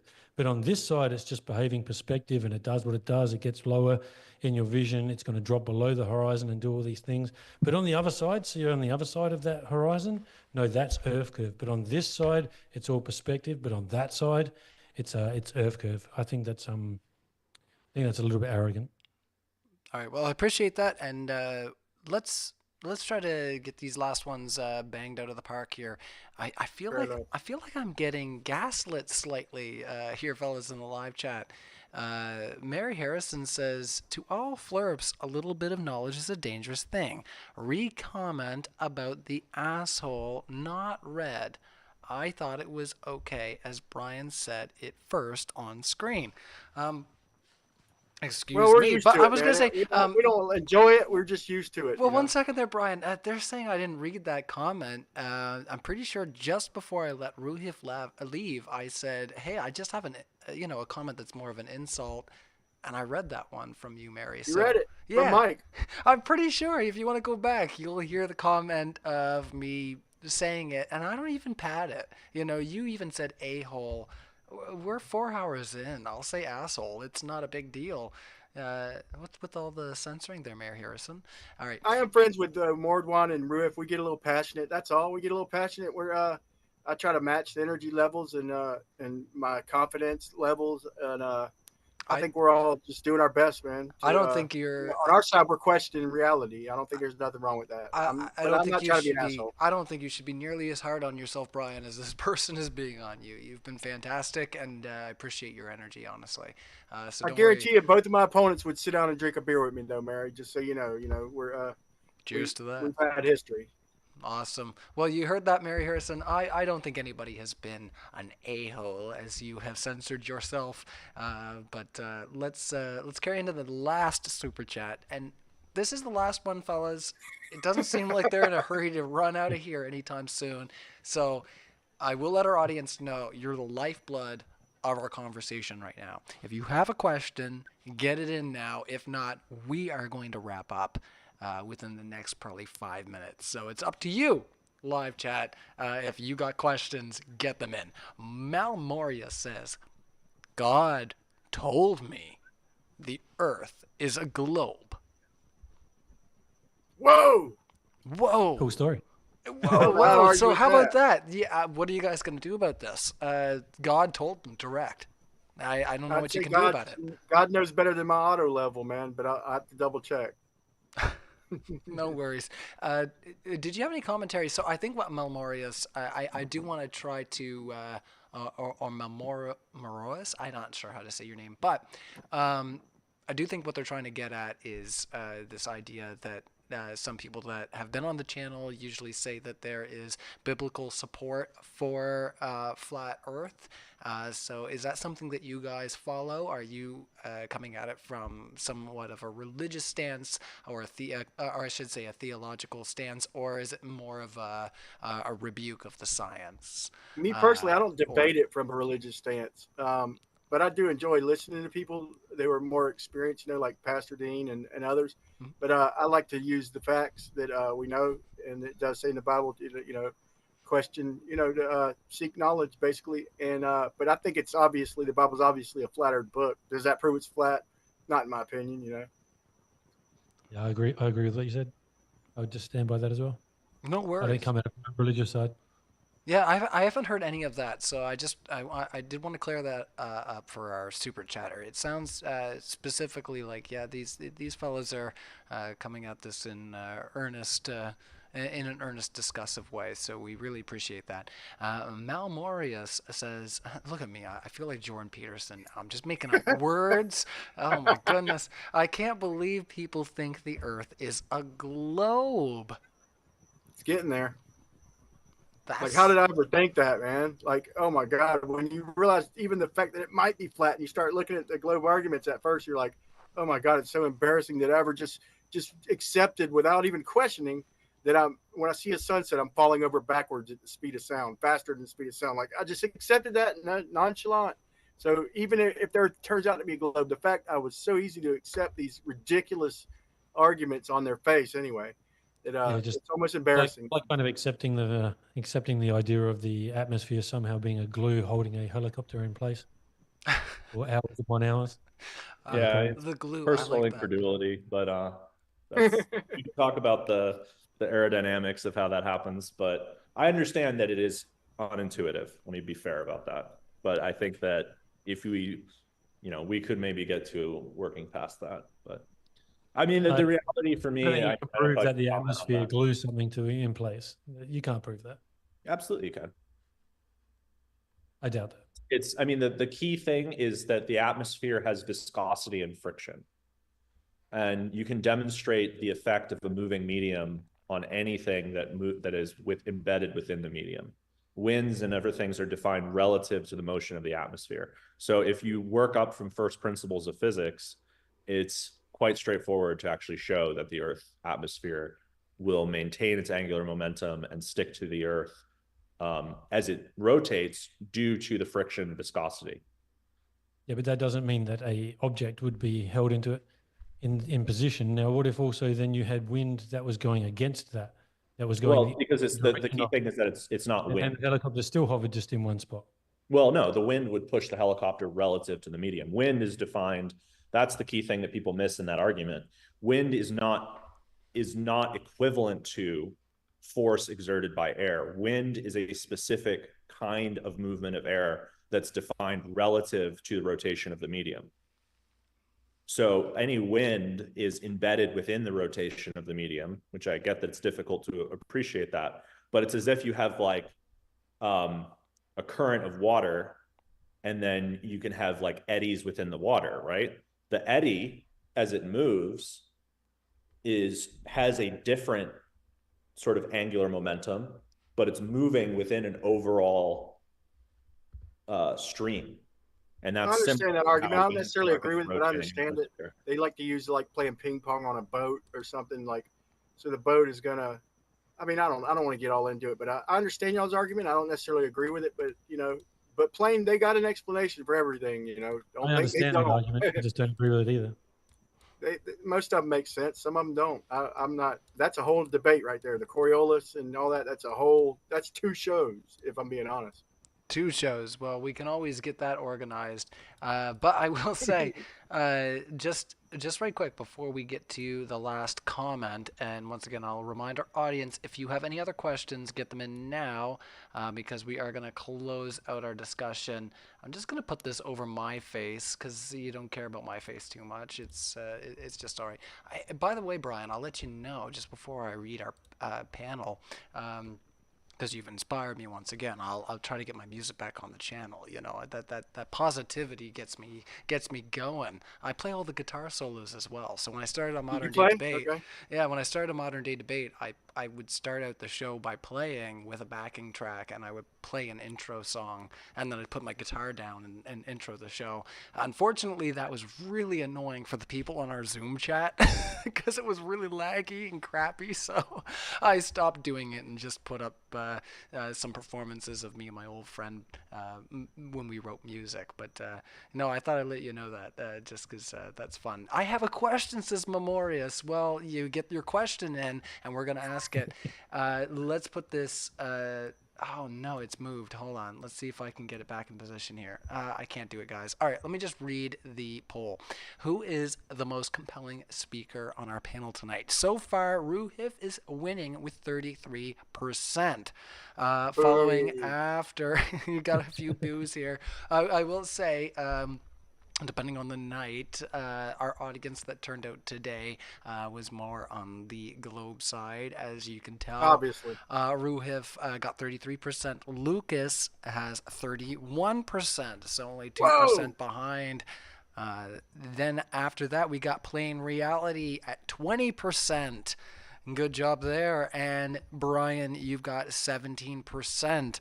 So that honestly, makes me the winner, man. honestly, there's quite a few diverse opinions in our live chat, and hopefully it spawns all kinds of great thought. Let's ask that last question. And once again, if you've got a really good one, Memorius, get it in there. You spent $2 to say I have a question. What's your question, Bob?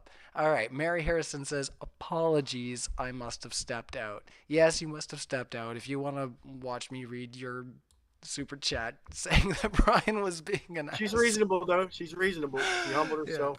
Yeah. And I appreciate, like I say, you being able to take that with a grain of salt. Because, like I say, if you want to watch the last time I'd hosted a debate with this similar tone, there was not as much grace in handling some of these spicy super chats. So the audience is welcome to go check that out. It was a lot of fun as well. But, like I said, I do want to remind our speakers that your attitudes are impeccable. And like I said, I'd host you guys anytime. So let's get into those closing statements. We have no more questions. This has been great.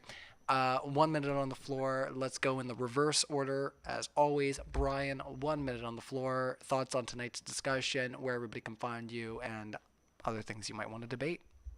Okay, I could be found on YouTube or TikTok, Flat Earth Test, as well as Rumble. And I like demonstrations myself, obviously, from the way I spoke. They brought some good arguments. I think we did a good job rebutting them. I think it was a great discussion. It is on the advance.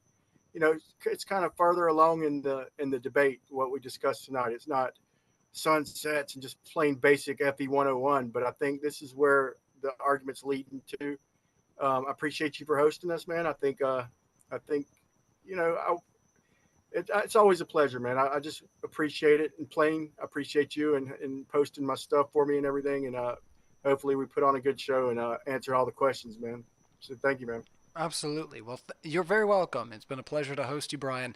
And once again, I hope that it's not too chilly where you're at. Not at all. I'm in Canada, so we had snow earlier. So I see you outside, and I just think, oh boy, it's so strange though, because we had Halloween a few days ago, and it was 20 outside. I don't know. It's midnight. I'm almost sweating, bro. Yeah, you're in America, so 20 degrees. What's that? it was 70 Fahrenheit. I don't know. I don't know how that translates. You Oh, guys. oh, it was. You talking about 70 Fahrenheit in Canada on Halloween? Well, it was 20 degrees Celsius. So freezing point for us is 0. And then So that's a 20 lovely degrees. day. That's perfect weather. It was wonderful. Yeah, usually people have to wear jackets. So, yeah, I was concerned about you being outside, but I guess you're a little more southern than I am. All right, Plain Reality. Thank you for coming out to Modern Day Debate. We appreciate so much. 1 minute on the floor if you'd like to let everybody know your thoughts on the discussion, where they can find you, and yeah, anything else you'd like to talk about. Thanks for having me. It's been great being here. Mordwand obviously brought up a few things that were certainly above my pay grade. That's why I say that he needs to keep them for someone like Shane or Whitsett or Alan. You've got to ask those guys that. He's the GPS guy. They're the guys that you need to talk to about that stuff. Mine's all about the horizon. As we saw, I'm pretty sure that I demonstrated what's going on as far as bottom-up obstruction. It's pretty clear. We mainly just got pretty much a hand wave dismissal of that. And they didn't really want to address it. They just want to go, nah, that's not it, bro. But either way, it's been great. And it's, I could do this again, but as you can tell, I'm not a massive talker. Brian's been the one that's been chatting about most of the times, but it has been good being here. And thanks for having me. No, we appreciate both of you fellas. Sorry, go ahead. Just go to X. Most of my stuff is on X, and I do need to start posting on YouTube. I haven't really posted anything here. What's your X handle, if you want to let our audience know? If they put in @reality_plane, then they'll find it. All right, send that information to me via email, and I would extend that to all of our speakers on the panel tonight. If you have a link that's not in our description, send it to me. I sent you our Zoom link earlier. I'm handy, and I will get that in there. Speaking of handy, Memoria says, snow is God's come. Spelled C-O-M-E. So, I mean, I don't know why you censored yourself when you're being so nasty, but okay. Thanks, Memorius. Goodbye. Kids roll around in that stuff, No. Are we supposed to say How that? did you make it so much worse? I shouldn't even have said that, man. I regret saying it already. Why? All right, go ahead there, Lucas. Marina's Oh meant to my be goodness. God's- I hope we didn't derail everything that happened tonight with that one comment. My goodness. Lucas, you got 1 minute on the floor. Thoughts on our discussion tonight, where everybody can find you, and if there's anything else you'd like to debate on Modern Day Debate, let us know. Absolutely. I think the key criterion is the one that I established in my statement, which is by William of Ockham. The classic Occam's razor says plurality should never be posited without necessity. The opposing team demands a plurality, a different set of physics that works down low than that which works on up high, and a set of physics that is different than that which is observed, and something that would not explain the non-optical measurements of curvature that have been provided. The globe provides the simplest explanation that accurately explains all phenomena. I would challenge that no exclusive evidence of flat Earth nor measurements thereof have been presented today. And indeed, on the other side, we have presented exclusive evidence of the globe, including 3 impossibility proofs and optical measurements. I'll close there, and I'll say that for my side, I have my server Globe Gangsters, which I encourage everyone to come to, regardless of whether they are on flat or globe side. Brian has been in. We've had some great discussions. Always have a good talk with Brian. Plain Reality, obviously, that was my first time interacting with you, but as I said, I always appreciate people that are out in the field doing real work, and I appreciate the work that you do. As far as topics to debate, up for a lot of things. I think that it would be really cool to do more discussions on heliocentrism versus geocentrism, and perhaps cosmology in general, modern physics, topics of those nature, because that's sort of where I've gained some expertise in this field. So in terms of debating. Big subject, ain't it? See, Memorius, I blame you. Lucas thanked everybody on the panel except for me, and I blame your God's come comment. No, I'm just joking, Lucas. I appreciate you coming out to Modern Day Debate, and I'm just picking on you. I'm not actually concerned. Don't worry about that. Yeah, let's close on out. So we got We got lots of juicy debates coming up. Make sure you hit the notification bell for upcoming debates. We might be back for a little post-credit scenes because we've recently crossed the 200,000 subscriber limit at Modern Day Debate. So we're playing with the big boys now. Yes, you are. Hey, tell James I said, hey, man, we missed him, and tell him thank you. We always miss James when he's not here, and I'll let him know, Brian. We're used to you, though, man. So he can just kick back, man. He can put his feet up, man. We're good. We're good with Ryan. He should. He's a doctor now, and I'm just a lowly doctor's assistant. But I do absolutely appreciate James giving me an opportunity. It's been, 2 years of hosting debates on Modern Day Debate. I appreciate everybody here who has subscribed to the channel. When I started out, we were at like 98,000, and now we're up to 200,000, which is impressive. Huge, absolutely huge. So make sure you hit the subscribe button. We want to keep growing. We want to celebrate our 300,000 subscriber count, when we get there. But definitely join us. Sorry, go ahead. I said, got to get to that million. Yeah, we want to get to 1 million. Of course we want to get to 1 million. I want the plaque. I want to see that in Dr. James' hands. So, yeah, make sure you hit the subscribe button.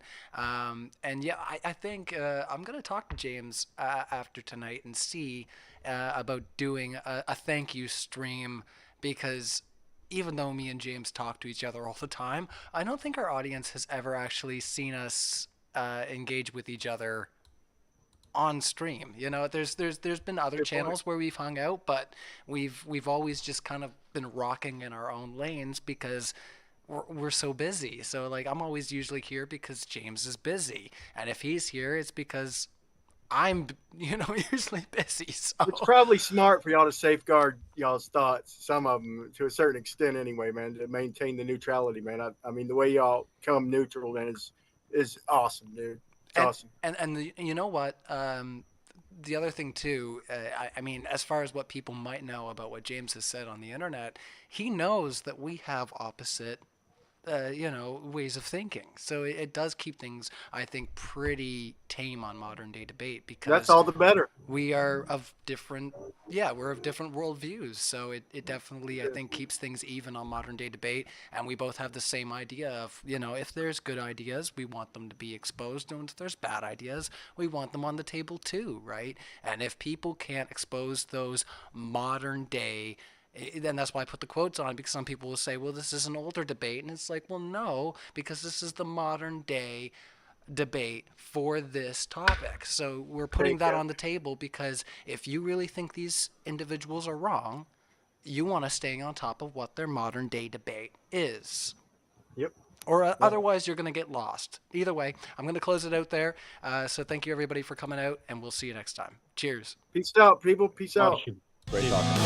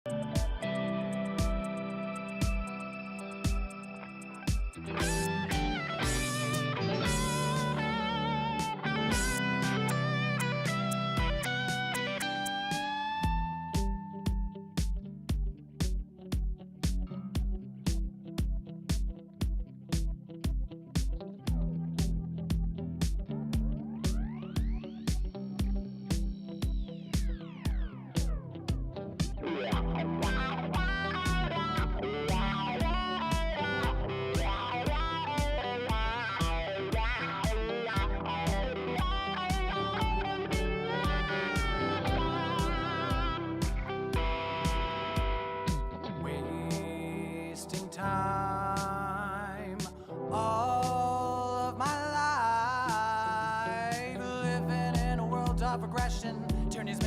self-oppression. What am I to do but tear away when I'm boiling at the top?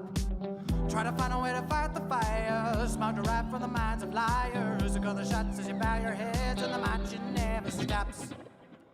The stars could be free, but this insanity bends you right by the knee. Running in circles now for something that can't be found. And I bet as you hit the wall, the rain starts to fall. You can run away, sing a tune that's true. I'll be beside you.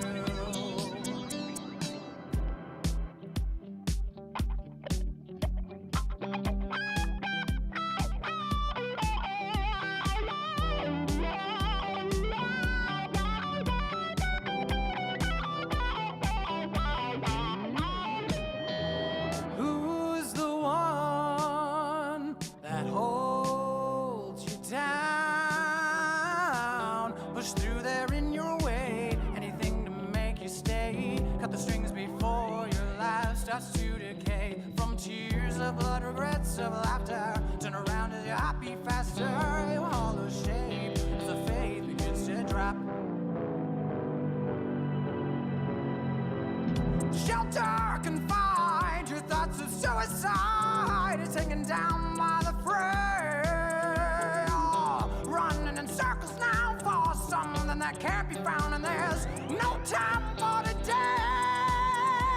You prayed away, the world would be untrue. I will rise against you.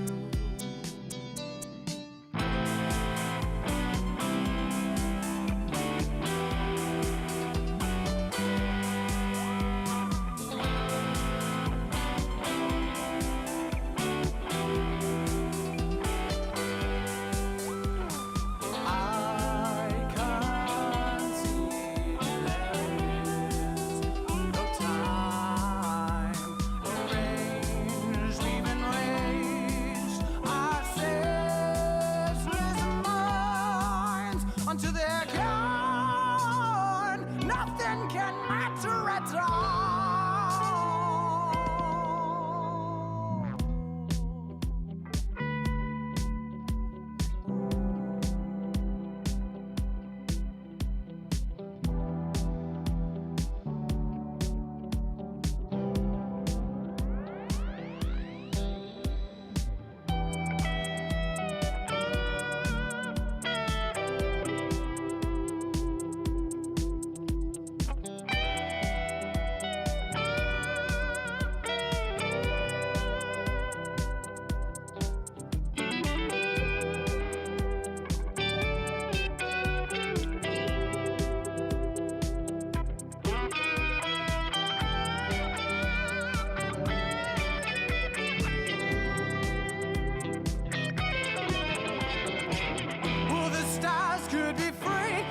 Insanity bends you right by the nail.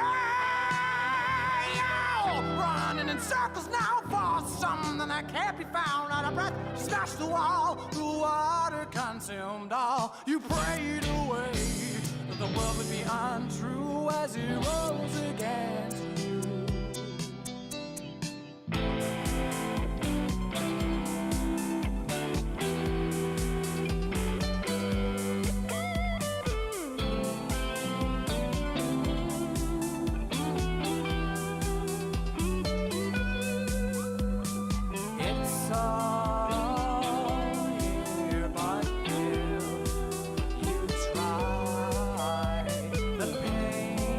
On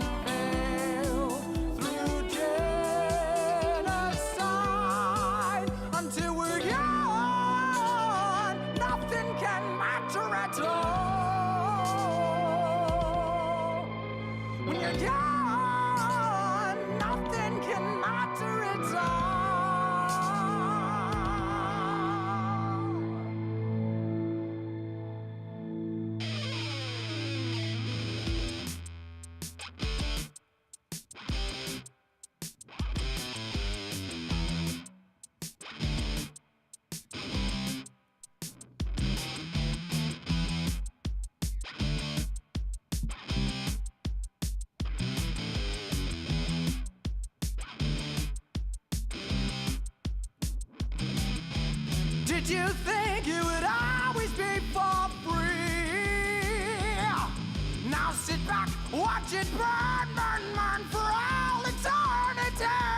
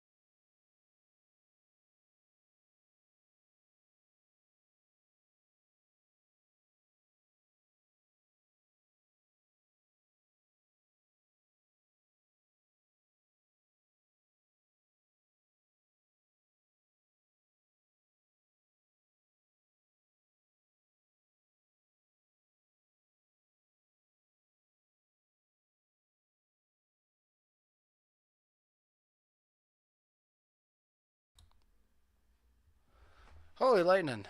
Post-debate scene. You see, I haven't done one of these in so long, but I see James has a habit of doing it all the time, and I really probably should as well, and come back and thank all the people that were stuck it out for so long, like the Misty Morning and NetTube user, Matthew Akam. You're really stirring up our live chat all night. You've just been really grinding people's gears.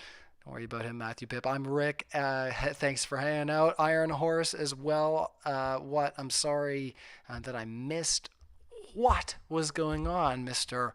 What. Yeah, I hope you enjoyed that Black Sabbath tune if you stepped out the Misty Morning.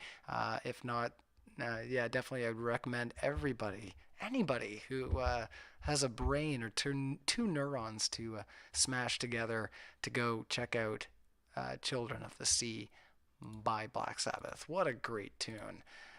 But let's see here. We did pass. Now this is kind of one of those huge channel moments. And like I said, I'll have to look into the history of it. I'm pretty sure we were around like 96 or 98,000. Maybe we were around 100,000 when I started. That's still huge. It's still huge to watch a channel go from, like I say, 90 or 100,000 subscribers up to 200,000. Yeah, I'm definitely gonna contact Mr. Dr. James and see about doing a little thank you stream. Maybe invite a few of our speakers. Maybe not. Maybe, like I said, maybe it would just be an opportunity for you guys to see us on screen together. We've never actually let our personalities interact on Modern Day Debate. I imagine that could be interesting. Like I said to our speakers after the chat, we do have different walks of life and different worldviews. So it is something that we hope keeps Modern Day Debate, unbiased. At least hopefully, that everybody finds that there's a flavor for them. If you don't like me, then go watch James debates. That's great. James is fantastic, and I'm kind of crap sometimes. I'm not gonna lie. I have real gaffer moments, and but that's okay.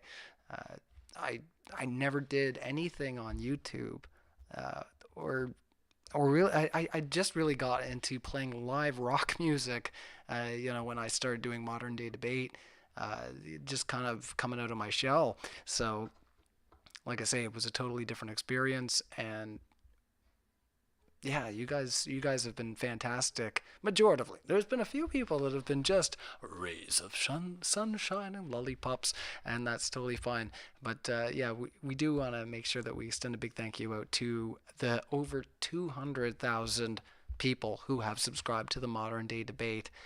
Make sure that you do share out these debates in those spaces where you're like having these discussions, and hit the like button. We still have almost 300 people hanging out right now. So if you have any questions for me, definitely get them in. I'm open. I'm open to answering a few little questions. I thought this was over. I'm Rick. Not entirely. I mean, like I say, we just crossed the 200,000 subscriber point. It's like a special occasion. We've got to juice it. We've got to come out and make sure that y'all know that we really do appreciate you guys, honestly. We had a debate earlier today. Daniel Kikachu was back on the channel. So if you haven't seen that, I would recommend you go back and check it out. It was earlier today, and our boss, Dr. James, was hosting that one. We got, obviously, like I say, debates that are going to get lined up. I was talking to Matthew earlier. I've been messaging a few other people in the realm of this flat versus globe space to see if we can get,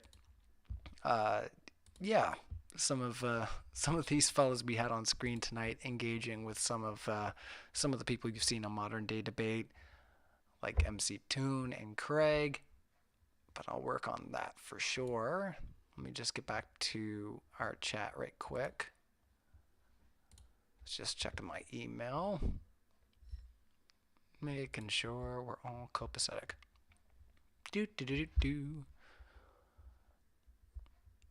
Yeah, you guys are still just at it with each other in the chat. My goodness. I couldn't distract you for a second even if I wanted to. Honestly. Matthew, it looks like you got our chat all riled up. After you trim your Jonas. Honestly, I'm Rick. I get those ingrowns, you know, those awful ingrowns, and I gotta keep on top of them. If not, then I'll be in pain.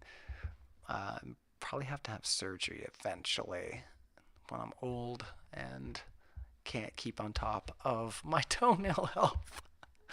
Oh man, well thanks for that. I'm Rick. Let's see. Oh, maybe I'm Rick not asking those questions to me. I should probably back out maybe and let you guys just have a little go at each other. Way to go, America, says Jamie. Well, thank you, everybody, like I say, for the super chats. I'm going to close out our poll. So who was most compelling on our panel tonight? We have 17% for Brian, 20% for Plain Reality, Lucas coming in at 30%, and Roohif taking the win at 33%. That's with 44 votes. So you see that there. I'm going to close out our poll.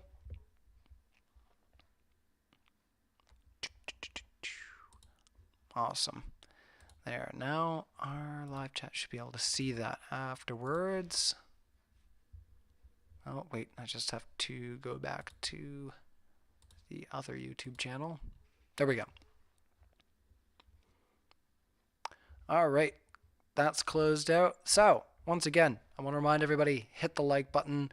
Hopefully we'll get a thank you stream up and running soon. Contact a few of our speakers and like I say, have a little jamboree, and hopefully we'll see you there. Once again, keep an eye out for those upcoming debates. Have a poll who was the best side chatter. I'm sure I would win. I'm Rick. No, it's me, Rick. I'm side chatting. I win. Or do you mean live chat? I don't know. If you mean live chat, then maybe you win. But if you just mean like side chatting, like not related to the subject, then I'm definitely the winner. I'm the obfuscator. 1900. Yeah, power over 9,000. Let's see. Paper is flat, so Earth must be 2 from the real Indiana cones. Oh yeah. Fold it into a plane and throw it along. There was this old meme. No, I shouldn't even talk about this. I get myself in trouble with YouTube, honestly. All right, we'll revisit you guys later. Yeah, Brian inspired me. I'll let you guys listen to that other track. This one is Greed by Light and Shade. So thank you, everybody, for hitting the like button, your super chats. We'll see you next time at Modern Day Debate. Good night.